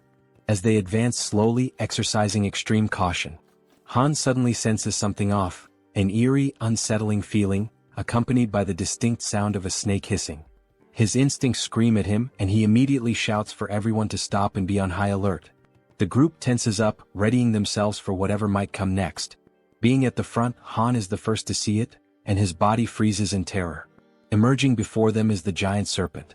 Its scales shimmer with a deep purple hue, and its golden eyes gleam with an insatiable thirst for blood. Faced with such an overwhelming presence, the entire group trembles in fear, unable to utter a single word as adrenaline surges through their veins. Toji is the first to break the silence, shouting in desperation, asking how they are supposed to fight a monster like this. At that moment, each of them frantically tries to think of a way to survive. Despite his own fear, Han instinctively pulls the archer into his arms as she, too, is frozen in place. With a firm voice, he yells for everyone to drop to the ground immediately. Without hesitation, the group obeys, crouching low as a series of devastatingly fast strikes slice through the air above them. The attacks are so rapid that they can only hear the sharp sound of the wind being cut, followed by the impact of the strikes smashing into the metro walls. At that moment, a system notification appears, revealing a new party quest. The objective: eliminate the giant serpent. Time limit: 10 minutes.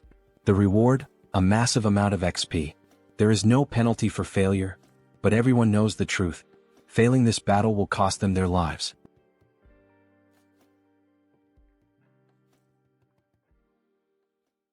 After the possible attack, while still shielding the archer with his body, Han realizes, deep down and with absolute certainty, that this might truly be the end for them. As the others begin to recover from the shock, confusion sets in, and they start questioning what exactly just happened. They wonder if that impact could have been an earthquake and whether it really came from the serpent itself. At that precise moment, a system notification appears before Han's eyes, causing them to widen in shock and disbelief. A party quest has been granted. The objective is to finish off the giant serpent. Staring at the notification, Han questions aloud why the system used the term "finish off the snake," rather than simply instructing them to fight or defeat it.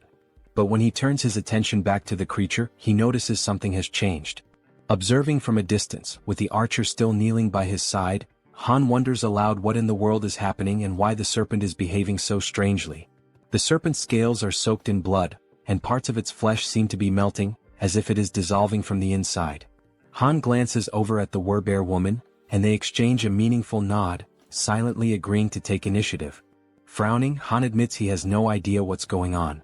As equipment materializes across his back, he draws a spear and, summoning all his strength, hurls it with great force. The spear strikes the serpent squarely in the center of its massive head, already weakened and writhing, and the beast lets out a final echoing cry of pain. At this point, it is revealed to us that giant serpents have a habit of consuming their prey while it is still alive. And this detail is far from insignificant. A living creature swallowed whole poses a real and serious threat if it manages to act or strike in the final moment.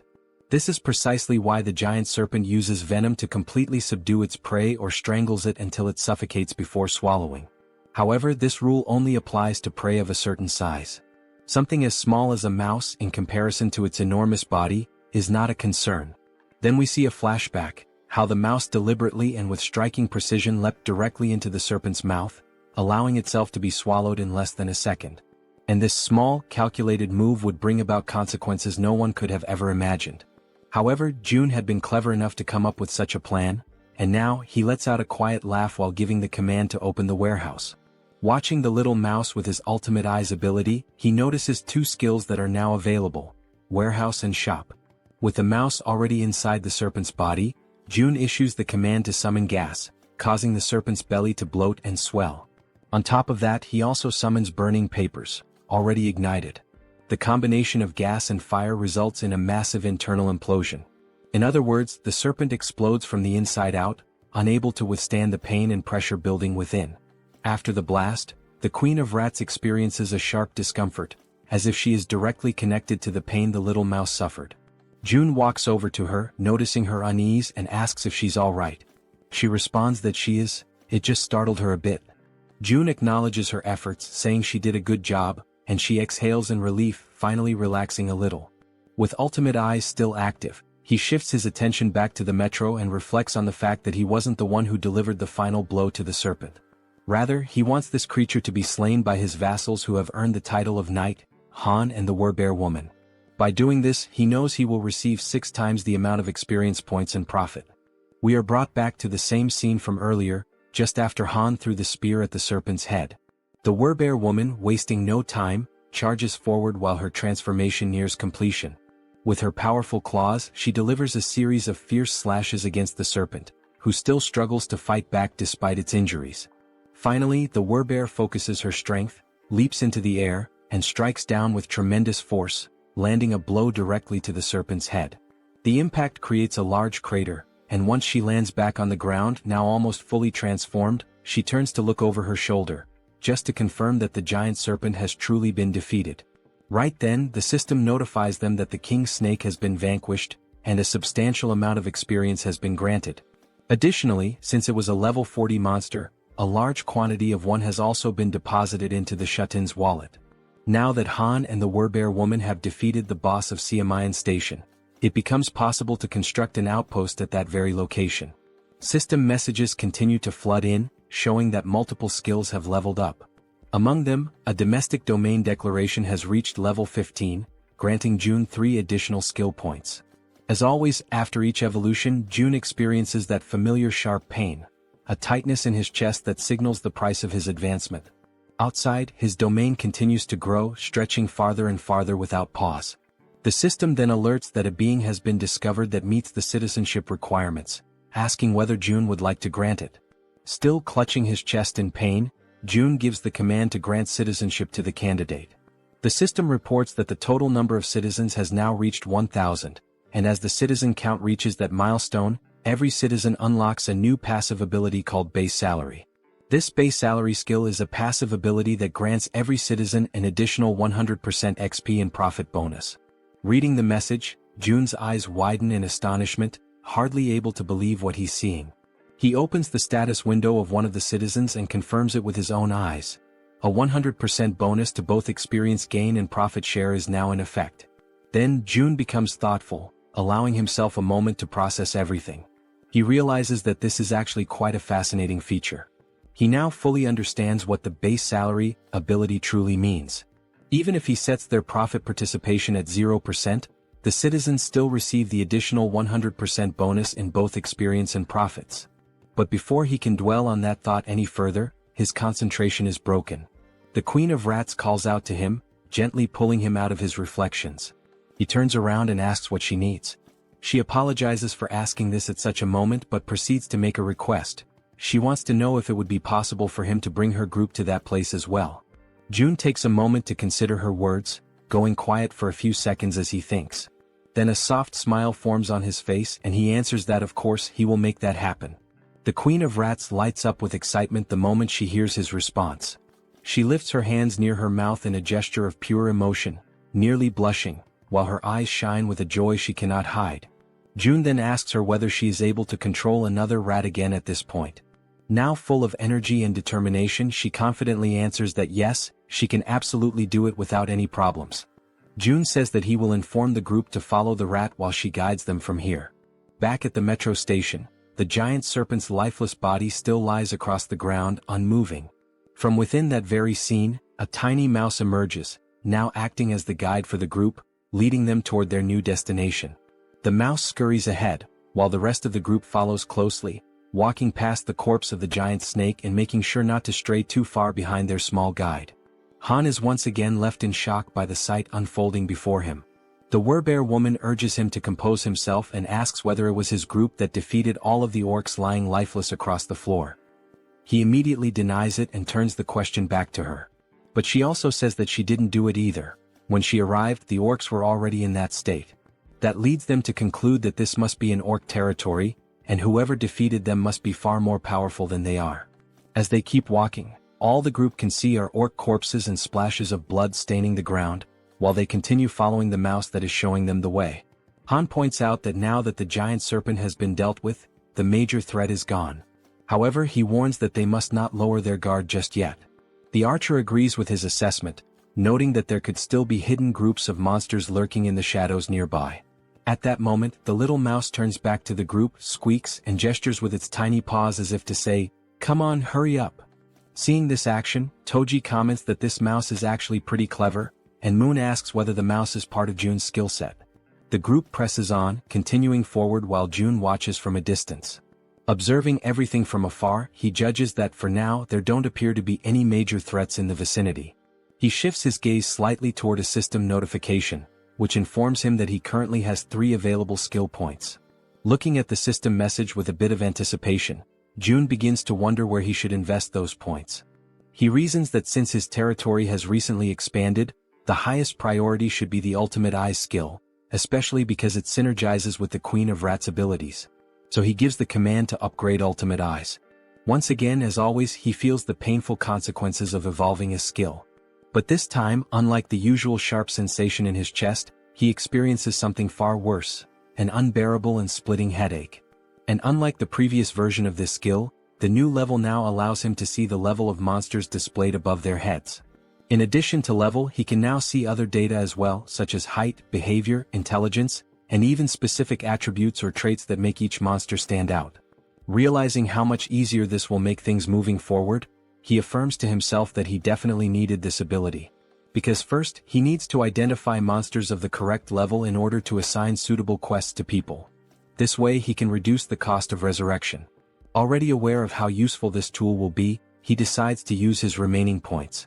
The next skill he chooses is dignity maintenance because now that he is meeting and managing more people, trust and loyalty are becoming increasingly important.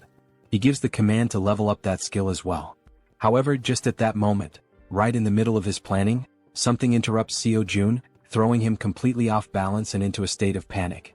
A deafening sound crashes through the area, abruptly ending his moment of reflection. That's when he realizes that the noises he just heard were similar to gunshots, sharp, loud, and unmistakably threatening.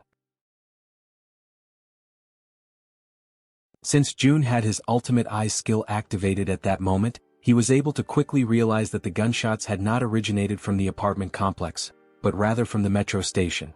He immediately redirects his gaze back toward the metro and sees several goblins wielding revolvers in their hands. The goblins wear malicious, twisted smiles, clearly aware of the immense power they now hold with such weapons. Watching the scene unfold before him, the only question running through June's mind is why on earth goblins have firearms, and more importantly, how they managed to get their hands on them.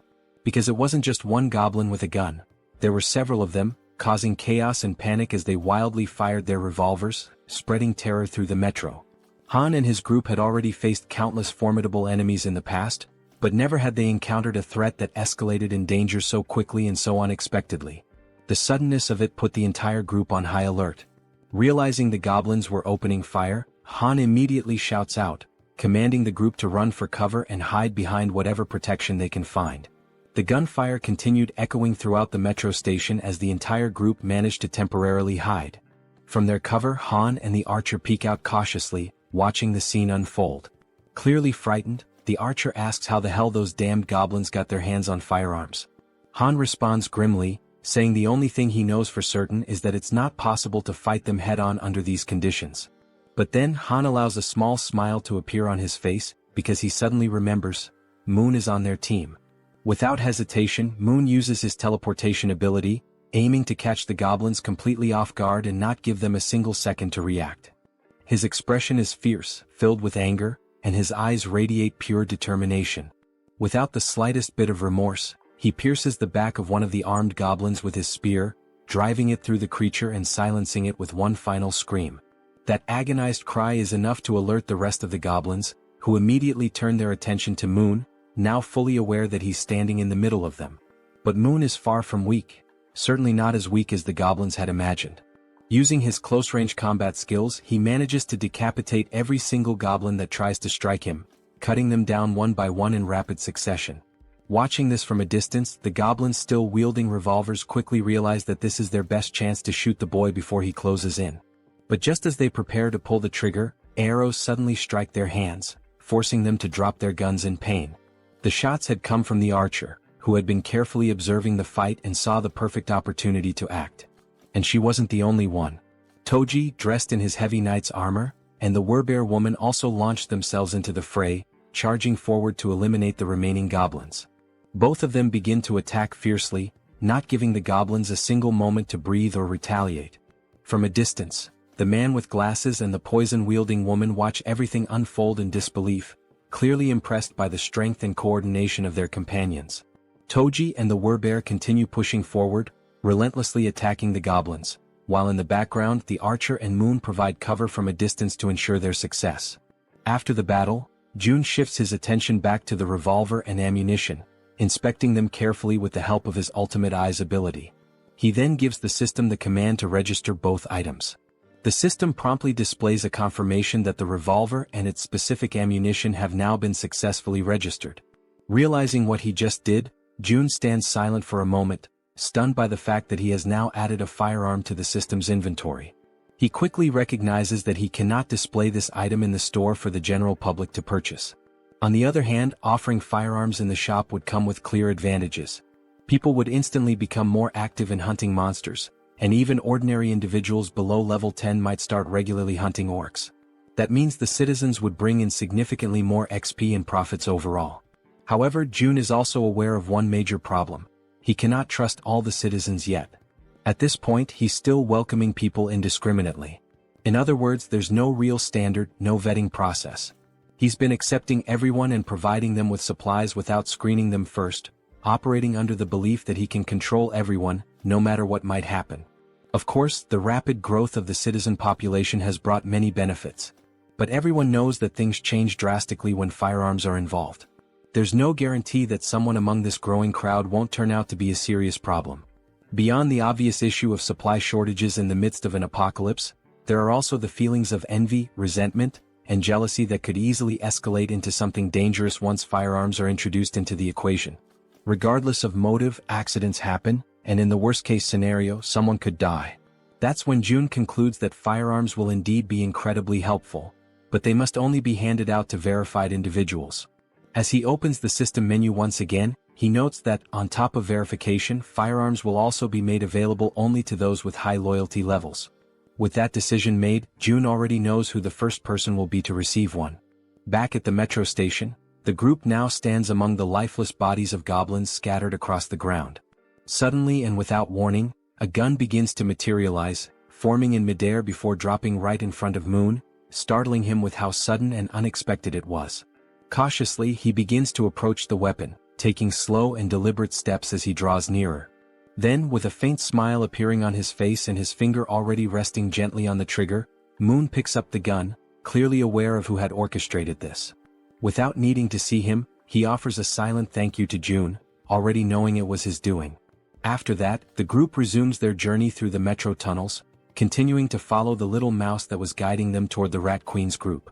After walking for a while through the underground passageways, they finally arrive at a place that seemed to be the destination the mouse had in mind. They hesitate briefly upon arrival, as the location is closed off by a heavy door that clearly separates and isolates the inside from any outside threats or creatures. Then, as the leader of the group, Han steps forward without hesitation and makes the decision to open the door himself. As the door slowly creaks open, they immediately spot several people inside. The first ones to lay eyes on the newly arrived group begin trembling in fear, uncertain of who these newcomers are.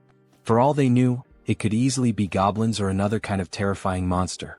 Sometime later, the day turns out to be perfect for a walk. Apparently, June notices this and decides to get some fresh air. As he strolls along the sidewalks, he reflects on how nice it is that the territory now includes the walking trail just outside the apartment complex. He thinks to himself that it's been quite a while since he's gone out for a proper walk, and he quietly expresses his gratitude to Jaehyeon for coming along with him. While enjoying the peaceful moment, the system suddenly notifies him that an unauthorized entity is attempting to enter. Upon seeing that notification, June smiles and casually remarks that it seems they have arrived. Jaehyeon, intrigued, becomes curious to know who they are. The system then shows that a being who meets the requirements for citizenship is approaching the shelter, and it asks June whether he would like to grant citizenship. Without hesitation, he accepts.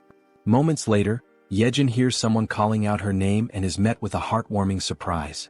In the distance, her mother and her sister Yeojin are excitedly calling out to her, waving with joy.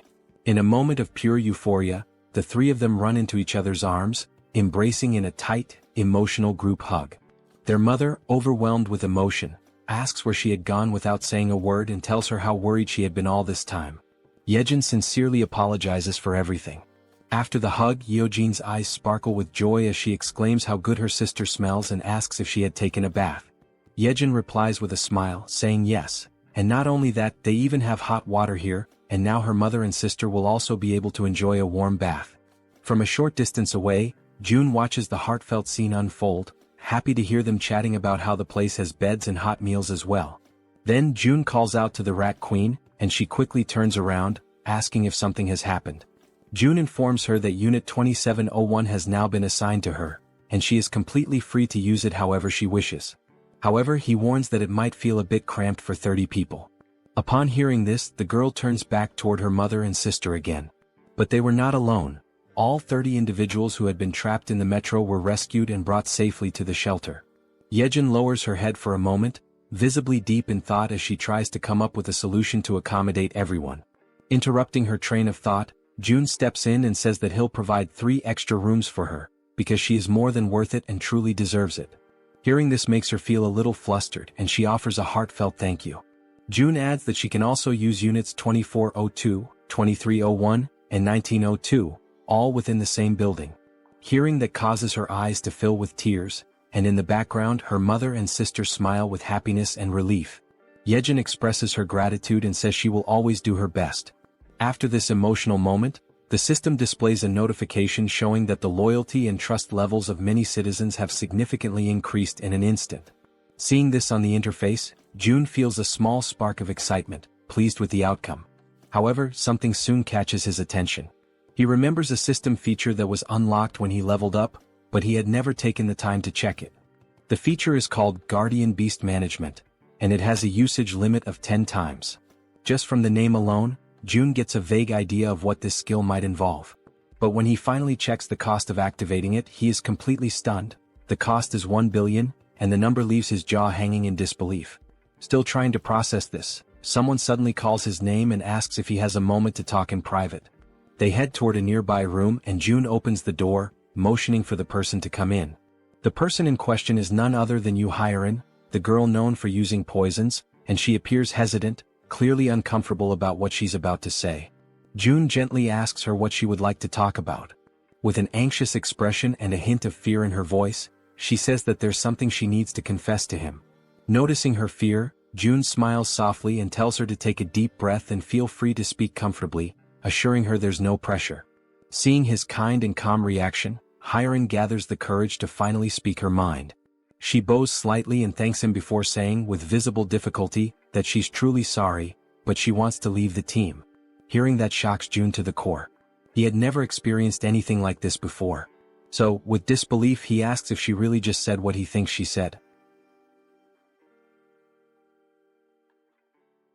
With an expression filled with guilt, the poison girl once again says she is very sorry, but insists that she needs to leave the party. June hears her words, but remains silent for a moment, as it was all so sudden that he is still struggling to fully process the situation. The girl then begins to explain herself, saying that her ability is one of the reasons she feels so useless within the team. She confesses that she often thinks that her presence doesn't make any real difference. Whether she is there or not, things would likely remain the same. June gently tells her to stay calm and to speak freely, reassuring her that she can always be honest with him about anything. The girl then clenches her teeth tightly, as if she is bracing herself with fear and hesitation. Gathering her courage, she finally admits that she is afraid. The way she says it, the trembling in her voice, leaves June momentarily speechless. She goes on, repeating that she really is scared, truly terrified. The goblins were terrifying, the orcs were just as frightening, and the giant snake they faced had been utterly horrifying. She even recalls the terrifying moment when they were being chased by that red tiger. There were so many instances when she could have lost her life, that just thinking about it brings tears to her eyes and she starts to cry. Once again she apologizes to June, saying she knows he saved her many times, while she could only watch helplessly, remaining silent. Wiping the tears from her face with trembling hands, she continues, saying that she is nothing but a useless person, someone who has failed to live up to June's expectations. June, quietly listening, reflects that deep down, he had already started to notice this before. He remembers the time when they went to rescue Moon's grandmother. She had been clearly afraid then. He also recalls how fearful she was when they were hunting orcs, and especially during the confrontation with the giant snake. And he remembers vividly that during the chase involving the red tiger, she had nearly lost her life. June knows that, in truth, she hadn't had much impact on the group's overall efforts. But even so, he also understands that none of this is something she should be blamed for. After all, her ability, Poison Mist, is extremely risky to use. If handled incorrectly, it could harm her own teammates, making it difficult for her to use it effectively in battle. And despite not being able to use her ability to its full potential, she had still risked her life countless times alongside everyone else. When results turn out poorly, of course, disappointment can arise, but it doesn't diminish her bravery. Watching Harem crying and sobbing in front of him, June decides to speak up, telling her that this is actually perfect, because he has something he needs help with. Hearing that, the girl wipes her tears and looks at him, asking what he means. June then asks her if she knows Dabin, who is currently living on the 21st floor of the shared facility. He explains that Dabin has been struggling to handle everything alone, burdened with an overwhelming amount of responsibilities. June further mentions that he plans to create and manage shared facilities on every floor, not just the 21st, and that he's looking for someone trustworthy to help manage them. Stepping closer, he asks if he can entrust this task to her, assuring her that she would be a huge help if she agrees to accept it. When he notices that no immediate answer comes from her, he simply scratches his cheek awkwardly. He then continues, saying that if someone is willing to move and help even in small ways, he could never see them as useless. Seeing that Harem is still looking downcast, June reflects internally on how powerful her ability actually is. And because it is a control-type poison ability, June feels certain that someday her true value will shine brightly. He tells her that if stepping outside the apartment complex is too overwhelming for her right now, there is absolutely no problem with her working indoors for a while. And when the day comes when her power is truly needed again. June leans forward slightly and tells her that when that moment arrives, he will absolutely count on her. This sudden show of trust and reassurance causes her to momentarily stop crying. Then she gives a small, timid smile. At that very moment, the system sends a notification showing that her loyalty has increased to 100. It also notes that she has now been officially registered as a retainer, and the retainer limit has been expanded as well. As Harem wipes her face once more, she apologizes again, her voice trembling. But now, she gives a genuine smile, saying that she showed him a weak side of herself, but promises that she will do her best to help from now on. Hearing this lifts June's spirits as well, as he realizes that she has been working hard all this time and that he can continue to count on her. Sometime later, still inside the room, June's attention is again drawn back to a lingering system notification. The option to summon a guardian beast, at the exorbitant cost of 1 billion won. Looking at this possible new ability, June thinks that maybe, just maybe, it's worth giving it a shot, no matter how ridiculously expensive it seems. So, throwing caution to the wind, he presses the confirmation button and requests the system to summon the guardian beast. The system promptly notifies him that 1 billion won has been deducted. Then at that very moment, a brilliant light bursts forth, startling June. The light emerges directly from the ground, which makes the whole situation feel even stranger and leaves him frozen in place. It quickly becomes clear that this light is coming from a magical circle, glowing with a powerful yellow hue. The magic was so intense that it forced June to close his eyes for a moment, just to avoid being blinded. And then, from the center of the magical circle, something unexpected appears. A large egg, leaving June wondering in amazement. What kind of guardian beast could possibly hatch from that? Even after the magical circle stops radiating light, the magical egg continues to emit a strong and vivid glow. Unlike the usual situation where a magic egg would take an eternity to hatch, this time the egg immediately begins to crack open. All the while, it continues to shine so brightly that June has to shield his eyes with his hand to protect his vision. Very quickly, the egg finishes breaking apart, and what emerges from within leaves June absolutely stunned. The creature that appears is covered in black feathers, with large, expressive eyes, a sharp beak and sleek plumage. It is clearly a bird. A small black bird with strikingly large eyes and a stylish crest on top of its head has just emerged from that magical circle. Without hesitation, June activates his ultimate eyes ability to inspect the status and details of his new guardian beast. The system immediately displays information. The creature's name is Samjoko and it is a level 1 crow. The system further explains that this crow is a divine beast with 3 legs, born with the power of the sun itself. It also states that Samjoko is currently just a hatchling, a baby who still needs protection, and that for it to grow properly, it must be bathed in high-quality sunlight regularly. June waves cheerfully at his new pet and, smiling warmly, says a genuine, heartfelt, "Hello." The little creature's large, shiny eyes begin to sparkle with excitement, and it starts making small chirping sounds as if trying to communicate back with June. June then places his hand thoughtfully under his chin, pondering for a moment how he should name his new companion. Looking at the adorable black-feathered creature in front of him, June comments that it is truly a jet black crow, and then suggests that perhaps its name could be Kami. Upon hearing the name, the crow's eyes light up even brighter, practically gleaming with happiness. The tiny bird immediately celebrates, chirping excitedly as if shouting out its new name in pure joy. June leans closer and asks the bird if it really likes the name. The 3-legged crow, Kami, responds with even more enthusiastic chirping sounds, almost as if it were trying to say yes, which makes June feel a wave of relief and happiness. However, after some time passes, June notices that Kami just won't stop chirping incessantly. He starts to assume that the little creature must be hungry. A little while later, June offers some snacks to Kami, and the bird seems to enjoy them very much, happily munching away. After devouring the entire packet of snacks, Kami lets out a loud burp, indicating that he has completely filled his belly. And just like that, after the meal, as everyone knows well, drowsiness quickly overcomes the little mascot.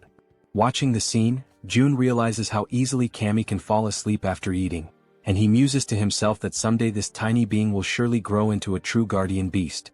Crouching down beside him, June says aloud that he wishes he could also fall asleep as easily as Kami does after eating. Just then, something suddenly appears in front of June, a system notification. It shows that Kami's level has increased, and that the efficiency of the solar generator has also increased by 100%. Another screen pops up explaining that the solar generator is a facility that produces electricity using solar energy, generating between 80,000 to 100,000 won per day, and that any excess energy is credited back to the shut-in wallet. Reading this, June has a sudden spark of inspiration, and if things go the way he thinks. He recalls that the 10 new buildings he recently acquired still do not have any solar generators installed. He had already used most of the financing for other projects, and at the time he thought it would be a waste to invest 130 million won for just a 30 million won annual return. But now he chuckles quietly to himself, realizing that with this new change the situation is completely different. As more time passes, the system continues to notify him that Kami's level keeps increasing, and along with it, the efficiency of the solar generator continues to rise. Reading the latest notification, June realizes that the generator's efficiency has tripled almost instantly, going from a 30 million won annual return to 90 million won per year. With a broad smile spreading across his face, June understands that there is no reason to hesitate any longer.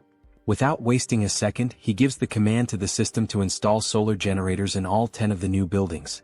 The system promptly displays that the installation will be completed within 24 hours. Sometime later in room 3001, someone rings the doorbell of that room. It is June. From inside, the occupant asks who it is and June calmly replies that it's him. The door swings open quickly and Fatty appears, asking if something is wrong. June replies with a serious expression that he needs to ask a favor. Still looking surprised, Fatty asks what kind of favor June could possibly need. With a stern, resolute face, June explains that he needs Fatty to safeguard his money. They exchange a few words that the narration doesn't reveal to us, and shortly after that, Fatty is left standing there, completely in shock by what he has just heard. Before all of that, the conclusion that June came to while thinking carefully about the tax collection ability was as follows. If he entrusts a sum of money to a trustworthy citizen and simply lets it sit idle, it will generate profit for him over time. There is an initial 10% tax fee when he donates the money for the first time, but after that, the money starts to produce a 10% profit every month. So, June began to consider carefully whom he could trust enough to handle that money.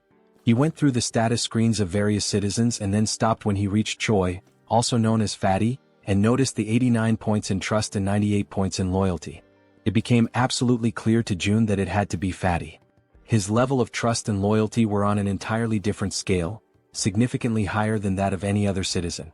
Immediately, the system notified June that he had successfully donated 1 billion won to Fatty, with a 10% fee deducted from the total amount. Right after the donation, the system also showed that Fatty's loyalty and trust had increased even further.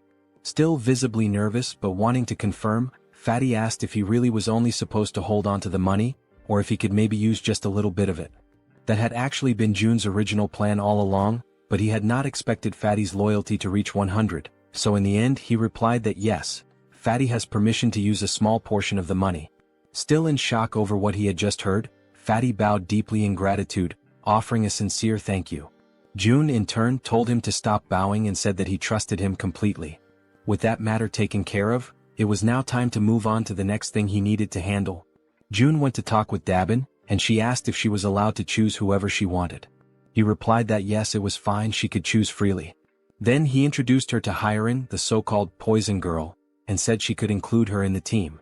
He added that now that Dabin would be the team leader, he would be paying her double the regular weekly salary. At that moment, Dabin's loyalty increased a bit more. Excited by the sudden raise, Dabin pulled Harem close to her and gratefully said she would do her best. Overflowing with energy, she then dashed off with the poison girl, calling out to her and saying they were about to go on their first delivery. Harem, trying to keep up, asked Dabin to slow down a little. Watching the whole scene unfold, June felt glad, knowing that the two of them would likely get along very well. And then he realized it was time for a difficult conversation. Over at apartment 2109, June arrived and told everyone that he knew they had all worked hard today, and he asked how they were feeling. Everyone came out to greet June, and Han spoke up to say that they were all doing completely fine, then asked what had brought June to visit them. June explained that, thanks to the monster at Siamayan Station, the surrounding area was now considered a monster-free zone, especially the subway tracks.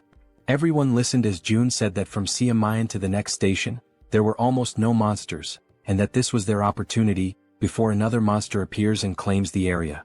He told them they would have to act first.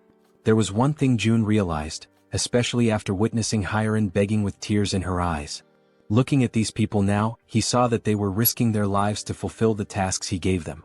And thanks to Jaehyeon, the queen of rats, they had been able to identify the giant snake at the station ahead of time. If they hadn't, the situation would have been unimaginably dangerous. In a world where death at any moment is a constant possibility, June understood that wanting to keep his family safe, wanting to protect them, could be seen as selfish. But even so, he gave the order. Han's group would go to Jigalki Station tomorrow, because he could not give up. The next morning, Cammy was stretching after waking up, and June was having his breakfast. The system displayed that the efficiency of the solar generator had increased, and that Cammy's level had also gone up. As he ate, June felt excited to see that Cammy had already reached level 5. The system then displayed that Cammy was now releasing part of the sun's power, inheriting a portion of the divine beast's abilities, and that June had awakened basic elemental fire magic. The idea of having magical powers caught June a bit off guard, leaving him slightly surprised. Raising one of his fingers, he quietly wondered to himself how he was supposed to use this fire magic. Then, a small flame suddenly appears at the tip of his finger, and he immediately realizes that it actually works. While the flame continues flowing gently from his fingertip, he notices that the sensation feels oddly familiar, and it doesn't take long for him to remember. It is quite similar to the feeling he experiences when he uses the dignity maintenance ability. And if that's really the case, Jun decides to go for a walk outside to test things more freely. As he walks around, he notices that there's no one nearby, and the area is completely quiet. He closes his eyes slowly and begins to use his imagination. He starts to picture a massive flame, one so powerful that it could engulf and burn the entire area around him. Soon, a flame begins to form and grow in the palm of his hand. The flame starts expanding and he can feel the power coursing through his body, spreading from his hand to the rest of him. Then, with a determined movement, he throws the fireball forward. However, this action leaves him disappointed, to the point that all of Jun's earlier enthusiasm seems to vanish in an instant. He stares at the tiny, underwhelming fireball floating in the air, and still feeling let down, he questions to himself whether this small result is really his current limit. It becomes clear to him that this is not a particularly powerful ability, at least not at this stage. But even so, he acknowledges that some things can already be done with it. He summons his gas and then it hits him. If he combines this fire ability with the gas produced by the dignity maintenance skill, it could become a truly threatening force. For now, that is the current level of what he can do, but the potential is absolutely limitless. With this, he can now fuel everything he needs, still have electricity left over, and eventually this surplus can be converted into money, which will then be deposited directly into his shut-in wallet. At that moment, someone arrives singing some kind of tune, and catches the attention of our secluded monarch. It's Jaehyeon, the Queen of Rats, and she's expressing her gratitude for the rest period he allowed her. She says that thanks to him she was able to rest well. Jun replies that he simply gave her the treatment her ability deserved. And besides that, thanks to her help, the range of his own abilities had expanded significantly. Of course he should support her. Smiling, he says that he'll be counting on her again today. He informs her that Han's group is currently waiting at Siamayan Station, and that she should go guide them as soon as possible. Jaehyeon responds that she has already sent rats along the subway tracks, since the rats are capable of reaching Koryang Station without any trouble. Hearing that, Jun's eyes widen as he asks her if something happened beyond Koryang Station. She confirms that yes, something did happen, specifically at Busan Station. She says she thinks it would be better if he saw it for himself. She sits down on the ground and begins to concentrate deeply, activating her ability to control one of her rats over there. Through the rat's vision, they can see that the station is completely destroyed, with debris and rubble possibly blocking access. And on top of that, the area appears to be flooded with water. Seeing this through his ultimate eyes, Jun quickly realizes that there's no way to get through that place in its current condition. Jaehyeon comments that now that he has seen how the tracks are, that's precisely why she sent rats ahead. But then, she saw something far more alarming, a scene of chaos and total destruction. Using his own abilities, Jun sees the same thing. Not a single building remains standing over there. Everything is destroyed. He asks himself, stunned, what on earth happened in that place. One of the rats moves closer to a hole in the ground, which turns out to be some kind of crater.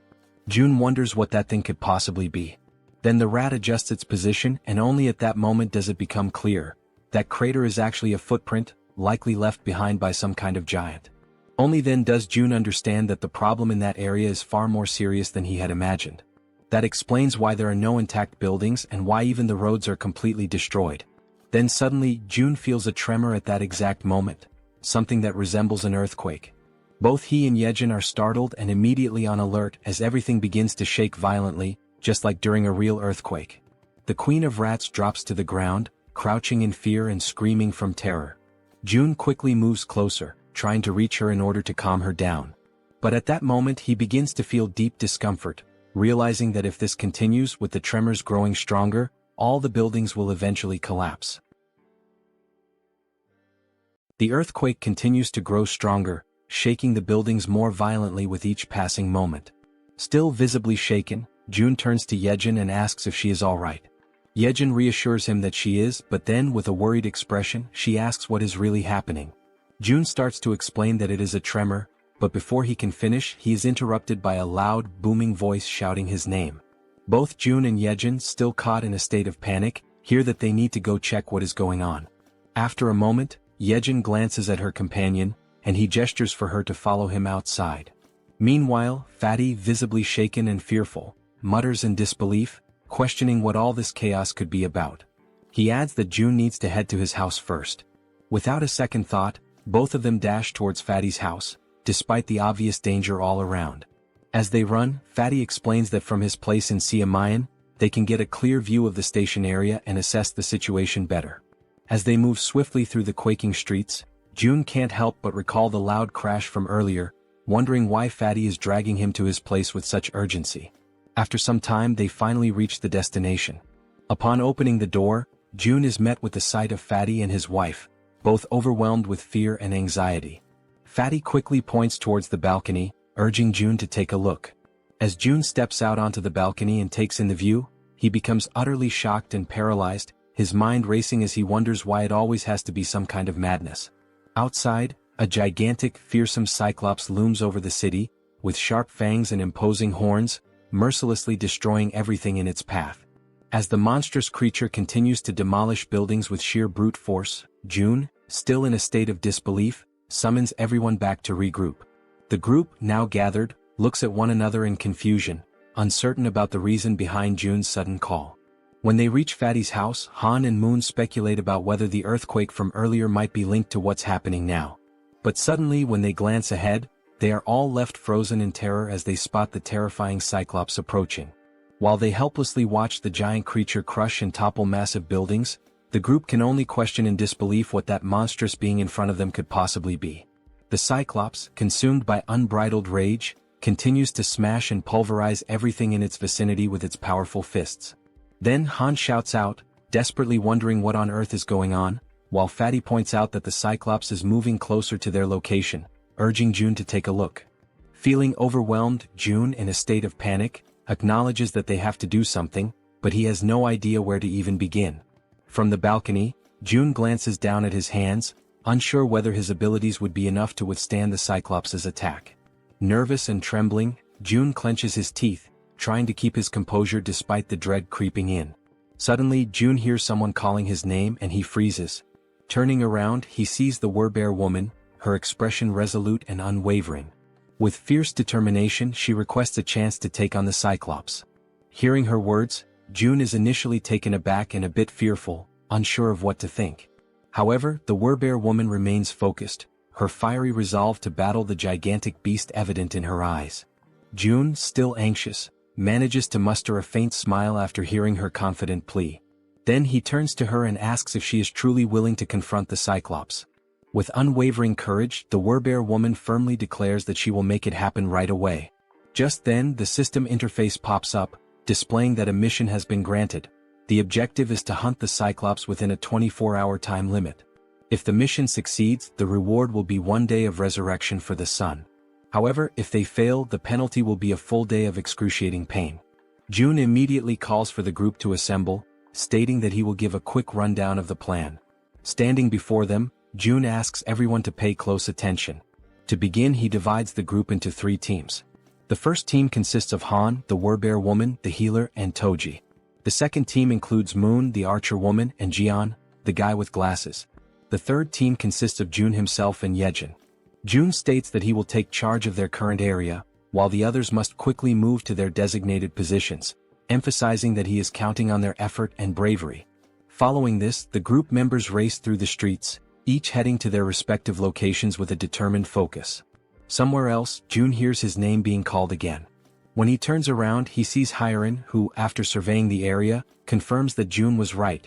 The individuals with military experience are positioned at the main gate, while the other residents are gathered in the underground parking lot.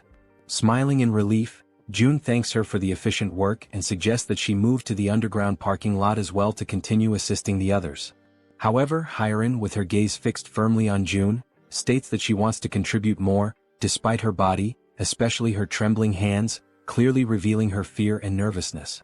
Hearing this unexpected declaration, June is momentarily taken aback and, with a hint of concern, asks her if she is really sure that she will be okay. Harem, lowering her head while tears well up in her eyes, admits that she is indeed scared. Yet, almost immediately, she lifts her head with newfound resolve and declares with a spirited voice that she will strive to be brave. Feeling a sense of relief and admiration, June allows a faint smile to appear on his face. He then turns around and calls for Yejin and Hyeren to accompany him to the main gate. Upon arriving at the designated location, June promptly begins a quick survey to assess how many residents have previously completed military service. After gathering the necessary information, he discovers that out of more than 1,200 residents, only 101 people have that experience, which he concludes is ridiculously low given the circumstances. Suddenly, one of the residents, a man wearing a red jacket, raises his hand and hesitantly asks what they are supposed to do. Before addressing the question, June inquires about the twins and the red-haired man, wanting to know their whereabouts. As soon as he hears this question, the man in the red jacket scratches his head nervously, his entire demeanor shifting as unease visibly takes over his body. In that instant, June, with a sharp intuition, realizes something that catches him completely off guard. They ran away. He quickly notices that not only did the twins and the red-haired man escape, but they were also accompanied by hundreds of other people who fled to the underground parking lot. Anger immediately surges through June's veins, and he clenches his teeth, feeling utterly furious at their cowardice. Without hesitation, he calls them cowards, his voice filled with a mix of disappointment and frustration. With every pair of eyes now focused intently on him, June raises his voice to address everyone present. He declares that those who have chosen to stay behind and fight did not risk their lives out of foolishness. They made this choice because they know that if they do not stand their ground and fight, everyone will die. He emphasizes that each one of them is not only protecting themselves but, more importantly, defending their precious families. June continues, recalling something he once heard: courage is not the absence of fear, but the decision to act despite it. It is a choice, a conscious decision to face danger despite being afraid. He then concludes by stating that in a world overtaken by fear, survival depends on the brave. And these people standing here today are precisely those brave individuals. Finally, he thanks everyone for their presence and willingness to stand their ground. After finishing his speech, June opens the system window and proceeds to purchase 101 weapons and ammunition. As soon as the transaction is completed, the weapons and ammo begin to materialize right in front of everyone, leaving the crowd stunned and wide-eyed with disbelief. At that moment, the system promptly notifies that XP and participation in the liquefaction process have increased by 100%, indicating that their efforts and willingness to fight have been recognized. June instructs the residents to pick up the weapons and ammunition that have appeared before them. One by one, they cautiously reach out and take the weapons, their expressions reflecting a mix of shock and awe as they hold the newly acquired firearms in their hands. Then, with a firm and resolute tone, June assures them that those who have chosen to face their fears will be duly rewarded. Turning around sharply, he activates his absolute eyes ability, his gaze now burning with unwavering determination. In a calm yet commanding voice, he declares that the chaos is only just beginning.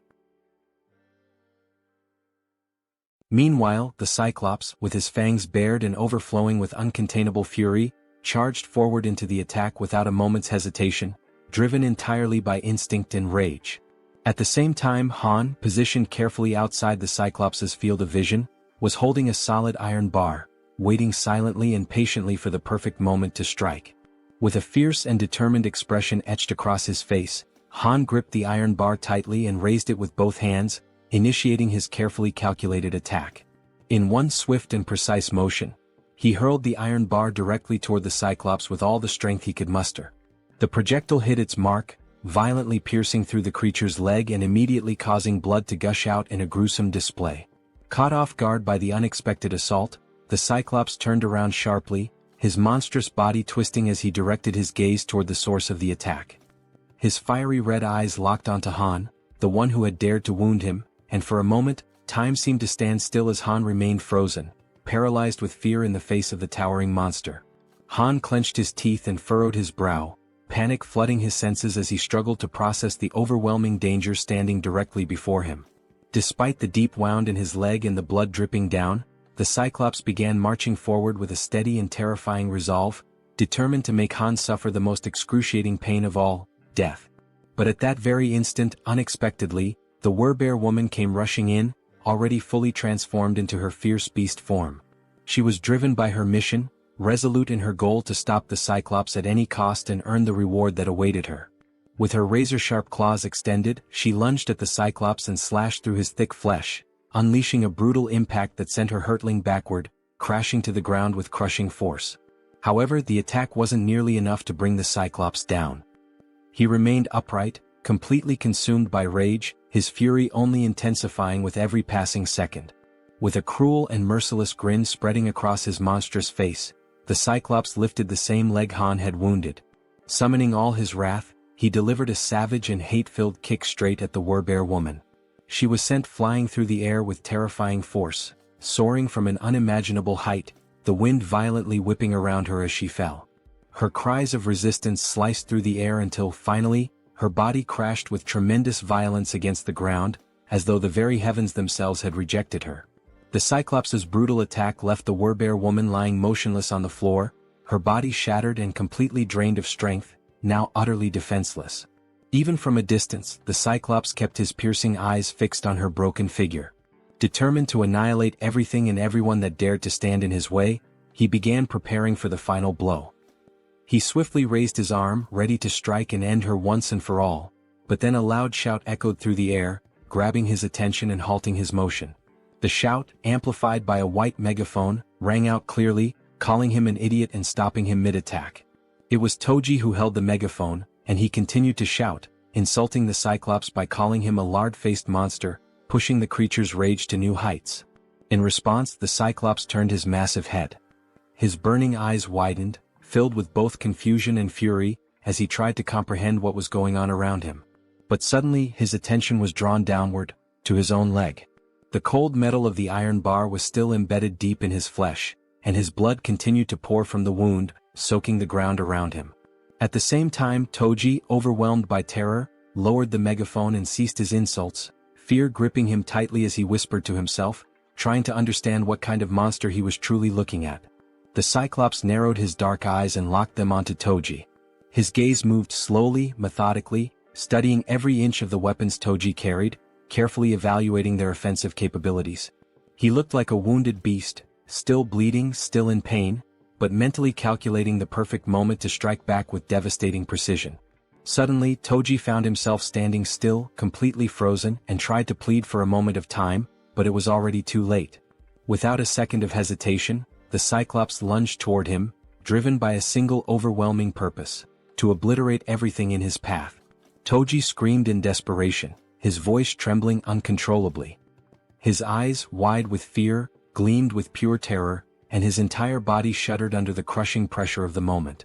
Without thinking twice, he turned and sprinted with all the speed and desperation his legs could muster, running as though his life depended on it, because it did.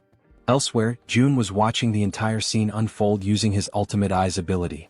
Observing Toji's desperate situation, he stated that Toji was approaching, and that the Cyclops was coming with him. Immediately, he turned to the group around him and instructed them to prepare without delay. Once more, Jun activated ultimate eyes, clenched his teeth tightly, and warned that the moment was near. Toji was almost at their location, and behind him was the largest creature any of them had ever seen. Toji was completely frantic, running out of control and screaming at the top of his lungs that he was arriving.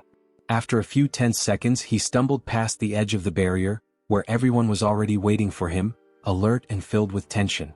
Outside the protective barrier, the Cyclops loomed, his eyes watching everything. And then, without warning, Black, the crow belonging to the man with glasses, appeared in the sky and began flying straight toward the Cyclops. The bird flapped erratically in the Cyclops' line of sight, pecking and disrupting his vision non-stop, refusing to let up for even a moment. Eventually, overwhelmed and disoriented, the Cyclops shut his eyes tightly in frustration. Without wasting a second, the archer woman was already in position, her body firm, unwavering, and fully prepared for the perfect moment to strike. Then, with unwavering focus, she aimed her bow with precise calculation, her eyes locked on the monstrous figure ahead, while Black, the intelligent crow, gracefully landed on the arm of his master, perching with familiarity and calm. Without a single trace of hesitation, the exact moment had finally arrived. The archer woman pulled back the bowstring with strength and confidence and released her arrow in one swift and fluid motion. The arrow shot forth with incredible speed and force. The Cyclops, in a desperate attempt to defend himself, raised his massive hand to shield his face, but it was in vain. The arrow not only pierced straight through his outstretched hand but also struck directly and with perfect accuracy into the very center of his head. Immediately after, Moon appeared, soaring high above the Cyclops with steady flight. Without wasting any time, he reached into his clothes and retrieved 4 rats, each one alive and squirming. Then, with firm resolve and no hesitation, he hurled all 4 rats directly toward the Cyclops' mouth, which was wide open as the creature roared in agony from the arrow embedded in his face.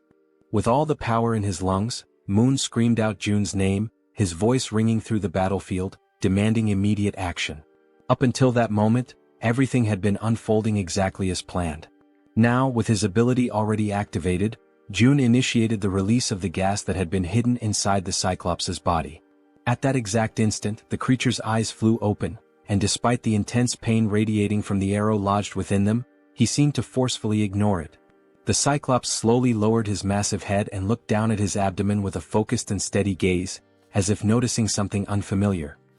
He took in a long breath, bracing himself for whatever was about to come next. Soon after, Jun raised his arm firmly and pointed it straight at the Cyclops. His face remained calm, composed, entirely devoid of fear. In his mind, there was an unshakable conviction. When the opportunity to end that terrible battle finally came, there would be no room for doubt, only the resolve to bring everything to a close decisively and completely. He activated a magical attribute, conjuring flames that danced around his hand and crackled with energy. After a tense heartbeat of silence, a massive explosion erupted from within the Cyclops' body, sending thick, dark smoke billowing into the sky and spreading outward like a storm cloud. Within the suffocating haze, the Cyclops appeared to be unconscious, his body stunned and overwhelmed by the force of the explosion. His gigantic form remained completely still, unmoving, while the entire atmosphere became heavy with tension and anticipation.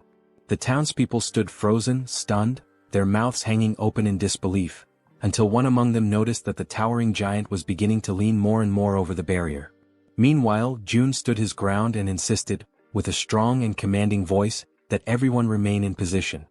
He encouraged them to hold on to hope, even as the danger loomed right before them. Quickly analyzing the situation, he realized that almost everything was proceeding according to the plan. The next phase, however, would depend entirely on the citizens. They would need to concentrate all their strength and aim their firearms with absolute precision at the Cyclops' head, which was now visibly drooping and hanging heavy over the barrier. With one hand thoughtfully resting on his chin, Jun continued reviewing the details of his strategy in his mind. Deep down, he wished that, if possible, the final blow could be delivered by one of his loyal subordinates. His train of thought, however, was abruptly interrupted when Fatty approached, visibly nervous and trembling all over. Unable to speak a single word, Fatty simply pointed frantically behind Jun, urging him with urgency to look. Trying to calm him down, Jun replied that the Cyclops was going to fall onto the barrier no matter what. But when Jun turned fully around and saw for himself, his entire expression changed in an instant. To his shock and horror, the explosion had not been powerful enough to bring the Cyclops down. The massive creature was still standing, firm and steady, his terrifying eyes locked directly onto Jun. Paralyzed by fear, Jun struggled to comprehend the horrifying reality unfolding before him. His wide eyes were filled with pure panic, unable to believe what he was seeing. Beyond the safety of the protective barrier, the Cyclops remained upright and unshaken, exuding an aura of dominance as if daring anyone to try and stop him. Without a moment's pause, the Cyclops lifted his arm with merciless strength and brutal determination. His fists clenched tightly, as if they bore the weight of a final decision that could not be reversed. And then, in one explosive movement, he brought his massive arm crashing down with devastating force. The very air around him trembled from the impact.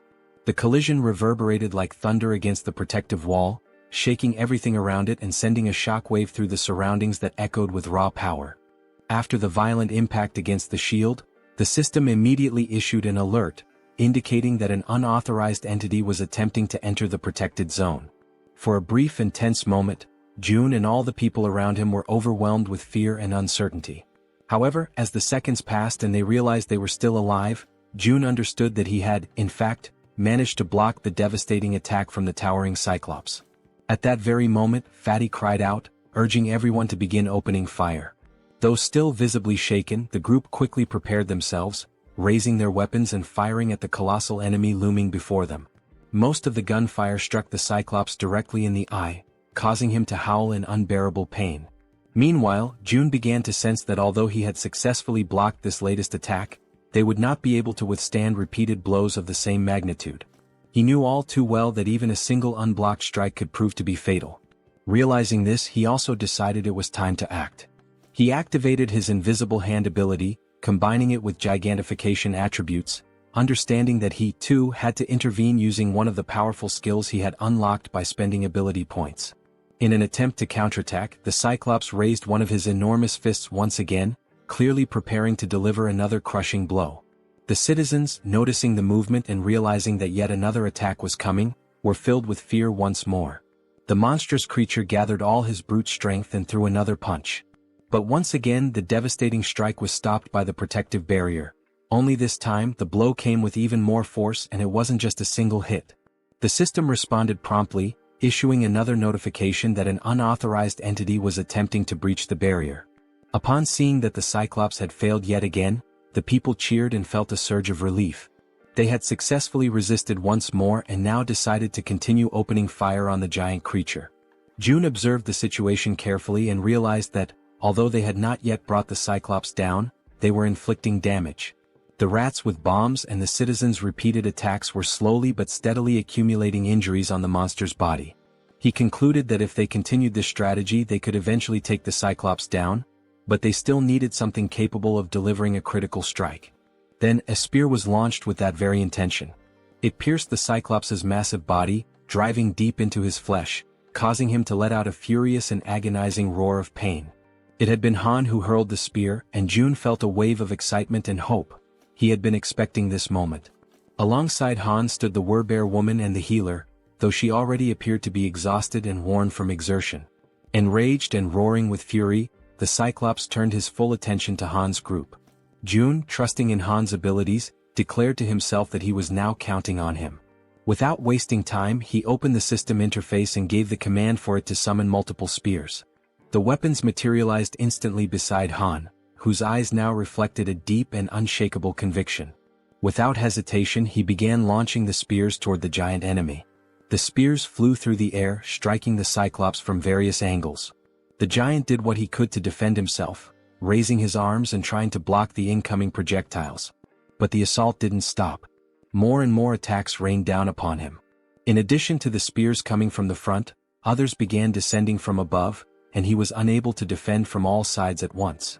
These overhead strikes came from the archer woman, who had resumed her attacks, assisting Han by shooting from a higher vantage point. The assault continued in coordination, Han attacking from the front and the archer woman supporting from above. At that exact moment, the system sent a notification to June stating that Cammy's level had increased. For a brief second, June thought this might not be the best time for the system to be bringing up status updates. Yet the system continued, revealing that Cammy had partially unlocked the power of the sun, inheriting a portion of the guardian beast's strength. Furthermore, Cammy's basic fire magic had evolved into intermediate-level fire magic. The system also reported that Cammy had detected an intruder trying to enter the territory and was requesting energy release.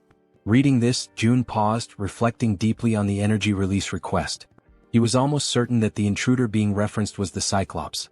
Now he wondered what Cammy would be able to do with the energy. Despite his uncertainty, June gave the command to authorize the energy release, and just like that, 300 million won were consumed. Cammy then began drawing in power from the solar generators. All June could think about at that moment was how extremely expensive that decision had just been. The energy kept flowing steadily from the generators, and June noticed that it was being funneled toward his room, where Cammy had been stationed. After a moment, the transfer of energy finally stopped. And when June turned to look behind him, he saw something he hadn't expected. It was Cammy, his three-legged crow. But the creature no longer looked the same. This time, Cammy appeared transformed, with a sharper beak, larger wings, and a presence that radiated power and majesty. He was no longer the small, cute bird he used to be. Now he was larger, had 3 glowing eyes, and emitted an aura of a true guardian. Then Cammy began to concentrate a powerful fire attack in his beak. The Cyclops, focused entirely on his current opponents, had not yet noticed the bird's presence, until he finally sensed something emitting light directly behind his back. With no further delay, Cammy unleashed his fiery attack, and the sheer power of it left all the citizens, including June, completely stunned and amazed by the incredible magnitude and strength of the blast. The powerful blast unleashed by Cammy strikes the Cyclops directly in the back, and with immense force, it pierces through the creature's thick body. Immediately after the impact, the enormous Cyclops begins to collapse, crashing heavily onto the ground. He lets out a guttural scream of agony as blood starts pouring from his mouth, a sign of just how fatal the attack had been. While Han stands still, watching everything unfold without any visible reaction, someone else takes the initiative and moves forward without hesitation. The Werebear woman leaps toward the fallen Cyclops, aiming to deliver the final blow and end the creature once and for all. From the Cyclops' limited point of view, all he can see is an enormous, furious bear charging at him with full speed and fury. In just a matter of seconds, the Werebear woman successfully finishes the Cyclops, ensuring that the threat is completely eliminated. The system then sends out a notification. A level 51 Cyclops has been hunted down. As a result, a massive amount of experience points and a large sum of one have been awarded. Additionally, the system displays that several skill levels have also increased as a consequence of the battle. Seeing this, Jun is immediately reminded of what always happens to him whenever his skill levels increase like this. As expected, he begins to feel the familiar and agonizing pain that always accompanies the evolution of his abilities. The effective range of his skills expands even further, now reaching much farther than it did before, giving him more influence and control. The system then flashes another message on the screen, congratulating Jun for successfully declaring the entire apartment complex as a unified refuge, and confirming that a large deposit of one has been transferred to his account.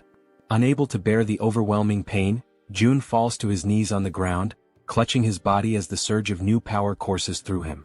At that moment, Cammy lands right beside him, having returned to his normal, small form. The three-legged crow begins to emit a series of proud, chirping sounds, clearly boasting about his role in defeating such a ferocious enemy. Jun, still kneeling and catching his breath, mentions that it cost him 300 million won for that outcome, prompting Cammy to fall silent, now visibly embarrassed that the price for his attack had been so high. Despite the expense, Jun feels genuinely happy and grateful that Cammy's strike was so decisive. It had been a critical and essential blow in taking the enemy down. With a soft smile, Jun gently strokes the top of Cammy's head and acknowledges that he did a great job. Although the summoning of the guardian beast seems to be unavailable within the refuge, Jun reflects on the outcome. He had spent 300 million won, but in return he profited 30 billion. This makes him start to wonder if it might be time to consider summoning all 10 guardian beasts, because if their performance is anything like Cammy's, there's really no reason to hold back. Then the system displays a new update. The current cost to summon a guardian beast has increased to 10 billion won. Seeing that, Jun immediately questions why the cost had skyrocketed so dramatically. But before he has time to fully process the situation, he hears the sound of someone's voice. It sounds faint and emotional, like someone crying. What he sees next brings back a delicate and emotionally complex memory for him. Both he and Cammy turn to look toward the source of the sound. It's Yeonju, the Werebear woman. And at that very moment, Jun realizes something unexpected. Just for a brief instant, the faint alert sound from the system window transforms into something else entirely, the very sound that Yeonju had long been wishing to hear. A little while before all of that unfolded, inside a certain abandoned building, someone was quietly using his special ability to fill a small bottle with water. The people around him were deeply grateful, genuinely thankful, to finally have clean water to drink. The man with the ability stood there, silently thinking to himself, troubled by the fact that they were now completely out of food. He had carefully formed a line, allowing the people to come forward and receive the precious water he was able to generate, but there was no denying it. Their food supply was nearly gone. And that, he understood clearly, was the absolute limit of what they could achieve with just these few resources they had managed to gather. The man felt a deep, growing sense of unease because at the end of the day, it seemed they would have no choice but to leave that place. A place that had seemed, until now, relatively safe. Then, at that very exact moment, he and everyone else inside the building felt the entire structure tremble. Like anyone would in that situation, he immediately asked those around him whether that had been an earthquake. Right then, another man came rushing in, shouting frantically and begging everyone to come see something that was happening up above. When the man mentioned the word monster, the one with the water ability was stunned, completely frozen for a second. Without wasting any more time, he began running, dashing up the staircase to reach the top floor and see what was going on with his own eyes. Once he arrived at the rooftop, what he saw left him breathless. The enormous Cyclops was still standing tall, radiating overwhelming fury and power. While the white-haired man trembled beside him, anxiously asking what they were supposed to do now, the one with purple hair, Jun Hyuk, was already thinking ahead, telling the other to go and hide everyone else in the basement to keep them safe. Hyuk, overwhelmed and desperate, ran his hands through his hair in frustration, desperately trying to think of a plan. But the truth was undeniable: facing off against the Cyclops was utterly impossible. He tried to offer a bit of comfort to the other man, explaining that there was nothing they could do against something like that. In the background, without them realizing, the powerful light of Kami's upcoming attack had begun to form. The men could only speak in hushed, fearful tones, saying that all they could do now was pray that the monster wouldn't find its way to them. And in the background once again the Cyclops was being obliterated. That moment caught them completely off guard. They had no idea what had just happened, what kind of power had been unleashed. But when Hyuk saw it, when his eyes truly grasped the scene in front of him, he knew right then and there that this power, it too came from an awakened but someone on a level far beyond his own. Hyuk then called out to the silver-haired man, addressing him as Hyun, and told him to gather the people. Hyun, utterly shocked, asked him if he had lost his mind. Was he really suggesting they go toward that? But Hyuk was certain. Even though he didn't know who the awakened one was, he had no doubt about what needed to be done. If they truly wanted to survive in this wretched, merciless world, they had to stand beside the person who possessed the kind of power capable of bringing down a creature like that Cyclops. As they began walking toward June's location, the people silently hoped, prayed, that whoever they were going to meet would be someone good-hearted, because they had no other options left. Their fate was entirely in the hands of chance now. They eventually arrived at the apartment complex and immediately suspected that this must be the place. After all, the buildings were still intact, completely untouched in a world otherwise devastated. Hyun, walking ahead of the group, remarked with disbelief, wondering how such buildings could remain standing in a world that had fallen apart. But then he suddenly smacked right into some kind of invisible barrier. Right after that, a message appeared in front of them from the system, declaring that entry was prohibited. Another message followed immediately, asking them whether they would like to obtain citizenship. They confirmed the prompt, and the system quickly responded, showing that they had been successfully granted citizenship. However, along with their new status came an initial quest. They were instructed to proceed to June's apartment on the 30th floor. Once they arrived there, June was already waiting to receive them. Strangely, he was already calling them by their names, despite the fact that they had never met before. June introduced himself as well, calmly stating his own name. At that moment, Hyuk felt something deep within, an instinctual certainty that this man standing before them was the one responsible for forcing the towering Cyclops to its knees. And now that he was face to face with him, his instincts were screaming louder than ever. Without hesitation, Hyuk reached out, took June's hand in his own, and introduced himself, earnestly asking June to take care of them. Because in his heart, he knew this was a moment he must never let slip away. Elsewhere, in a quiet and peaceful place, Yeonju, the were-bear, was gently serving a warm meal. This time, a bright and genuine happiness could be seen in her eyes as she cheerfully called out the name of Siwoo. Siwoo was her little boy, her beloved child, who was happily eating, and she lovingly asked him if the food tasted good. With a big smile he replied that it was absolutely delicious. The small boy then turned to his mother with innocent curiosity and asked whose birthday it was, because they were having seaweed soup, a dish traditionally served on birthdays. She responded with a warm and affectionate embrace, hugging him tightly while he told her how much he loved that particular food. At that very moment someone opened the door. It was June. Upon seeing him, the little boy excitedly called him Wizard Uncle. Yeonju asked June whether everything went smoothly with the new residents, and he confirmed that it did. He had already provided them with food and a place to stay. Then June apologized for something, and Yeonju, curious, asked why he was suddenly saying sorry. He explained that the newcomers wouldn't be able to leave the house, and that he hadn't expected that restriction to be in place. However, Yeonju didn't seem the least bit concerned about that detail. She calmly replied that just being there, together like that with her little boy, was more than enough for her. Holding her son even more tightly in her arms, she said with sincerity that she was truly content now. Right after that, the system displayed a message stating that her loyalty had increased significantly, officially registering her as a retainer. But even if the system had said nothing, June could already tell, through her expression, her voice and her gentle actions, that her heart was full. He could feel Yeonju's emotions clearly, without any need for confirmation. More time passed in peace. Mother and son continued enjoying their time together, now watching television side by side, smiling and sharing laughter. And during that simple, tranquil moment, June found himself reflecting deeply on his own family, on how long it had been since he had last seen them. He wondered how they were doing, if they were eating well or if they were possibly sick. He closed his eyes and imagined the worst, thinking that something terrible might have happened to them in this chaotic world. Right then Cammy appeared, making a bit of noise. The small creature began playing and having fun alongside the werbear and her son. Watching them all together like that, June felt a quiet realization settle in. There was no need to rush. It was just one day. One peaceful, ordinary day. And he understood how hard Yeonju had worked for this day to finally come. At the same time, he also thought about how Yijin's rats were at that very moment heading toward the main house. When the rat reached the house, he would be able to deliver whatever his family needed.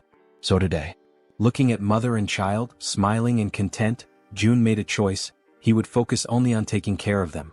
Because this was the moment when Yeonju's one and only dream was finally shining brightly.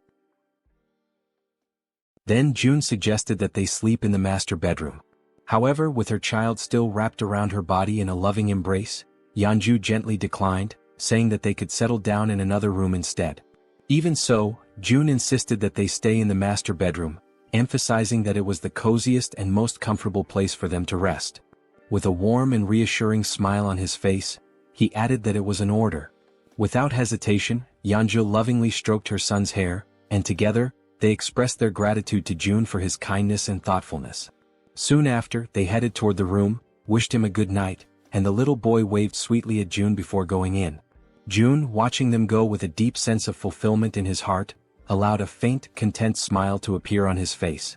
The lights in the house slowly dimmed, and a gentle lullaby began to softly echo through the home, drifting from the bedroom as the child, still awake, listened in silence. Meanwhile, in the living room, June lay on the sofa, quietly listening to the sweet lullaby that continued for a long while, tenderly sung by Yeonju's voice. It had been a very long time since he had heard a melody like that. Yet somehow, just by hearing it, his body began to relax and his eyes gently closed, just like a child falling asleep in their mother's lap. A new day dawned quietly and peacefully. June began the morning enjoying a breakfast lovingly prepared by Yeonju and her little boy. Afterward, they all settled comfortably in the living room to watch the boy's favorite cartoons. The child could barely contain his excitement, laughing at every scene as if he were seeing it all for the very first time. Soon, Saiwa began chasing after Cammy, who had been peacefully basking in the sunlight, until being abruptly interrupted, which clearly did not please the creature. Later, after exploring every new toy they had, Yeonju, her son, and June laid down on the floor together for a brief nap. Between colorful scribbles and laughter, they drew pictures, and every second of the day was filled with joy and cherished with genuine happiness. But time waits for no one. With Cammy perched on his shoulder, June quietly wept, consumed by the silent grief of having only been able to offer a single day of life to Yeonju's beloved son. Soon after, Yeonju knelt down on the floor, saying her final goodbyes while holding her son tightly, pouring all her love and strength into that embrace. Still too young to fully understand the intensity of that moment, the boy asked innocently if she was crying. With tears already streaming down her face, she struggled to keep her voice steady and calmly whispered that she wasn't crying. But with his tiny hand resting gently against her cheek, he could feel the tears slipping down her face. So softly, Saiwa began wiping away her tears, doing his best to comfort her and asking her, ever so kindly, not to cry. Yeonju held him tightly again, and in a trembling voice she finally admitted that she was afraid of the world, because a world without him was far too terrifying. Then, filled with the innocence of a child, the boy simply called her Mom, and assured her, with unwavering confidence, that he was right there beside her. Those words, so pure, so genuine, caused Yeonju to break down even more, tears overflowing from the sheer weight of her sorrow and desperation. Even as Saiwoo continued trying to reassure her, Yeonju remained in tears. Yet still he took a step back, slowly pulling away from her arms. Looking her directly in the eyes, he firmly promised that he would always be by her side. Gripped by despair, she called his name with a choked voice. But without hesitating, he continued to walk toward the setting sun, while behind him, she shakily called out that she still had so much left to do for him. Then suddenly he stopped. He turned around slowly and with a gentle smile full of warmth and joy, he said that he loved her, just as his body began to dissolve into the light. At that exact moment, upon hearing those words, she froze. Still kneeling on the ground, her body began to tremble, and the overwhelming pain made it almost impossible for her to respond. But as all mothers do, even in the midst of unimaginable pain, she smiled through the tears and managed to whisper back a quiet, "I love you." And with those final words, Saiwa said goodbye with a peaceful smile on his face. In the blink of an eye, his body vanished completely, and Yeonju's hand, overtaken by the unbearable pain of saying farewell, collapsed limply to the floor, while June watched her silently, deeply concerned and heartbroken by her side. Soon after, she tried to stand, but the pain she felt was so overwhelming, so crushing, that her body simply wouldn't allow her the strength to rise. Moved by the scene unfolding before him, June could only think that hope is like a delicate flower that chooses to bloom right in the middle of despair. With his eyes closed tightly, he came to a painful conclusion. Those who cling to hope must be prepared to face the darkest depths of despair, no matter how cruel. Then he extended his hand to her and gently urged Yeonju not to lose herself in grief, reassuring her that this moment was not the end. At that, Yeonju lifted her head, turned toward June, and in a hesitant, trembling voice, she asked if that was really true, if this wasn't truly the end. With unwavering conviction, June answered that if there was even the slightest chance, he would bring her son back, again and again, as many times as it took. His words ignited a new spark of hope, and Yeonju received them with a renewed sense of determination and strength. At that exact moment, the system displayed a notification. Yeonju's trust level had reached 100%, and she had obtained primordial vitality. The scene then shifted to the red-haired man, who was screaming with uncontrollable rage and fury. The twins, who had been silently listening to everything that was being said, became visibly frustrated when they realized that the standard spear, the orc spear, and all the money the red-haired man had painstakingly saved had vanished completely without a trace, leaving him utterly disoriented and at a loss for what to do. The red-haired man, clearly agitated, asked about his brother's belongings. His brother then explained that, when he had woken up, every single one of his possessions had disappeared without warning or explanation. Following this, the other twin chimed in and explained that many other people had experienced the same mysterious loss of their items. He pointed out that there was a specific pattern among these incidents. All of those who lost their belongings had not been present when the summoning occurred for those who had previously completed military service. Then one of the twins turned and stated that they should have returned to that place earlier. Suddenly, and completely without warning, he was violently grabbed by the collar of his shirt and pulled with force. The red-haired man, overtaken by a wave of anger, demanded to know if the twin was trying to place all the blame for what had happened squarely on his shoulders. Quickly, the twin clarified that he had misunderstood his words. Even so, the red-haired man remained furious, raising his voice even more as he shouted with escalating rage, insisting that they had all agreed from the very beginning that it was a foolish decision to follow June's orders. Faced with the rising tension, the brother, already clearly anxious and losing his patience, admitted that, indeed, June's plan had been a foolish one from the start. Hearing this, the red-haired man finally released his grip on his brother's shirt. It was only then that it dawned on him. He might have been expelled because of his own actions.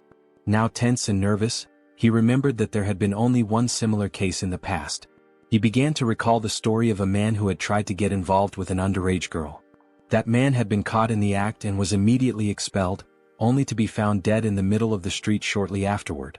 As he continued reflecting on the situation, he came to the unsettling conclusion that even now, with the appearance of that giant and all the surrounding chaos, the survivors still gathered in abandoned apartments. So, it was highly likely that there were enough people who would be more than willing to make sure he became the next one to be expelled. He was completely consumed by the hatred he felt for the situation he had ended up in. The image of the man in the red jacket reappeared vividly in his mind, calling him a bastard, and he imagined just how satisfied that bastard must have felt when he managed to get his hands on a weapon. Soon after, the red-haired man scratched his head, restless and agitated, trying to understand how everything had spiraled so far out of control. Elsewhere, June observed everything, the tension surrounding the red-haired man, and remarked to himself that this was only the beginning of the punishment he had meticulously prepared for him. Back with the red-haired man, a system window suddenly appeared behind him, displaying a new mission, catching him completely off guard. Startled and disbelieving, he immediately turned around to see the notification for himself. The system window revealed a new mission: hunt 20 goblins within 24 hours. If successful, the reward would be a small amount of experience. However, if they failed, they would suffer 1 minute of extreme, unbearable pain. Returning now to Yeonju's most recent and impressive achievement, the dreaded primordial vitality.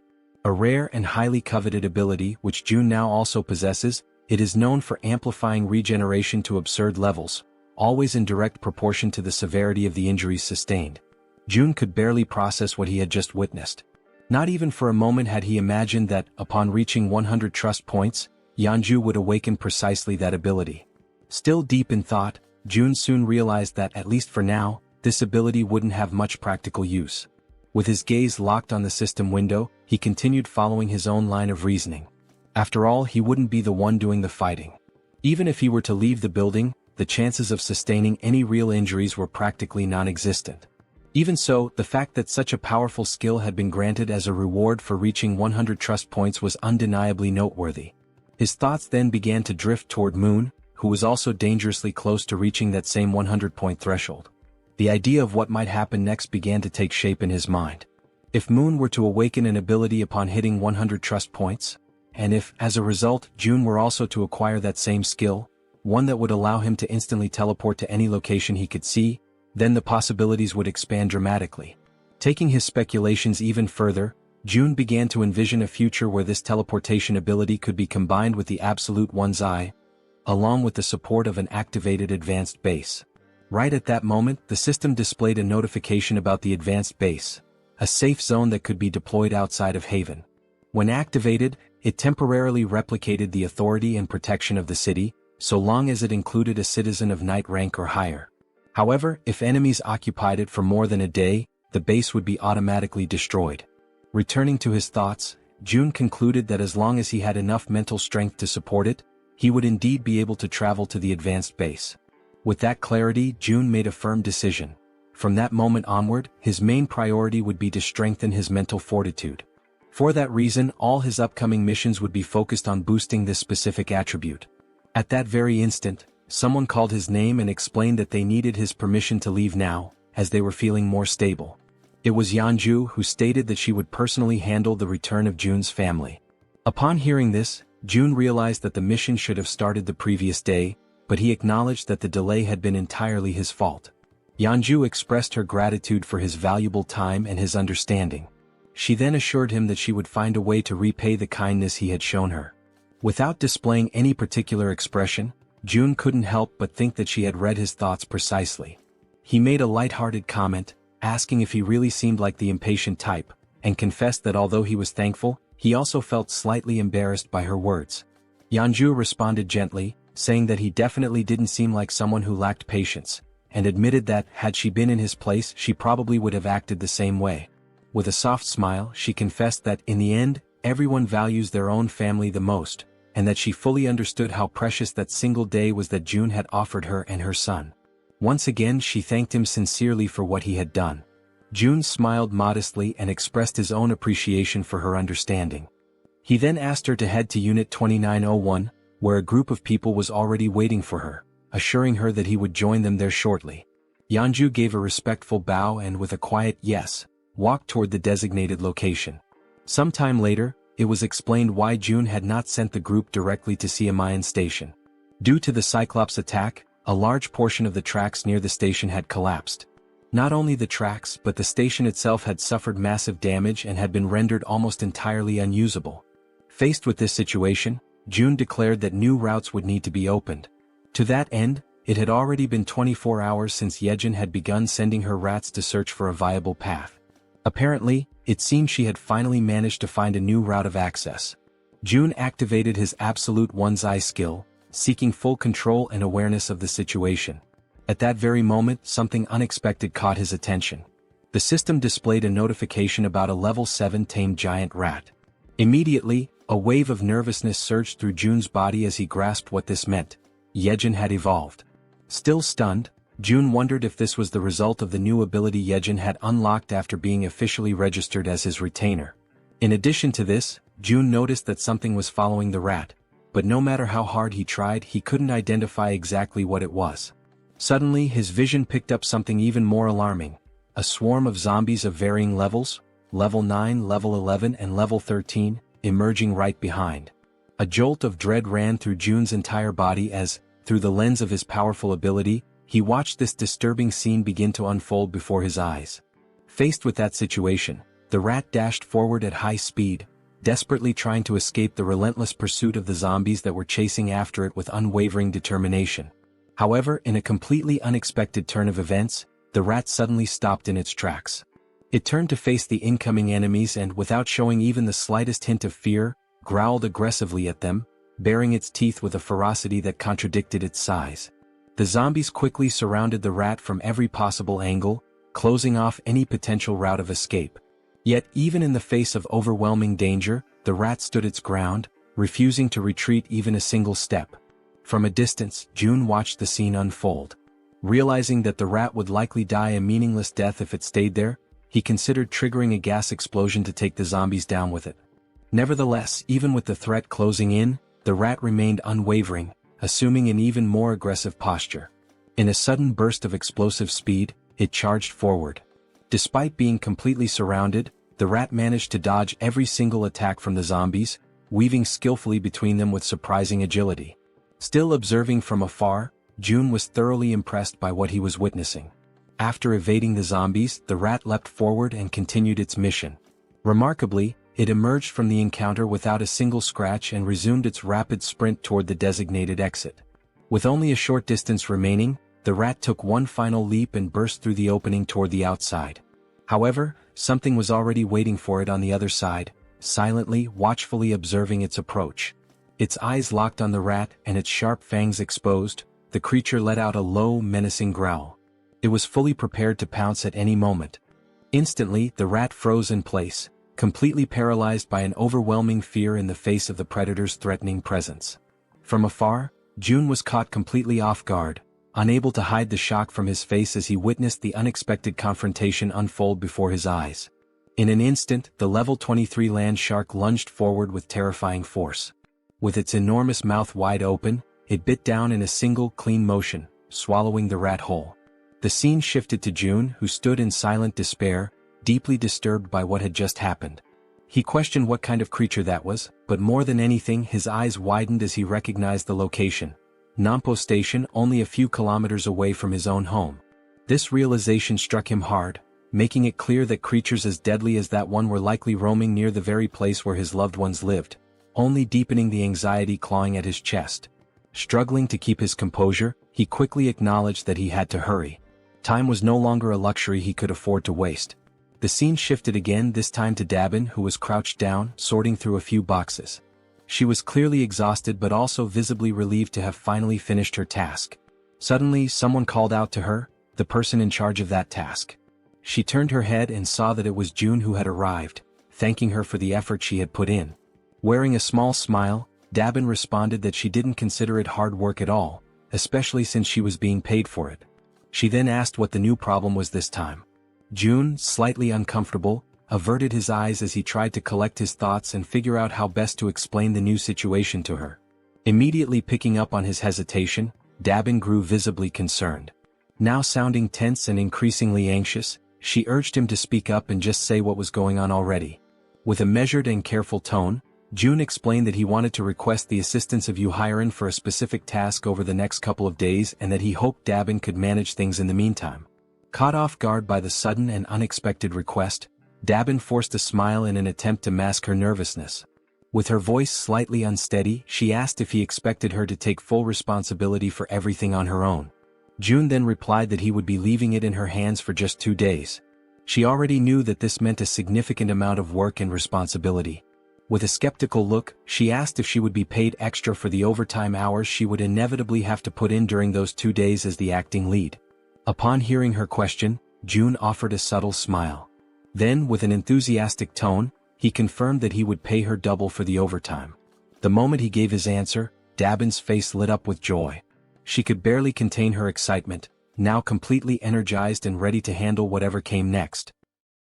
Elsewhere, a wave of thick green mist, released directly by the system, completely envelopes Hyren's body. The scene swiftly transitions to another location, where everyone in the group is now seated around a table, all eyes fixed on June as he prepares to begin the mission briefing. June begins by explaining that, due to the appearance of the massive Cyclops, navigating through Siamayan Station had become significantly more difficult. He expresses regret, saying it would be a shame to abandon the use of the subway line altogether. Soon after, Yejin steps in to clarify that the section between Siamayan Station and Byumnagal, all the way through to Koryang Station, is still fully intact. According to her, there are no monsters positioned along that part of the route, so the group can cross it without much concern. She then places a sheet of paper on the table, which outlines the first main objective of the mission: to secure the route to Byumnagal Station. The man with glasses, visibly uneasy, starts thinking that the best way to get through the current route would be by flying over it. Suddenly and somewhat unexpectedly, Toji interrupts the discussion, not to contribute anything urgent, but merely to compliment Yejin on her impressive talent for drawing maps. June quickly cuts through the mood and brings the conversation back to focus. He recaps Yejin's explanation and then points to a specific area on the map, noting that they must proceed with extreme caution before reaching their final destination. He then informs the group that approximately 500 orcs are currently active in the vicinity of a large supermarket complex. Upon hearing this, Han immediately asks whether they'll have to engage in direct combat with the orcs. Yejin responds clearly, stating that fighting the orcs is not part of the plan. They only need to reach Byumnagal Station and use the underground subway line. She assures them that she has identified a route completely free of orcs, with only a few lower-level monsters needing to be cleared along the way. Silently, June recalls just how much he had invested prior to the mission to ensure that nearly everyone in the group reached at least level 30, with only Fatty and Harem falling short. Against goblins, he believed that would be more than enough. June continues by explaining that they should reach Koryang Station without any significant trouble. However, he then immediately points out the real obstacle that lies ahead: Busan Station. The moment he mentions Busan, Toji panics, fearing there might be another giant creature stationed there. But Yejin quickly denies it. Her concern isn't about another giant, she says, but rather the condition of the railway tracks between Koryang and Busan. She then reveals that this particular area is swarming with an enormous horde of zombies. And unless someone in the group possesses an ability capable of wiping out monsters in extremely tight spaces, using that route would pose a serious and dangerous challenge. Everyone is left stunned by the revelation, especially Harem. Trying to remain composed, Harem focuses and slowly gathers the courage to speak. Still nervous, she calls Yejin by name and, with trembling hands, says that she believes her ability might be able to help in this situation. Sometime later, the system displays a notification stating that the 100,000 weight limit of her poisonous mist had just been exceeded. Seeing this notification, Harem feels a deep frustration that her contribution has already reached its limit. She opens a nearby door where June and Yejin are waiting. Both immediately begin praising her efforts, telling her that she did exceptionally well. June asks if she's feeling okay. Harem confirms that she is. Although she had felt completely drained at the beginning, something powerful seemed to push her through the process, and now she felt fine. What she didn't know was that the strength she had felt came from June, who had secretly upgraded his retainer management level. June reflected on the cost of the upgrade. It had been expensive, but ultimately worth it since he ended up earning billions in return. Still unsure, Harem then asks June if he's truly certain that it's okay for her not to go in person. June calmly reassures her, explaining that just staying in place and continuing to produce poisonous mist is more than enough for the mission's needs. With all preparations now complete, June activates his Ultimate Eyes ability and officially declares the beginning of the operation. Immediately, through his ability, he sees an enormous swarm of zombies located exactly where they had anticipated. Suddenly, something catches the attention of the zombies, and they all turn simultaneously to face whatever is approaching them. It's a level 3 rat charging rapidly toward them at full speed.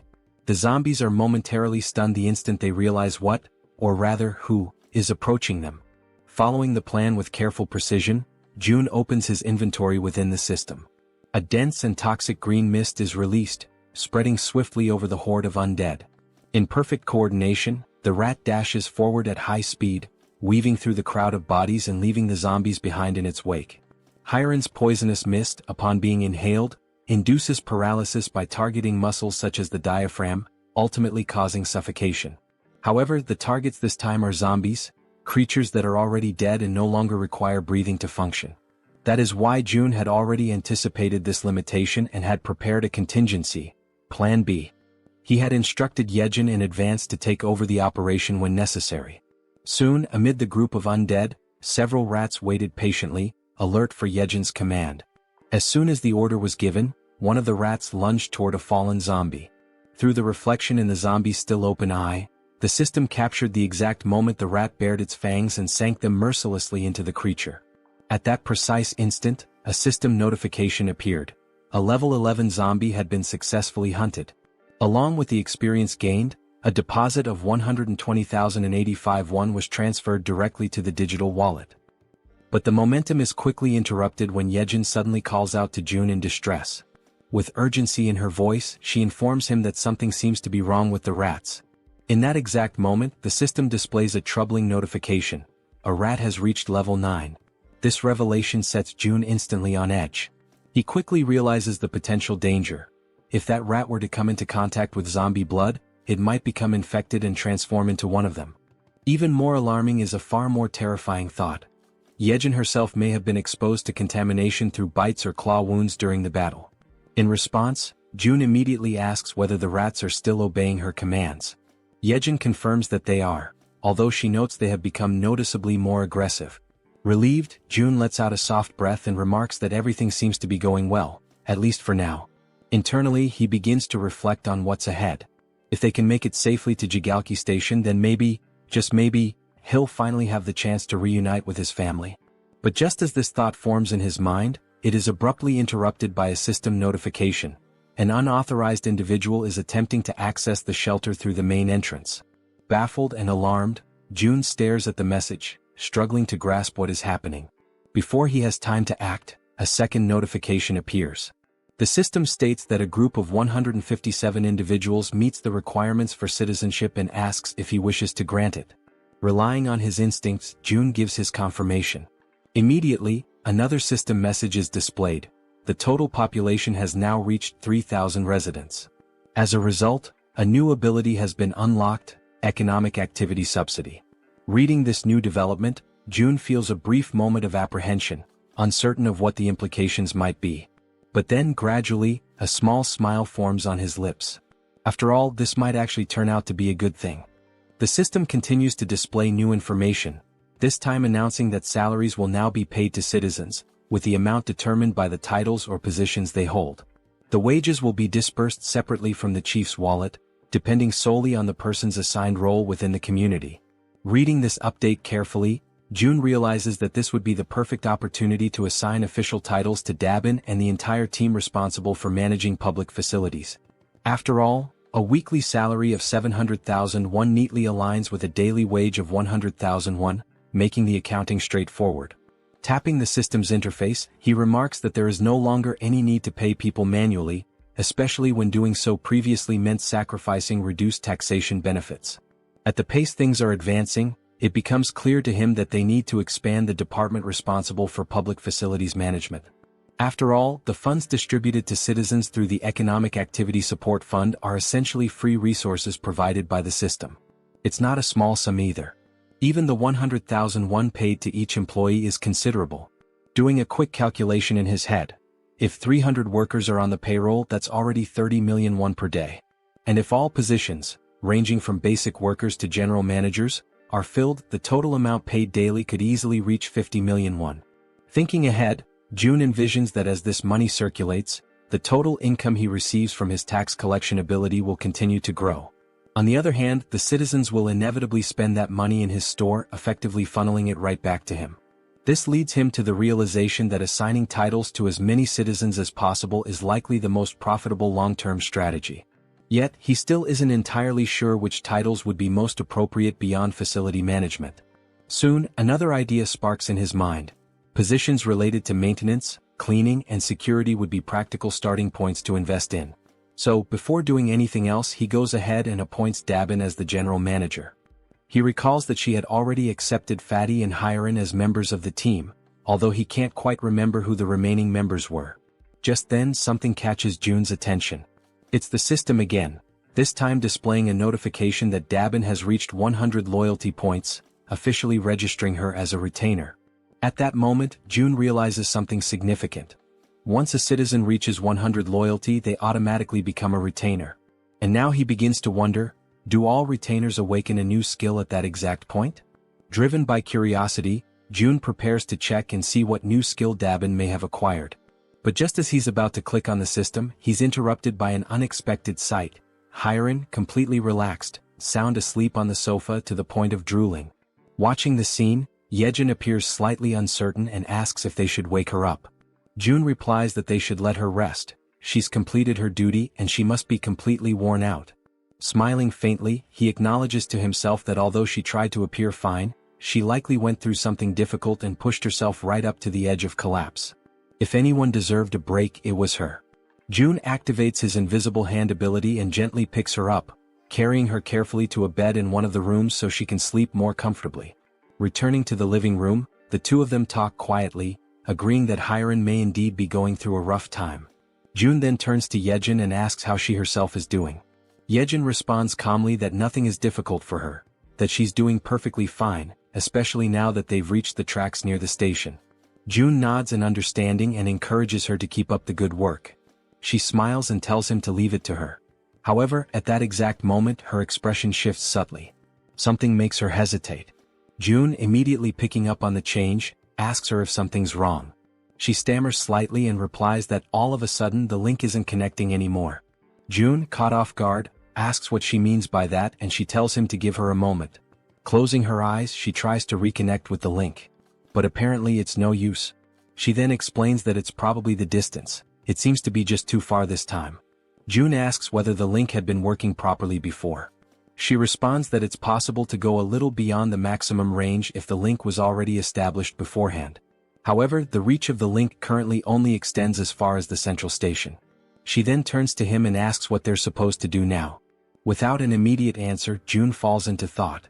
He realizes that something always seems to go wrong at a critical moment, and just beyond the station lies the house where his family is supposed to be. He had been counting on using one of Yeon's rats to check the house before making a move. Clenching his fist tightly, June mutters that this is a complication. Still, he asks Yeon to try re-establishing the link from the central station in any way she can. She agrees, saying she'll give it her best shot. Closing her eyes once again, she begins to focus her powers in an effort to restore the connection. With the vision of zombie rats moving through the station still lingering in his ultimate eyes, June reminds himself that they have to explore every possible option available to them, and until then, all Kim can do is hope, with all his heart, that his family is still safe. The system now displays the current locations of everyone participating in the mission. Yeon's rats are moving ahead to scout the path, while Han's group remains further back, following at a safer distance. The scene then shifts to the station where Han's group has just arrived. Everyone stands frozen, completely overwhelmed by what they see before them. The entire area is a scene of utter devastation. All the surrounding buildings have been reduced to rubble and massive footprints, far larger than anything human, are deeply embedded in the ground, scattered across the terrain. Jaehyeon, the bespectacled man, stares at the destruction in disbelief and finally mutters that the sight is incredible. The archer, noticing that he's distracted and not focused on their task, prompts him to begin scouting the area immediately. Obeying her prompt, Jaehyeon commands his raven, named Black, to begin aerial reconnaissance of the area. After some time observing through the raven's vision as it flies overhead, he reports that there appear to be no monsters nearby. Toji then speaks up, saying that the station itself also seems to be clear of any goblins, and that thanks to the massive avalanche that occurred earlier, they should be able to move through the area with little resistance. Jaehyeon agrees and comments that it's likely the case because no sane person, or creature, would dare approach a place marked by such overwhelming destruction. With a hint of concern in her voice, the healer mentions that night is falling fast and that they should find somewhere safe to stay until morning. The archer quickly reassures her, explaining that, based on known goblin behavior patterns, nighttime is actually the safest period, since goblins tend to hide away or go dormant once darkness sets in. At this point, Han appears deep in thought. After a moment of silence, he speaks, saying that they should keep moving. If anything truly dangerous happens, there's a high chance June will summon them back right away. Suddenly, one of Yeon's small rats appears, making faint gestures as if trying to communicate something important. The entire team comes to a halt, recognizing it immediately as one of Yeon's specially trained rats. They take this as a sign to follow it without question. Quietly and cautiously, they begin to trail the rat as it scurries ahead, guiding them through the eerily silent night in the ruined city. As they move along the path, someone comments that the station up ahead looks like it's been turned into a shallow lake. Jaehyeon asks aloud if that might be a result of the giant's rampage. The archer responds that it's quite likely. The terrain had shifted significantly when the buildings collapsed, which could have easily led to the formation of sunken, water-filled areas. While they continue walking near the edge of the water, something begins to stir beneath the surface of the lake. Slowly, almost imperceptibly at first, something large begins to rise, emerging completely from the water before their eyes.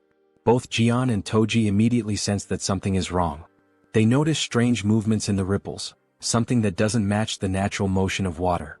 The others ask them what's going on, and Jaehyeon replies that he just heard something that didn't sound like it belonged there. He narrows his eyes and looks carefully ahead, straining to make out details through the dim light. Suddenly he points toward a distant figure and says that there's someone up ahead. As they all focus their gaze, they try to make sense of what they're seeing. The silhouette appears humanoid at first, and they question whether it might be a woman. But as their eyes adjust and they examine the figure more closely, they notice something strange, something moving behind her. It's a tail. The creature stares directly at them with an unnatural intensity, and then it opens its mouth wide and releases a deafening, high-pitched scream that pierces the still night air. In immediate panic, the healer shouts out a warning to everyone, urging them to cover their ears as fast as they can. The creature, despite her appearance resembling that of a woman, is no ordinary monster. What stands before them, shrieking in a voice that seems capable of tearing through their very minds, is, in truth, a siren. In a sudden, desperate reaction, everyone in the group instinctively raises their hands to tightly cover their ears, trying to block out the piercing, bone-shaking scream of the siren. Toji quickly begins to show visible signs of exhaustion, struggling to keep his hands pressed firmly against his head, his arms trembling under the strain. Meanwhile, Yeonju looks around in shock, unable to comprehend what's happening, her voice filled with disbelief as she questions the situation unfolding around her. Toji, even more bewildered, realizes with growing horror that his body is starting to move involuntarily, his limbs betraying him as if something else is controlling them. Moments later, as if pulled by some unseen force, both he and Yeonju begin to slide helplessly toward the edge of the lake. The pull is strong and unrelenting, and they're dragged across the ground without being able to resist. When Yeonju hits the ground and feels the cold touch of water, she immediately understands the danger. Watching Toji move toward the depths at such a rapid pace, she senses that if he continues like that, he'll be in serious danger. Suddenly, at that very moment, sharp fangs emerge from the water and lunge toward her feet, forcing her instincts into high alert.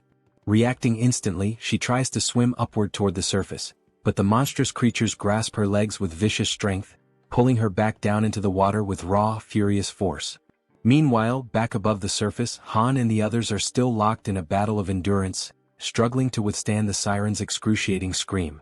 Their faces contorted with pain, their bodies weakened, they try to hold out just a little longer.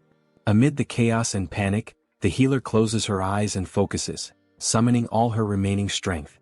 With a surge of energy, she casts a protective magical armor over the group, enveloping them in a glowing, defensive aura.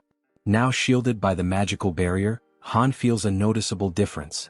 He comments that he feels much stronger, more capable of resisting the siren's debilitating scream. The man with glasses then asks, almost breathless, what exactly the young healer's power is. Exhausted and barely able to stay on her feet, she pleads with them to hurry and save Toji and Yeonju before it's too late. But just as she finishes speaking, something in the water catches her eye. A dreadful blue creature, barely visible beneath the surface, begins to emerge from the depths of the lake. From a distance, the rest of the group watches the movement and begins to question, what are those bastards? Before anyone can respond, the creatures launch a sudden, brutal assault, moving with terrifying speed and aggression. Sensing the incoming clash, Han immediately calls out to everyone, urging them to prepare themselves for battle. He warns them that the creatures are closing in fast. Without a moment of hesitation, the monsters leap through the air, aiming directly at the group. Han quickly raises a steel rod in both hands, bracing for impact, ready to counterattack. With powerful force, his weapon collides with the creature's strike, sending shockwaves through the air. Just as the creature begins to recover, it's struck by a well-aimed arrow, finally going down. However, only one of the monsters is defeated, while several others continue to emerge from the shadows. The female archer, clearly frustrated, mutters under her breath about the relentless, never-ending wave of creatures. Without delay, the monsters reach the surface, surrounding the group from all sides with terrifying speed.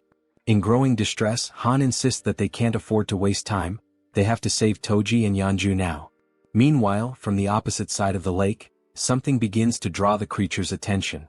It's the werbear woman returning from the depths, carrying Toji in her strong arms. As she surfaces, Toji gasps and coughs, expelling the water from his lungs. He mutters that he genuinely believed he was going to die. Overcome with relief, the group's faces light up with joy at the sight of their safe return. Toji then turns to Yeonju and, with deep sincerity, thanks her for saving him. But their moment of reunion is abruptly interrupted. The bastards resume their relentless assault without giving the group a second to breathe. The team quickly realizes the creatures aren't going to let up, not even for a moment. Toji immediately activates his magical armor, his body lighting up with protective energy. As the monsters continue charging forward, he yells to the group that they'll hold the line and fight until the very end. In that moment, the Werbear woman plants her feet firmly and prepares to strike. As one of the creatures lunges forward, she throws a heavy punch that lands squarely on its face, sending it flying backward through the air. The creature crashes violently into a thick wooden pillar, splintering it with the force of impact. Atop that very pillar, a goblin's body had been suspended, tied in place. At that instant, both Han and Toji glance upward and shout for everyone to move away quickly. Without hesitation, the group leaps back just in time as the place they had been standing is struck. Moon immediately turns and asks Han if he's okay. Han replies that he's fine and asks what just happened. As he sees the wreckage more clearly, Toji freezes in place, unable to speak. It was the body of the goblin, still tied to the broken pillar, that had fallen from above. As the group stares at the unsettling sight, the man with glasses urges everyone to look up. When they do, they are horrified by what they see: numerous goblins, their bodies bound and suspended high above, arranged in the shape of a massive cross. Han comments that the group had been so focused on the danger below that they hadn't even noticed what was above them. And in that moment he comes to a terrifying realization. These bastards don't care whether their victims are monsters or humans. Just then, the female archer's bow slips from her hand and falls to the ground. Her body begins to tremble uncontrollably, and she becomes completely speechless. She simply can't believe what's in front of her eyes. In complete silence, she wonders to herself, could that man really be her father? Suddenly, one of the creatures charges forward at full speed. Han watches in horror as the beast sprints directly toward the defenseless archer, who remains frozen, completely unaware of the incoming attack. Without hesitation, he desperately screams her name. At that very moment, a loud gunshot echoes through the air. The bullet hits the creature midair, striking it down and sending it crashing to the ground. Holding the weapon was Moon, who immediately turns to ask the archer woman if she's all right. Han commends him for his quick reflexes in such a dire situation, but soon notices something is terribly wrong. The archer is now kneeling on the ground, visibly shaken, her expression distant and broken. Suddenly, the man with glasses appears, urgently calling out to Han. He says he may have found a way to deal with the situation they're trapped in. He explains that, through Black, he has been able to observe the surroundings from above, and that's how he discovered something crucial. The agonizing sound that's been tormenting them is also what's commanding the creatures. Han is taken aback by the revelation. The man in glasses adds that he still can't fully understand what the siren is saying, but he noticed that every time she opens her mouth, the fish-faced creatures react and begin to move. He then states that if they can find a way to cut off the sound, it's highly likely that the creatures will lose their coordination and retreat due to the lack of command. In the midst of this tense and increasingly hopeless situation, Han agrees that the idea is worth trying. However, he expresses concern that the creatures won't give them the opportunity to make it happen. Wanting to clarify things, Toji asks directly if the entire plan boils down to simply stopping the sound. Han confirms it, with seriousness in his voice. Then, with resolve burning in his eyes, Toji declares that he'll be the one to bring down that damn thing and that he has a plan. Meanwhile, on the other side of the battlefield, the siren opens her mouth once more, releasing the dreadful sound, and like obedient soldiers, the creatures respond as if bracing themselves for another coordinated assault. Observing their behavior closely, Han notices that the creatures are changing their formation. The man with glasses assumes they must have realized the group's new objective is to shut the siren down. Han then turns to Toji and asks if he can really rely on him. Toji confidently answers yes, urging everyone to trust him, and makes it clear that all they have to do is open a path for him. He'll take care of the rest on his own. Without hesitation, Healer affirms that she will stay behind to protect the archer. And with the plan now in motion, the group charges forward with unwavering determination. Each member of the team focuses solely on creating that crucial opening for Toji, attacking the enemy forces without mercy and taking down one creature after another with relentless resolve. Han pauses for a brief moment, glances back at Toji and shouts for him to move now. This is the chance. Toji locks onto his target, plants his feet, and grips his halberd with precision and strength. Then with all his might, he hurls the weapon through the corridor, aiming straight for the siren. The weapon cuts through the air at incredible speed, but the siren reacts swiftly, dodging with ease. The halberd misses its mark and continues its path, clattering past her. The group freezes in stunned silence, watching as the opportunity they carved with so much effort vanishes in a single instant. Yet Toji remains completely unfazed. The siren erupts into maniacal laughter, along with her grotesque creatures, mocking his failure. But Toji simply smiles, calm and collected. With a sharp glint in his eye, he asks Han if he's already forgotten something. Confused and frustrated, Han doesn't understand what he's referring to, until in a sudden realization his eyes widen. With a trace of sarcasm, Toji then asks, "What's the best way to deal with a fish?" As he speaks, he lifts his hand and activates the recall command on his halberd. The weapon obeys the order, and on its way back, it slices cleanly through the siren's back, impaling her and cutting off her laughter for good. At that moment, the system notifies the group. A level 33 siren has been hunted down. Experience points have been awarded. The halberd returns to Toji's hand as everyone turns to stare at the siren's lifeless body. The fish-faced creatures become disoriented, clearly lost without their leader, and quickly retreat back into the depths of the lake. This sudden disappearance brings a wave of relief over the group, as they now have one less threat to face. Without wasting a second, Han approaches the archer woman and gently asks how she's doing. She remains trembling, unable to compose herself. Concerned, Healer turns to Han, asking what they should do now. Han considers going to find June. Then, the archer woman suddenly reveals, with a trembling voice, that one of the bodies hanging on the crosses above is her father. Han is struck speechless. He quickly turns around, unable to accept that his father-in-law could be among those mutilated victims. Overwhelmed by a deep, unbearable grief, the archer collapses into uncontrollable tears, mourning the fate of her father. Beside her, Han falls to his knees, consumed by panic and disbelief. The entire group around them feels the weight of her sorrow as if it were their own. And right there before their eyes, hanging from a cross in an appalling state, was her father's body, a heartbreaking sight that pierced the soul of every witness.